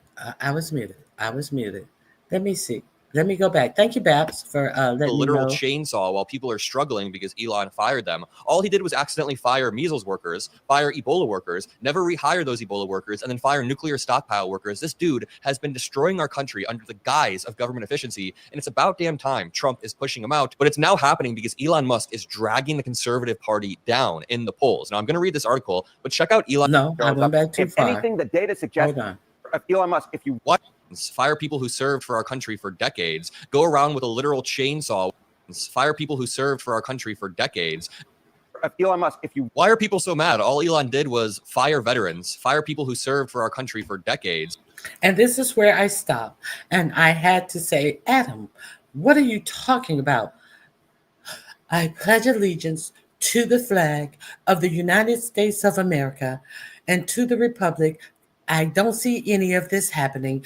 I am playing like I don't see any of this happening. Veterans, oh no, definitely not veterans. My country, 'tis of the sweet land of liberty, of thee I sing. Go ahead, Adam. Go around with a literal chainsaw while people are struggling because Elon fired them. All he did was accidentally fire measles workers, fire Ebola workers, never rehire those Ebola workers, and then fire nuclear stockpile workers. This dude has been destroying our country under the guise of government efficiency, and it's about damn time Trump is pushing him out. But it's now happening because Elon Musk is dragging the Conservative Party down in the polls. Now, I'm going to read this article, but check out Elon getting trolled on his own app. So last night, Kat Abu said, America hates Elon Musk so much that he can literally wave millions of dollars under voters' noses and they'll still tell him to F off. You love to see it. Someone said, congrats to Crawford and our friends in Wisconsin on delivering a humiliating defeat to Elon Musk and Donald Trump, who tried to buy this race. Along with tonight's result in Florida, Republicans should be nervous about 2026. This comes from the Florida Dems because while Democrats did lose the race in Florida, it was way closer than it should have been, which is good for us, which is very, very good for us. Someone said, another reminder that money can't buy you love, Elon Musk. John Favreau said, please send Elon Musk to all the close races across the country, please. Tommy Vitor says, brutal result here for Elon Musk, who dropped $26 million in this race and still got his ass handed to him. Money can't cure being a politically toxic asshole. JB Pritzker, my state of Illinois, said, Elon Musk is not good at this. I absolutely agree. We have Herman Mehta said, how do we get Elon Musk to campaign everywhere? Can we clone him and get him in all of the districts to just absolutely tank their chances? The Lincoln Project said, Elon Musk went to Wisconsin where he said the, quote, destiny of humanity rested on the election. Tonight, the voters agreed and rejected his and Trump's undemocratic vision for the country. Robert Garcia said, oh boy, he's going to be big mad. The point is, we came out in full force and trolled Elon Musk. And it kind of feels like the Democrats are gaining a little spike of momentum, if you know what I mean. For the past few months, we have been on the ground getting kicked repeatedly. I'll admit that. But now we have Cory Booker setting world records. Elon Musk is losing races while the stock market tanks. And that's not good for Democrats. We don't want the stock market to tank, but it does reflect poorly on Trump. And it shows people that you cannot trust the orange lunatic and the people that he puts around him. Barb McQuaid said, "It's good to see that some things are worth more to voters than Elon's millions." Very, very true. And it seems like some things are worth more to Trump, too. Trump wants to win in the midterms, and he's basically saying to his inner circle, Elon Musk may be stepping back. So check this out. Donald Trump has told his inner circle, including members of his cabinet, that Elon Musk will be stepping back in the coming weeks from his current role as governing partner, ubiquitous cheerleader, and Washington hatchet man. And by the way, while all of this is happening, Elon Musk is like arguing with his baby mamas on Twitter about child support. I shit you not. He's literally doing that. The president remains pleased with Musk and his Department of Government Efficiency initiative, but both men have decided in recent days that it will soon be time for Musk to return to his business and take on a supporting role. Musk's looming retreat comes as some Trump admin insiders and many outside allies have become frustrated with his unpredictability and increasingly view the billionaire as a political liability, which is a dynamic that was thrown into stark relief last night, Tuesday, when a conservative judge Musk vocally supported lost his bid by 10 points. That's a big margin, y'all. That is a big, big margin. Let me highlight that.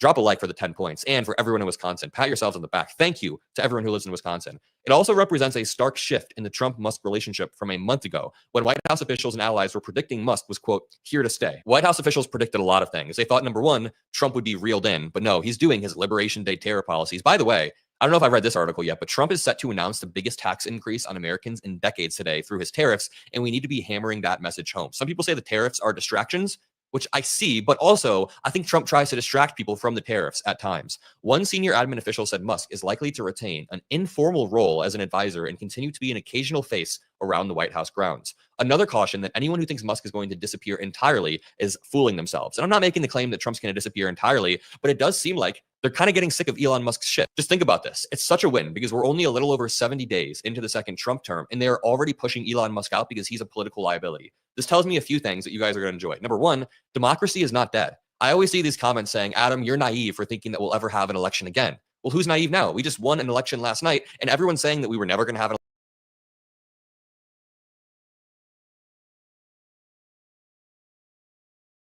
All right, that's Adam. This link is in my description box. Let's go on to something else I have in my description box. I am getting to,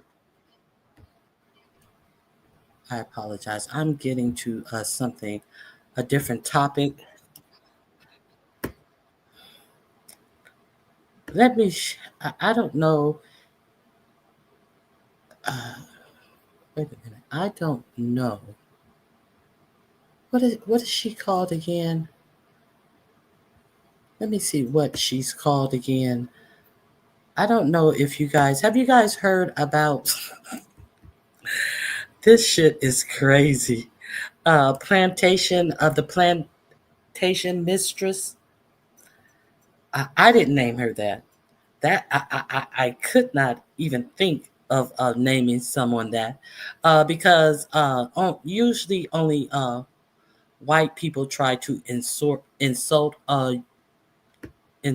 using slave references, kind of like the Amish chick. So I want to, some of her colleagues named her that. So let's check this out.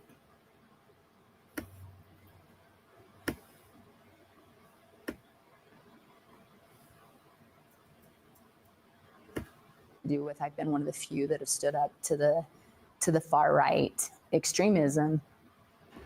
And because of that, Republican Representative Stephanie Mickelson believes she's had a pretty big target on her back the last several years. We've talked about this before, when Representative Mickelson was censured and then told she could no longer run as a Republican by her local legislative GOP committee. That leadership has since been replaced. But last week, we learned how big that target actually is. Daniel Walters of Investigate West dropped a story of how far-right Republican activists have tried to weaponize a federal agency against those who don't agree with the new administration's approach to immigration enforcement. Specifically, how a ranking member of the Ada County Republican Central Committee targeted Representative Mickelson with threats of raids by ICE. Well, that raid happened back in January. Mickelson, who owns several food production and seed potato companies in southeastern Idaho, says immigration enforcement isn't really her biggest concern about this. It's more about the culture of politics these days and how intimidation tactics like this could impact anyone's effect as a legislator. Please raise your right hand and repeat after me. For many people, I, Donald John Trump, do solemnly swear. The second inauguration of Donald Trump Solemnly swear that I will faithfully execute. Was a turning point. I will faithfully execute. For Idaho Representative Stephanie Mickelson, They showed up at our business, days later. that point came later that week. He started targeting me on Tuesday, and they were there by Friday. Representative Mickelson is referring to a January 21st social media post by Ada County GOP Vice Chairman Ryan Spoon, in which he asked the Deputy Director of Immigration and Customs Enforcement if he could please send some illegal immigration raids to the businesses owned by Idaho State Representative Stephanie Mickelson. She's been bragging about how many illegals her businesses employ. Representative Mickelson says, So I was actually home that Friday. it was an off day during the early legislative session when ICE showed up at one of her eastern Idaho farms. And then when they couldn't get a hold of me, then they start texting 911, Mom, which means I have to call. Not coincidence? I don't think it was coincidence, but, could have been, but I doubt it. Yeah. They keep pointing to something you said during last session, though. So what it was is we were having a discussion, and it was a Texas force style bill, which was already tied up in the courts. This right here is another key component to us protecting and defending the people of Idaho, and that is protecting the very borders of our state. So on this particular case, and I feel like this has been happening a lot lately, is we target a certain ethnicity or a certain group, and we want to demonize them. For debate on motion, late 32. It was during the House debate on last session's immigration enforcement bill. I think you need to remember that every food processor, probably in the state, from the large food processors to the small ones. But I stood up and I said, I think we need to be really thoughtful before we're passing some of these bills, because I think they have unintended consequences. So if you guys think that you haven't been touched by an illegal immigrant's hands in some way through either your traveling or your food, you're kidding yourselves. So because of that, then they claimed that I had admitted to something which I had never admitted to. Which is likely what Spoon referenced on January 23rd of this year, calling Mickelson a, quote, plantation mistress, and said, we're going to take your farm slaves away. However, Spoon told Investigate West, quote, her own testimony drew attention to herself. And the fallacy in all this, every employee. Okay, the link is in the description box. There you have it. There you have it. They're eating their own. Okay, so there is more to the story. Drop in my description box and check that out. It is under the title Plantation Mistress. How could I not name it what he called her? Okay, so let me share you about this guy from the Dominican Republic who was at court, on a break from court, and ICE rolled up on him and took him away. Let me...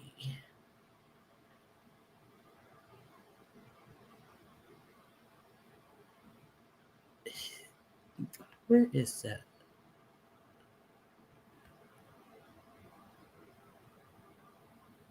Oh, here it is, right here.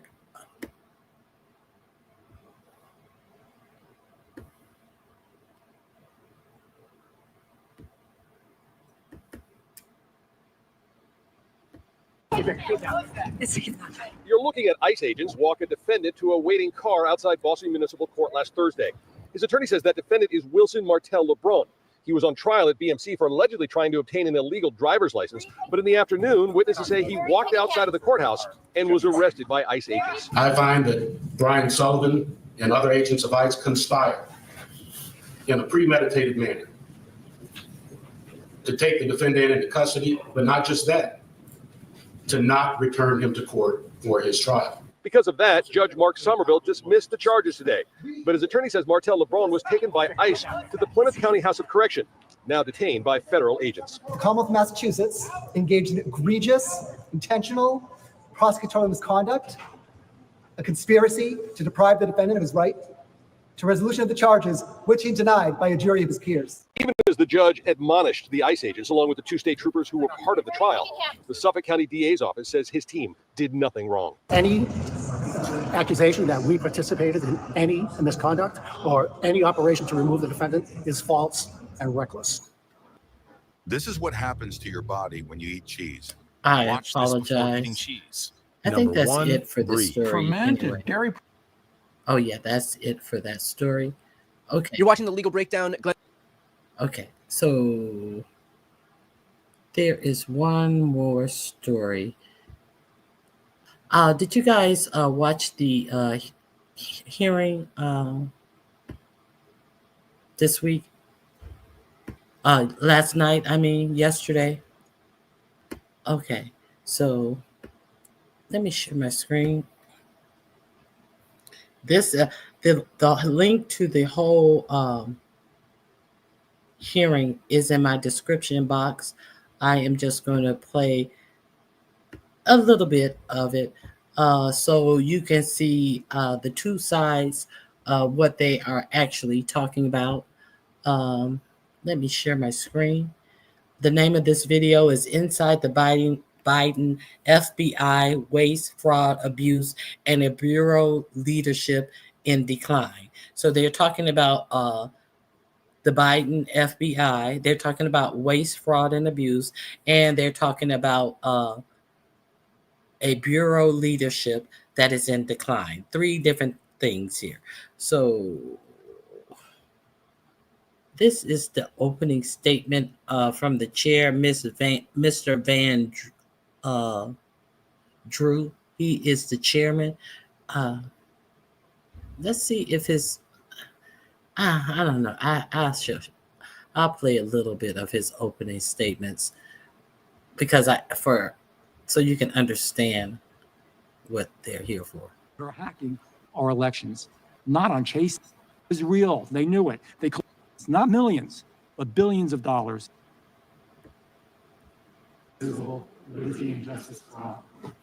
Stay standing for a moment.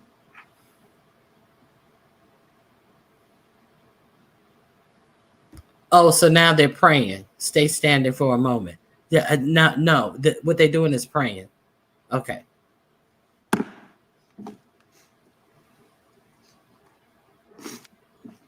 I will now recognize myself for an opening statement. First of all, I want to welcome. Isn't there a separation of church and state? So we see what this is right now, in my opinion. Welcome everyone to the second hearing of the I don't have anything against God, against anything. But the way that these people disrespect and disregard the Constitution is amazing. Let's continue.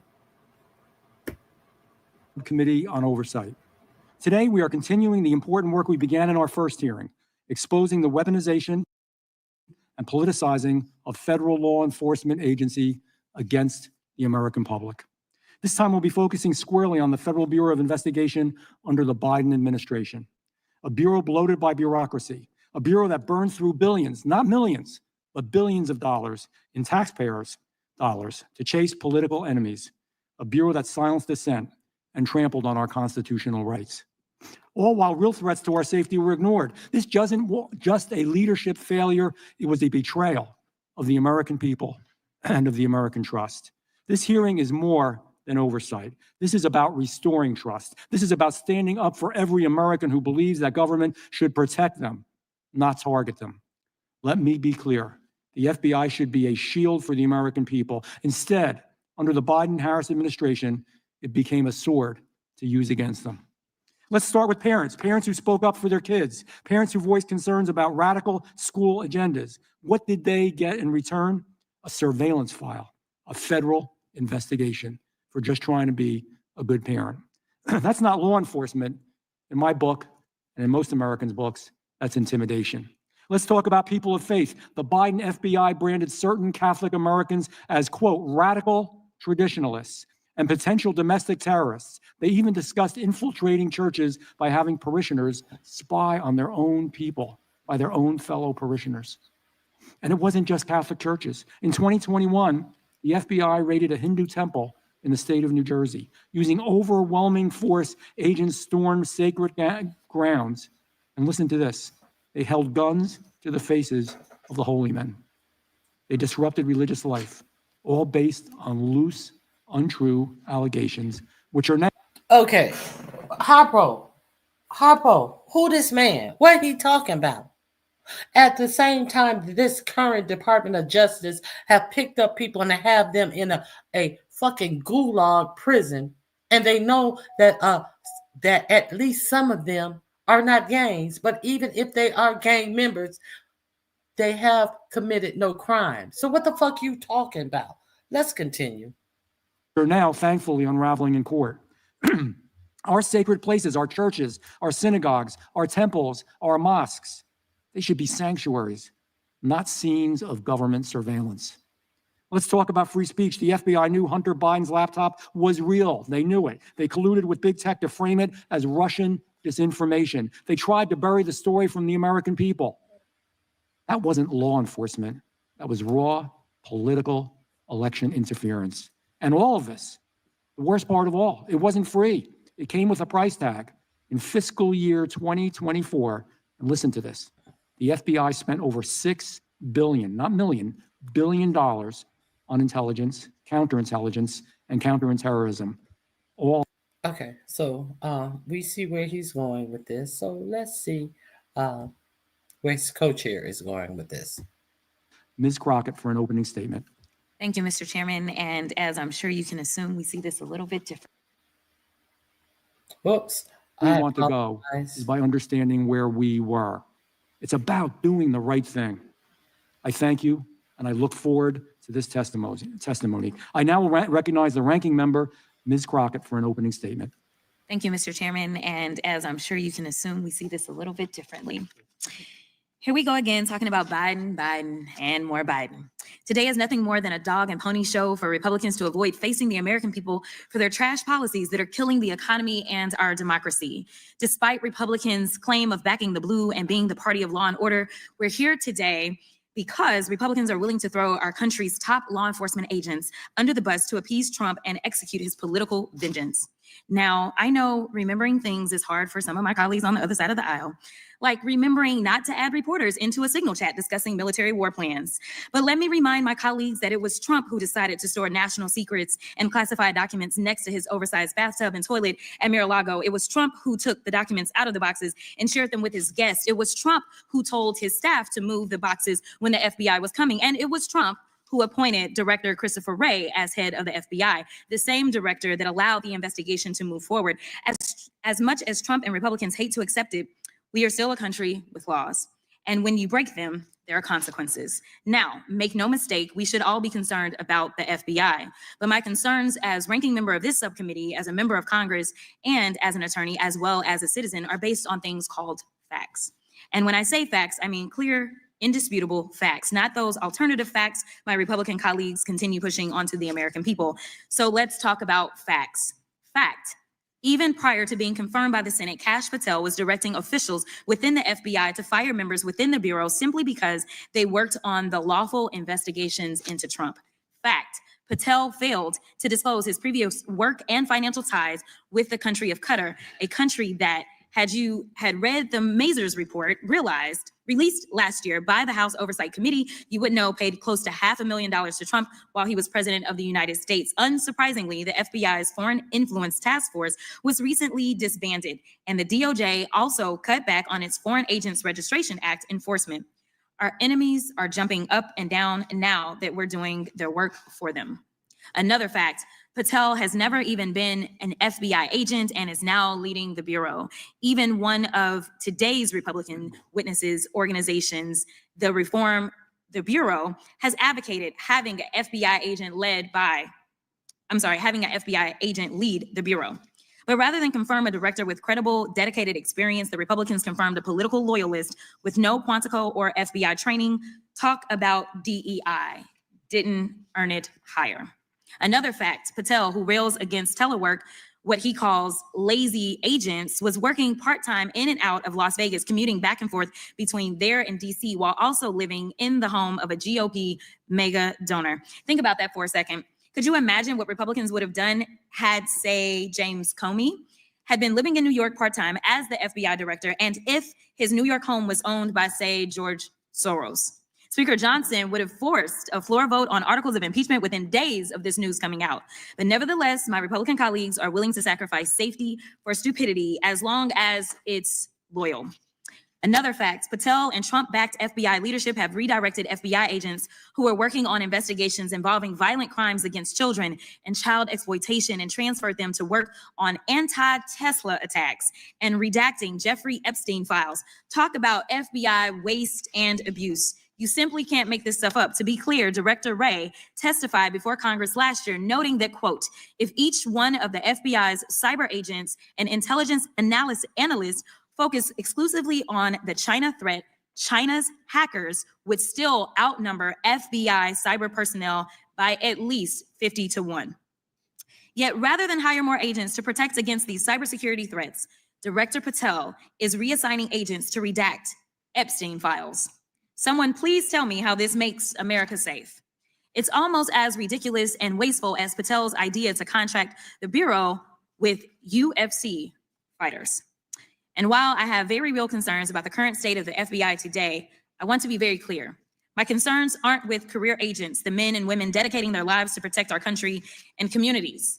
It's with the irresponsible leadership and reckless decisions coming from Patel, Trump, and Doge staff within the FBI. Our Bureau needs resources to do its job effectively. What it doesn't need is 20-something-year-old Doge bags reviewing materials without having undergone proper vetting and clearance. The American people have a right to be worried, but these worries shouldn't be based on Republican baseless conspiracy theories. Our country is already on a dangerous path, pushing closer to causing irreparable harm. Republican members need to wake up and put Trump loyalties aside to engage in real oversight of the current FBI before it's too late. Congress deserves it. The brave men and women at the Bureau deserve it, and the American people deserve it. I want to add one more point. As a civil rights attorney, I have had to sue law enforcement. There have been times that I can truly say that law enforcement has crossed the line. And I truly believe that there can be one or two in a bunch that can ruin everyone. The problem that I have right now, though, is that we have decided to focus in on something that my Republican colleagues have decided to term as being political. What is political is when somebody says that they are going to come back and seek retribution. What is political is firing people because they simply were following the evidence and doing their jobs as law enforcement has been trained to do. And ultimately, regardless of whether or not anyone believes that it was right to indict the president, not once, not twice, not three, but 4 times he was indicted, ultimately, each of you knows enough to know that at the end of the day, it is citizens that sit on a grand jury that are the ones that decide whether or not evidence exists to go forward with an indictment. And ultimately, when this president was convicted by a jury on the state level, it was a jury of his peers. And so I want to say thank you so much for your time. Thank you so much for your commitment. And thank you so much for the testimony that you will provide. With that, I will yield back. I'm now going to recognize the chairman of the full committee. Thank you, Mr. Chairman. The previous speaker talked about facts. Here's one fact I know. It's night and day dealing with the Bondi Patel Justice Department versus the Garland Ray Justice Department under the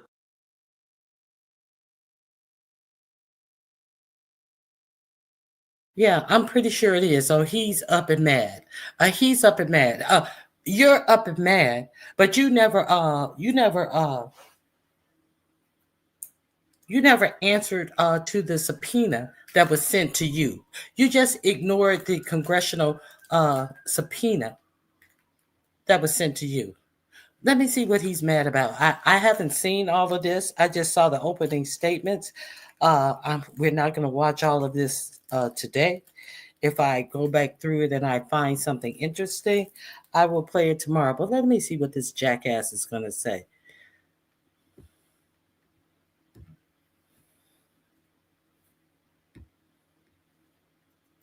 the Pam Bondi as Attorney General, the Foreign Influence Task Force, that group that was responsible for censoring Americans, has been disbanded. The school board's memorandum has been rescinded. We sent 7 subpoenas to Kash Patel 5 weeks ago. The response we've gotten is unbelievable compared to what we got under the previous Justice Department. He's actually given us thousands of documents already, new information that we tried to get from Director Wray that he wouldn't give us. We've already received.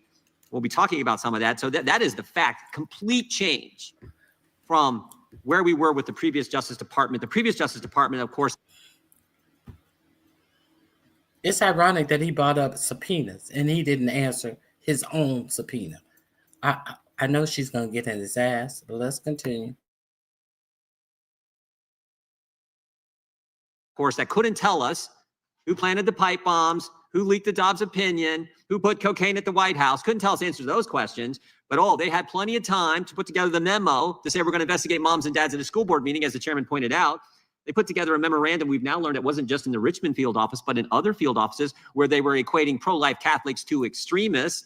We know they raided the president's home. We know they retaliated against whistleblowers. They even put together, the previous speaker talked about politics. The FBI created a questionnaire where they asked their employees about other employees who were maybe giving information to us as whistleblowers. Did that person support Trump? That is as political as you can get. So the real thing here is it's literally night and day, the difference between the kind of information that we're able to receive, the help that we're getting, and the focus on going after traditional bad guys, not having half your agents and half your budgets focused on surveilling the American people. Let's go get the traditional bad guys. That's what Kash Patel is doing at the FBI, getting the FBI back to the mission they've had before, which I know some of our witnesses who served there are going to talk about. So I thank the chairman for putting this together, and I thank our witnesses for being here, and I yield back. Thank you, Chairman. I'm going to now recognize the ranking member of the full committee, Mr. Raskin. Mr. Chairman, thank you very much, and thanks to Ms. Crockett for calling us together. We are already 10 weeks into the Trump administration, and still the Republicans are recycling the most tiresome, vacuous, and debunked stories, conspiracy theories about the Biden administration, while demurely declining to conduct any oversight at all of the current administration. And I agree with the chairman of the full committee, Mr. Jordan. It is day and night, but I think he's seeing day and night backwards. Donald Trump is turning our country into a gangster state where agencies like the Federal Trade Commission, the FBI, and the Department of Justice act as presidential enforcers, conducting political deals with elected officials like New York City Mayor Adams, corporate shakedowns against ABC, CBS, and other media entities, and law firms like Paul Weiss, Rifkin, Wilmer Hale, and Jenner and Block, demanding pledges of loyalty from citizens, and in some cases, demanding cold, hard cash in lawsuits brought directly by the president against private businesses. Meanwhile, they're offering mass pardons, immunity, and protection to violent insurrectionists, convicted drug beaters, cop beaters, drug traffickers, corrupt politicians, as long as they're willing to kiss the ring and do the president's bidding. Let's look at how this administration is treating the honest men and women of the FBI. In his first days in office, Trump targeted thousands of FBI agents simply for doing their jobs after the mob violence of January 6, 2021, and holding the cop beaters and insurrectionist rioters accountable. FBI agents had to sue to stop this purge and block them from publicly releasing their names to the violent militias like Oath Keepers and Proud Boys, whom President Trump had already given pardons to. And those pardons, by the way, this Department of Justice are extending to other crimes these people have committed, including cocaine trafficking and gun charges. This administration isn't opposing corruption. It's opening the door wide open to corruption every single day for his friends. Donald Trump ordered the FBI to stop conducting background investigations of top White House officials. Why? He disbanded the FBI's Foreign Influence Task Force, charged with identifying and combating malign foreign influence operations targeting the United States. Why? He suspended enforcement of the Foreign Corrupt Practices Act and reduced enforcement of the Foreign Agents Registration Act just 2 days after it was reported that Director Kash Patel had engaged in lucrative consulting work for Qatar and for a Vladimir Putin-connected foreign arms conglomerate. The current FBI leadership is diverting the FBI's resources away from public safety and national security and towards mega conspiracy fixations and obsessions. According to press reports, hundreds of agents ordinarily assigned to defending the national security of the United States have been pulled into a mind-boggling effort where they were pulling all-nighters and working around the clock to review the Epstein files after Attorney General Bondi botched the first attempt at what she said was going to be a complete release of the Epstein files. So it's important to consider what the FBI is not investigating in the frenzy of all these Back to the Future wild goose chases. They're not investigating Signalgate, the extraordinary decision by a group of America's highest national security officials, including one who was in Moscow at the Kremlin at the time, to compromise the safety of our service members and intelligence officers by using Signal, a non-secure commercial application to reveal specific, confidential, and classified details about an impending military airstrike, complete with timestamps for when F-18 aircraft would launch and arrive at their targets and when Tomahawk missiles would be fired at buildings controlled by Houthi members. What are DOJ and FBI doing to investigate this stunning dangerous episode of incompetence or recklessness at the very least that undoubtedly violates all kinds of federal, criminal, and civil laws. Nothing. In fact, when asked about the signal chat, Attorney General Bondi changed the subject to Hillary Clinton and Joe Biden. Sound familiar? That's what we're doing today. Just a week after the story broke about this tremendous security breach, she said, case closed. No further investigation, no lessons learned, no hearings. That's the end. Can you imagine what they would be doing if that had happened under President Biden? If his top national security team had been talking about a military strike on signal, there would be 8 special committees and subcommittees investigation, and they'd all be demanding impeachment, the way they're demanding impeachment of judges who blow the whistle on the illegalities of this administration. Well, what else is the FBI not investigating? Elon Musk, his startling ties to the Communist Party of China, the CCP. Musk is bulldozing our federal government while accessing the people's most sensitive databases. And he's traveled to China multiple times in the last several years and met with the highest level Communist Party officials. He's continued to open factories in China where he does half of his business, even as he works as a, quote, special government employee to dismantle and destroy our federal government. Can you imagine if President Biden had done that, what our colleagues would be saying? Well, look, in this new state that we're in, the FBI is not here to enforce the law. It exists to allow the president. And they also refuse to say if they have done, well, you hear that they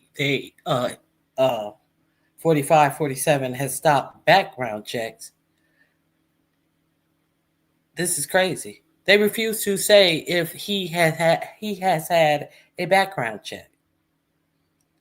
Maybe that's why he suspended them. This nation is in some real trouble. And they're trying to throw a whole lot of bullshit out here. But see, this is the serious trouble that this nation is really in. Elon Musk doesn't care about anyone but himself, in my opinion. To shake down businesses and individuals, offering them protection and immunity if they comply and persecution if they don't. The administration installed as the head of the FBI, Kash Patel, known for being the man who will do anything for Trump. They also installed as deputy director Dan Bongino, a far-right podcaster and conspiracy theorist who boasted in 2018 that his entire life right now is about owning the libs. His appointment was a particular betrayal of Patel's promise that he would appoint a deputy director who would be an onboard active special agent, as has been the case for 117 years. Already stories of intimidation and pressure in this DOJ and this FBI are trickling out. 7 veteran prosecutors were forced to resign rather than take part in a corrupt bargain to dismiss charges that were brought by a grand jury in New York against the mayor of New York, Eric Adams. The U.S. Attorney for the Southern District, Daniel Sassoon, who clerked on the Supreme Court for Justice Scalia and was active in the Federalist Society, resigned, saying nothing had changed in the facts of the case, nothing had changed in the law of the case, nothing had changed in the evidence. It was simply this political deal that Donald Trump had cooked up with the mayor of New York, who traveled down to Mar-a-Lago. The longtime criminal chief in the D.C. U.S. Attorney's Office was forced to resign rather than open the current bogus investigation into Biden-era clean energy projects. So what we see at the Trump FBI and DOJ is part of a broad pattern. They're targeting lawyers who took up causes or clients that Donald Trump doesn't like, and they've issued illegal executive orders intended as threats against them. The president and his friends are threatening federal judges that ruled against them to halt their blatantly illegal executive actions, calling for impeachment of the judges.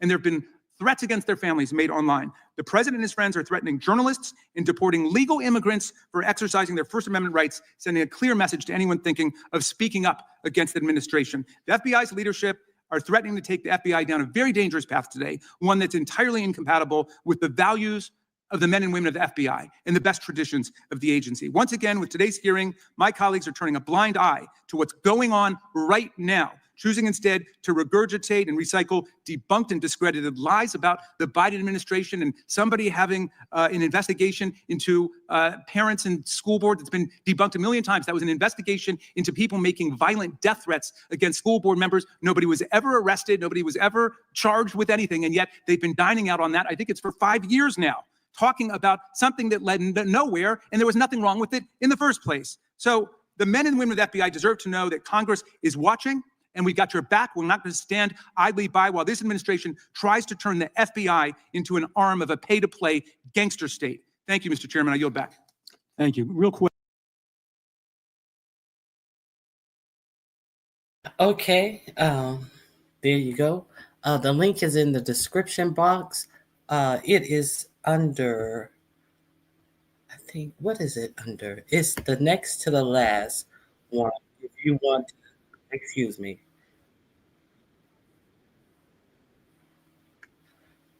Excuse me for the echo. If you heard the echo, it is under oversight or no. So I thank you all for being here with me. I'm going to play one more thing. If you get one commercial, please forgive me. I think that it is important for us to understand that the shit is real serious out here, and all of the things that 45, 47 doing is really, in my opinion, isolating the United States. This is my opinion, and I also have talked to you guys about how the rich have foreseen this. They have taken steps to protect their lives, their fortunes, and with all of these underground mansions and things that they have where they can live underground. It's not by happenstance that this is happening, in my opinion. All of this is my opinion. So I have talked about getting some preparedness things ready for yourself. Now, this is I'm going to leave you guys with this.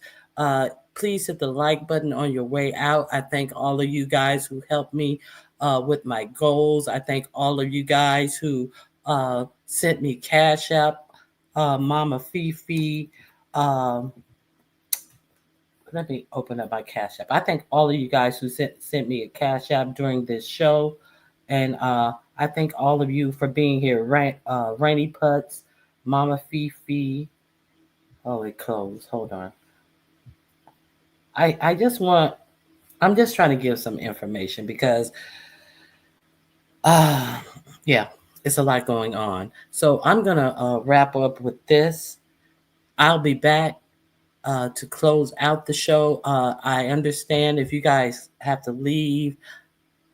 Let me tell you how long this final video, but it's very, very informative. It talks about a lot of stuff that a lot of people may not be paying attention. Oh, it's only 20 minutes. 21 minutes. So I understand if you have to leave. Thank you guys for being here. I definitely appreciate your support. So let me share this screen with you guys.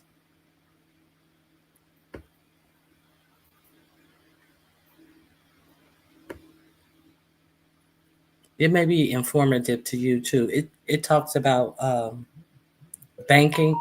It talks about different smaller banks. Now, remember, the Muskrat wanted to close the FDIC. And this is what really caught my attention on this video. The link is in the chat.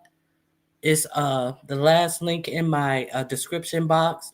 I mean, not in the chat, in the description box. You guys may want to go check out this channel. I'm not telling you is everything on this is right. I'm just saying you might want to go check out this channel and see if it has any information that you find helpful for you in your life. That's all I'm saying.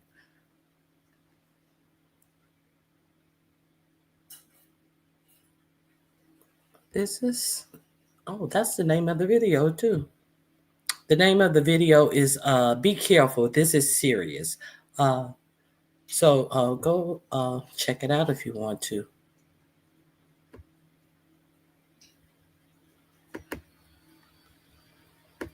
Be careful for those who are not paying attention. We're about to go into what's called the Wile E. Coyote moment. Everybody's running along and says, oh, don't worry, the Fed's got my back. You know, the economy is fine. America's the greatest. The economy is safe. And when people crash, when this thing crashes, and it's coming soon, it's the people that are not prepared. The people who are not watching this are the ones you're going to have to be afraid of. Be very, very afraid of those who are sound asleep at this moment, because when they wake up, they're going to wonder what happened. I knew something was going wrong all these years. I didn't get the bigger picture of it. So this is the emergency broadcast. Janet Yellen herself, the FDIC, and the Federal Reserve Bank will determine which banks survive and which ones die. Number two is, what does it mean when Japan and Mexico want to join the BRICS? And the BRICS stands for Brazil, Russia, India, China, South Africa, Saudi Arabia, and on and on and on. But if you have Japan and Mexico, who are possibly as close to us as Canada, joining the opposing side. So I'll just tell you a quick story. I went to flight school, to fly these things in Vietnam, and they wanted to prepare us for the worst. So how did they prepare you for the worst? Well, they make it the worst. So what they did is they take us out into the Gulf of Mexico, off of Pensacola Beach. They simulate a parachute crashing into the ocean, so it's freezing weather. I think the temperature was -3 degrees or something. We hang out the back, we drop into the water, we got to unhook, then we paddle ashore, our little rubber ducks, there's like 7 of us in a group, and we go ashore into the swamps of Florida, and our job is to survive. So it's a simulate crashing in Vietnam or the jungles, and then we had to figure out how to survive. So everything is like a little Boy Scout camp. The first day, everybody's happy, we're chugging along. This is easy. Day 2 gets a little bit more serious. Then day 3, we're hungry. And this is what I'm talking about. It took us till day 3 to turn into animals. We went primal. I was ready to kill the guy next to me. We're starving to death. We're hungry. These guys are chasing us with guns, blanks, of course. But we're running. I'm eating palmetto. Just ripping palms apart, trying to get a little piece of nourishment. Please sign the petition and urge Congress to make assault rifles illegal for civilians. There's no practical. Starving to death. We finally shot a raccoon, and there was 7 men, 25-year-old men, and 1 little raccoon. And pretty soon we were growling. We were just like a bunch of wolves. And the side of me came out of me that terrified me. It's what happens when you go primal after day 3. What happens when your neighbor goes primal? Because they finally wake up and said, I should have listened to emergency number 1, emergency number 2, emergency number 3. So I thank my friend Andy Scheckman for keeping me informed personally about what's going on in the world. So really briefly, could you give us an overview? Number 1 was Janet Yellen, Secretary of Treasury, also Fed Chairman at one time, saying that she, the FDIC, Federal Deposit Insurance Corporation, and the Federal Reserve Bank will determine which banks live or die. Why did that terrify you? That's number 1. That terrified me and the people that I've been talking to over the last few weeks to a level that I've never seen before. And myself personally. Let's break it down. First of all, there's roughly 5,000 of these regional banks, and these banks are responsible for roughly 70% of all the small business loans in the United States. And the small businesses have traditionally represented anywhere near 40% of GDP in this country. They are the backbone. These are the banks where you walk in and they say, "Hi, Robert, how's your family? How's your dad? How's your mom? How are your kids? Oh, I'll see you at the Little League game tonight. How's the new business going?" And they make loans based upon relationships, not upon balance sheets and business plans. They are more of a piece of the community for all of middle America. And the majority of all the small businesses in this country have relied upon these banks because of a relationship. And where a business plan and a balance sheet may not stack up so well with one of the big 5 or 6 commercial banks, it works with the small regional banks. And so what she said was, when being interviewed and in a House subcommittee inquiry, the gentleman, the representative from Oklahoma, said, "Madam Secretary, I just want to make sure we're on the same page here. You just bailed out Signature Bank, and you just bailed out the depositors at Silicon Valley Bank. Now, if one of my constituents in Oklahoma, who has $5 million in a regional bank, goes bankrupt, if the bank goes bankrupt, will that depositor be bailed out and everyone else, all of the banks in Oklahoma?" And she said, "No, sir, they won't be. It will have to be determined by an uber majority," as she termed it, between the FOMC, which is the Federal Reserve, the FDIC, myself, and the president. So in essence, what she was saying is that they will be judge, jury, and executioner. But if you really look at what she's saying, she is basically saying that if you have money in any of the banks that are not systemically too big to fail, then you better get it out, because they will fail and you will be bailed in, and you've been warned. The question then becomes, which banks are too big to fail? Which banks are systemic? And when you have a small business or your life savings in a place where you thought it was safe, you never speculated to begin with. What's going to happen? Are you going to risk that to chance? And so she's lit a fuse under literally 5,000 banks in this country that have been the cornerstone of the small businesses and of middle America, forcing everyone into a handful of very large commercial banks. And it's a very, very frightening situation for most of these people to have to come to grips with either staying with the relationships they have and hoping for the best, while not really preparing for the worst, or yanking their money out and moving it into one of the large commercial banks, which she's telling us will not fail. We will backstop the too big to fail banks. And in essence, she's creating socialized banking, putting everyone into just a handful of very, very large banks. The Communist Manifesto, centralized banking, that they control the whole economy. It's run by the academic elite, and you and I are screwed. So that's number one. Please understand that. Question is your money safe in a bank? Or is it going to be stolen by the banks, called a bail-in? In the last 2 weeks, I've never experienced the level of anxiety and fear that I'm feeling right now. It's almost like a vat of butter poured over my head, and it's just coating me with people's anxiety. The level of fear and anxiety, and it's awful. I mean, people are terrified right now, and they don't know where to turn. Some are turning to precious metals, and others are turning to short-term government treasuries, and others are moving to big banks. But the amount of money being yanked out of these regional banks, which is going to have a domino effect, is extraordinary. You speak the language of the banks. And that's the most important thing right now. Do you speak the same language the banks are speaking? What's the significance of Japan and Mexico contemplating or already joining the BRICS? So Mexico has formally applied. The rumor is Japan, Australia, and New Zealand are contemplating. If I had to sum it up, Robert, I guess I would say something to the extent that what it really symbolizes is that the United States and their actions have done more to destroy itself in the past few years than any external enemy could have ever done, because we weaponize our source of power, which is the US dollar. And we have driven most of the world away from it as a result. And the majority of the world's populations reside in the areas that comprise the BRICS, the Shanghai Cooperation Organization, the Belt Road Initiative, and the Eurasian Economic Union. This whole group of people that are rallying together against this type of hegemony, this type of, as you called it last time, bullying, and the perception of hypocrisy. And they are rallying away from the West. And really that's what it talks about, the ramifications of what really does that mean if we lose the petrol reserve status. It's happening. And I guess today we would talk about what happens when it does happen. We didn't go over this, but Triffin's dilemma and Gresham's laws and all this stuff. America has been violating all of these laws of money for all these years. And the world says we've had enough of this. So they're joining the BRICS, Brazil, Russia, India, China, South Africa. And what Andy's pointing out, that means 70% of the world's population that used to use the dollar are going to take this and say, we don't want it anymore. And so there's going to be quadrillions of dollars coming back. And the ramifications of that are possibly, and I hope it doesn't happen, but it's called hyperinflation. That this thing goes to trash. This becomes toilet paper, this little dollar here, because there's so much of it out there. And when 70% of the world's population says, we're not going to use this anymore, aloha, what does that mean to the world? Which brings up the Wile E. Coyote moment. I'm not worried about you guys who listen to 1, 2, and now 3. But what about the person who's fat, dumb, and happy and thinks, oh, don't worry, the Fed's got our back, the economy is the best, we'll be fine. You guys are just, you're Chicken Little, saying the sky is falling. It's not falling. It's going to be fine. What happens when your neighbor comes knocking on your door because their kids are starving? Do you think they're going to be wanting your food too and your money? And that's why I told the story of the U.S. Marine Corps and the U.S. Navy throwing us out in the woods. On day 3, we went primal. That little raccoon, I still remember it. There were 7 men, 25-year-old men. You know how much we can eat at 25? And this little raccoon was smaller than a chicken. And I could hear myself growling.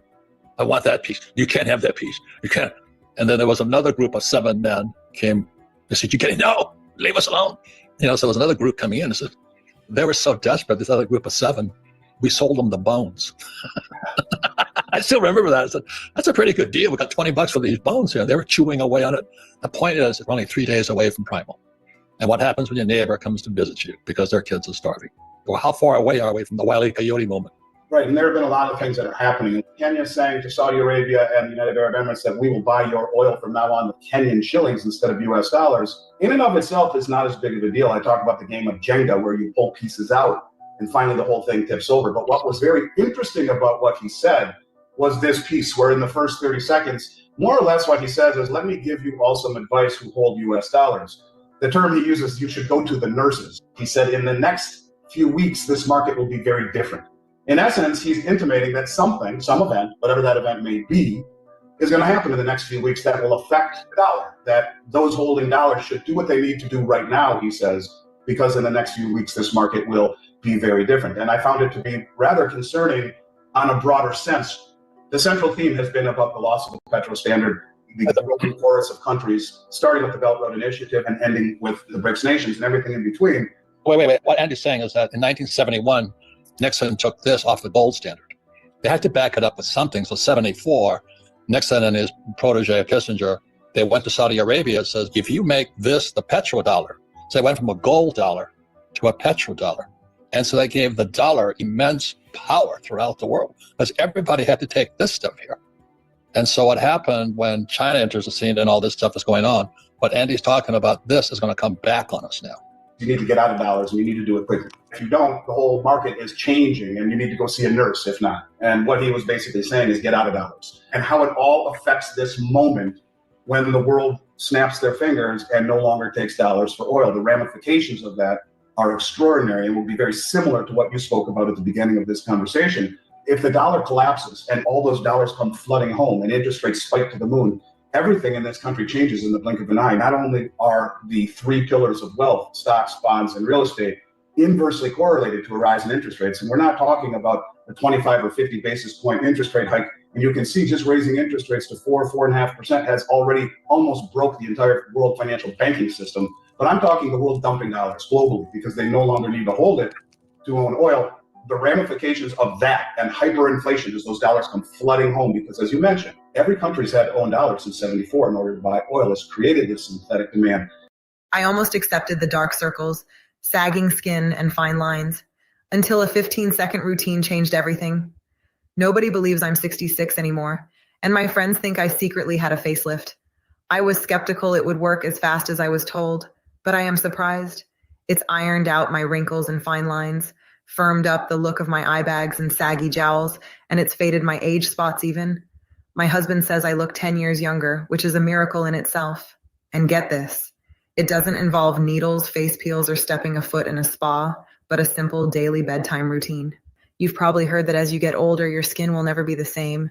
You have to accept the wrinkles, the sagging skin, the dark spots, and spend a fortune on creams, serums, and treatments that barely work. But what if I told you that's not true at all? What if I told you there's a simple bedtime routine that can help erase years of aging from your skin without Botox, without surgery, and without spending hours on skincare? I thought it was too good to be true too, until I saw my cousin at a family party. I almost didn't recognize her at first. She had always struggled with fine lines, dull skin, and uneven tone. But now, her face was glowing.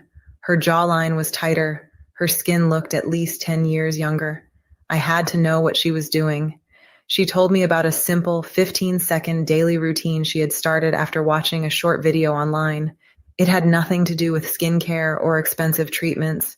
Instead, it was about a hidden factor that affects how fast your skin ages.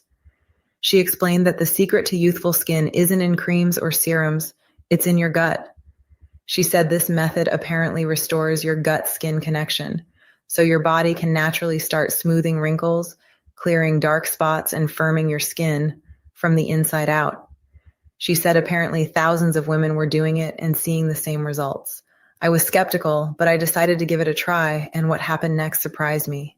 My skin felt softer and brighter. My fine lines started fading. People were asking me if I had a facelift. And the best part? I didn't change my skincare routine.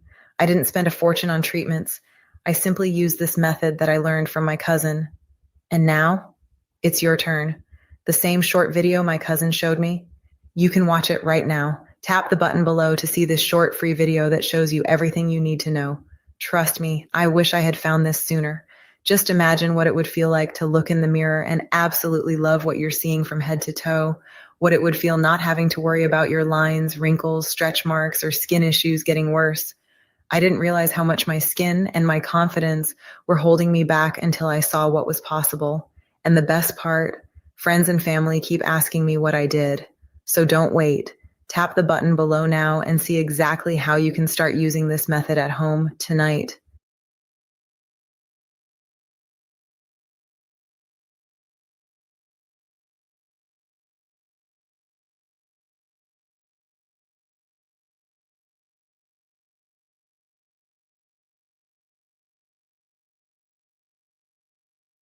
I believe this is going to change your life. Yeah, that simple circle is a cell. Look, I believe this in my heart because this is exactly what happened to me. I was questioning, Do I have a thyroid problem? And that's why I have no energy. That's why I had anxiety. That's why I couldn't sleep through a night. That's why I started getting what I called skinny fat. And that's why my hair was thinning. My body temperature was low. Oh, I went to an endocrinologist, right? And of course, they did all of the blood work. And unfortunately, my blood work even came back normal. And what they didn't tell me is what I'm about to show you. This right here, the understanding of this. I've been teaching doctors for 20 years, and I learned it because I was the person like you looking, going, what the heck is happening to my life? I ate a perfect diet at this point. I changed my diet. I was taking the best supplements, and I still wasn't getting well because nobody showed me this.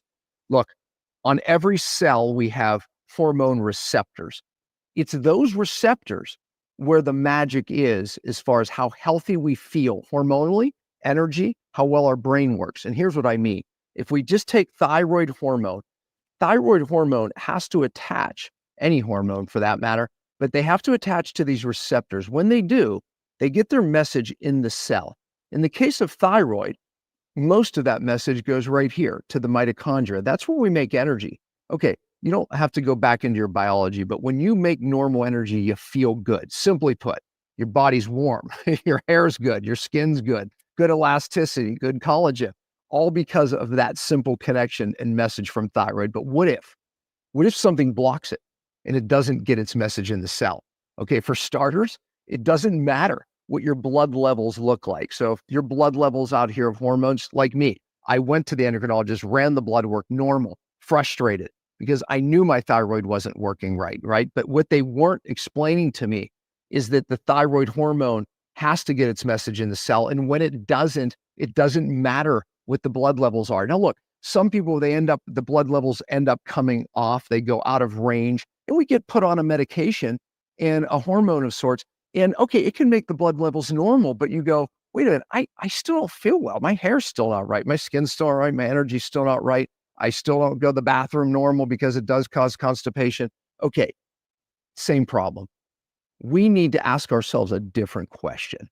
What's causing our hormones not to get the message in the cell, and therefore why we don't feel well?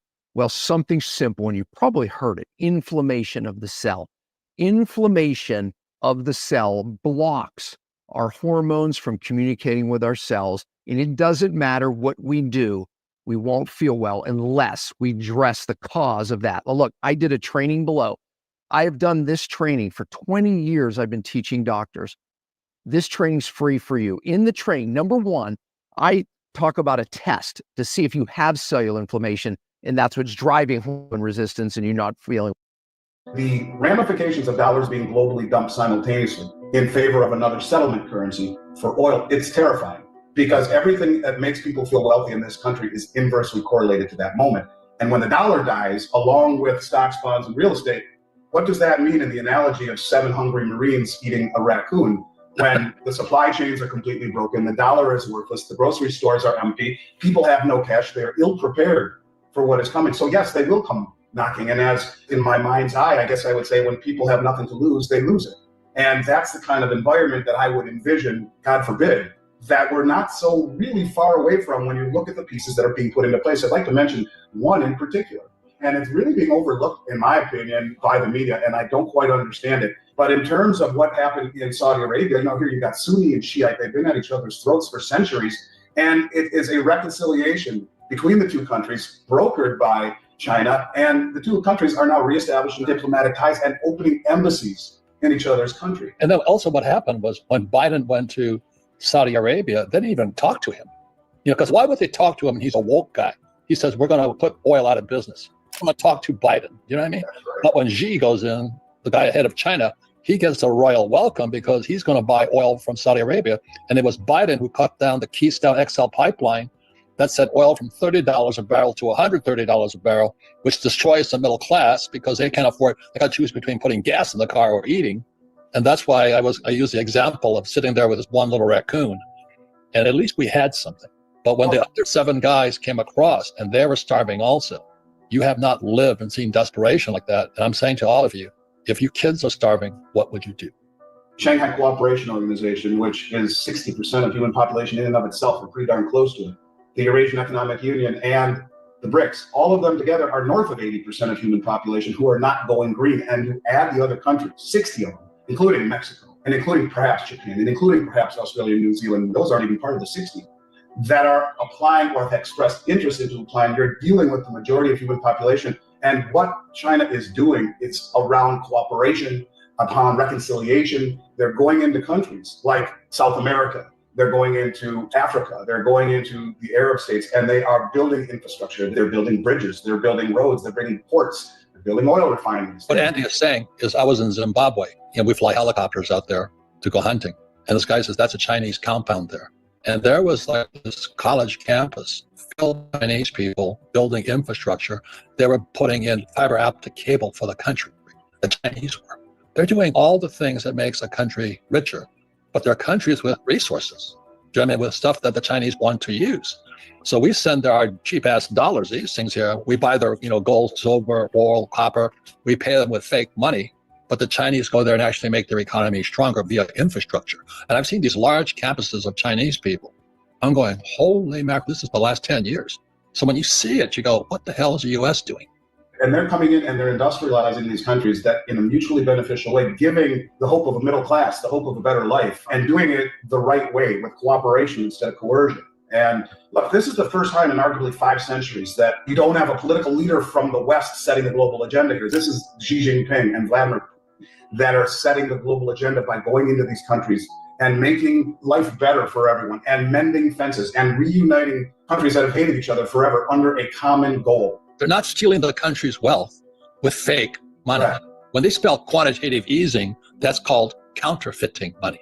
So all the US had to do was print this stuff, and you could steal a nation's wealth. You could go to the Congo and take out all the stuff, the diamonds, the oil. You could go to oil-producing countries, steal their wealth with fake money. And what Andy is saying, it's over. The de-dollarization, the lack of demand for the dollar is going to increase inflation exponentially. You are witnessing a 100-year change.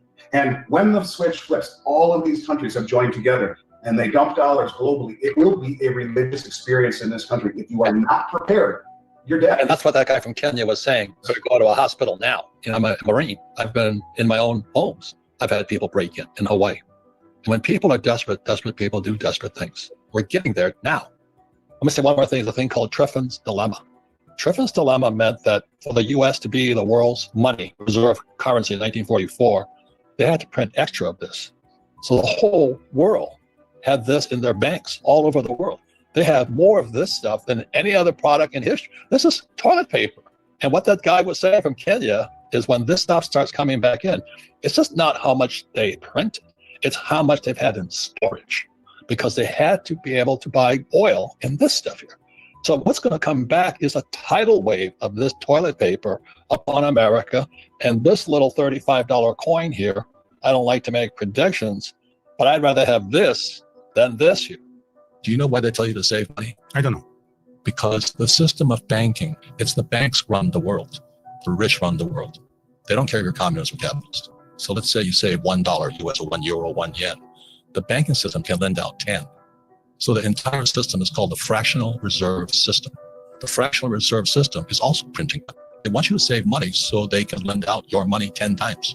So your dollar became worthless 10 times over. So that's why you don't save money, is because your money is becoming worth less and less and less and less and less. The banks are getting richer and richer and richer. Can age spots be removed? Absolutely. Age spots are not actually caused by aging per se. They're not caused by the sun. They're actually a combination of the sugar. What if you could buy a veggie from the store? Well, I guess that's it. Thank you guys for being here. I apologize for that long ass commercial in the in between. Link is in the description box. Yeah, I think that more of us ought to visit some pages on this economy, and since we are in a world economy, understand what's going on in the world as opposed to what's just going on in the United States. So that's all I have for you guys. I appreciate you guys for being here. Hit the like button on your way out. Have a great remainder of your day. I may not be on tomorrow, but I may. I'll have I'll put up a notification if I will be live on, not today, tomorrow. Thank you guys for being here. God bless you. Good night. Good day.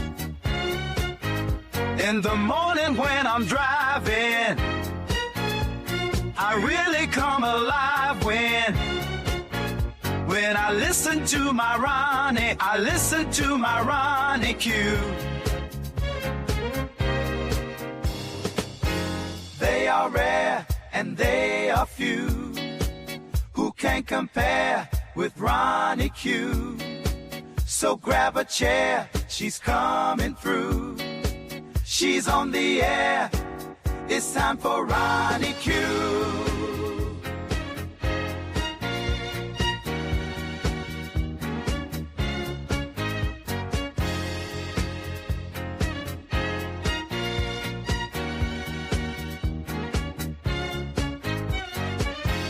They are rare and they are few who can compare with Ronnie Q. So grab a chair, she's coming through. She's on the air, it's time for Ronnie Q. Ronnie Q. It's time for Ronnie Q. Ronnie Q. It's time for Ronnie in the morning while I'm driving. Ronnie, I really come alive when it's time for Ronnie Q. I listen to my Ronnie. Ronnie, I listen to my Ronnie. It's time for Ronnie Q.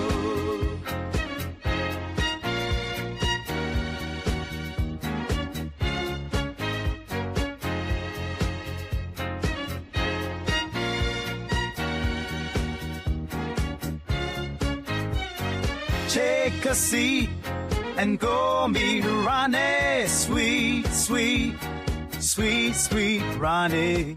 No day complete without my Ronnie. She can't be beat. Sweet, sweet Ronnie.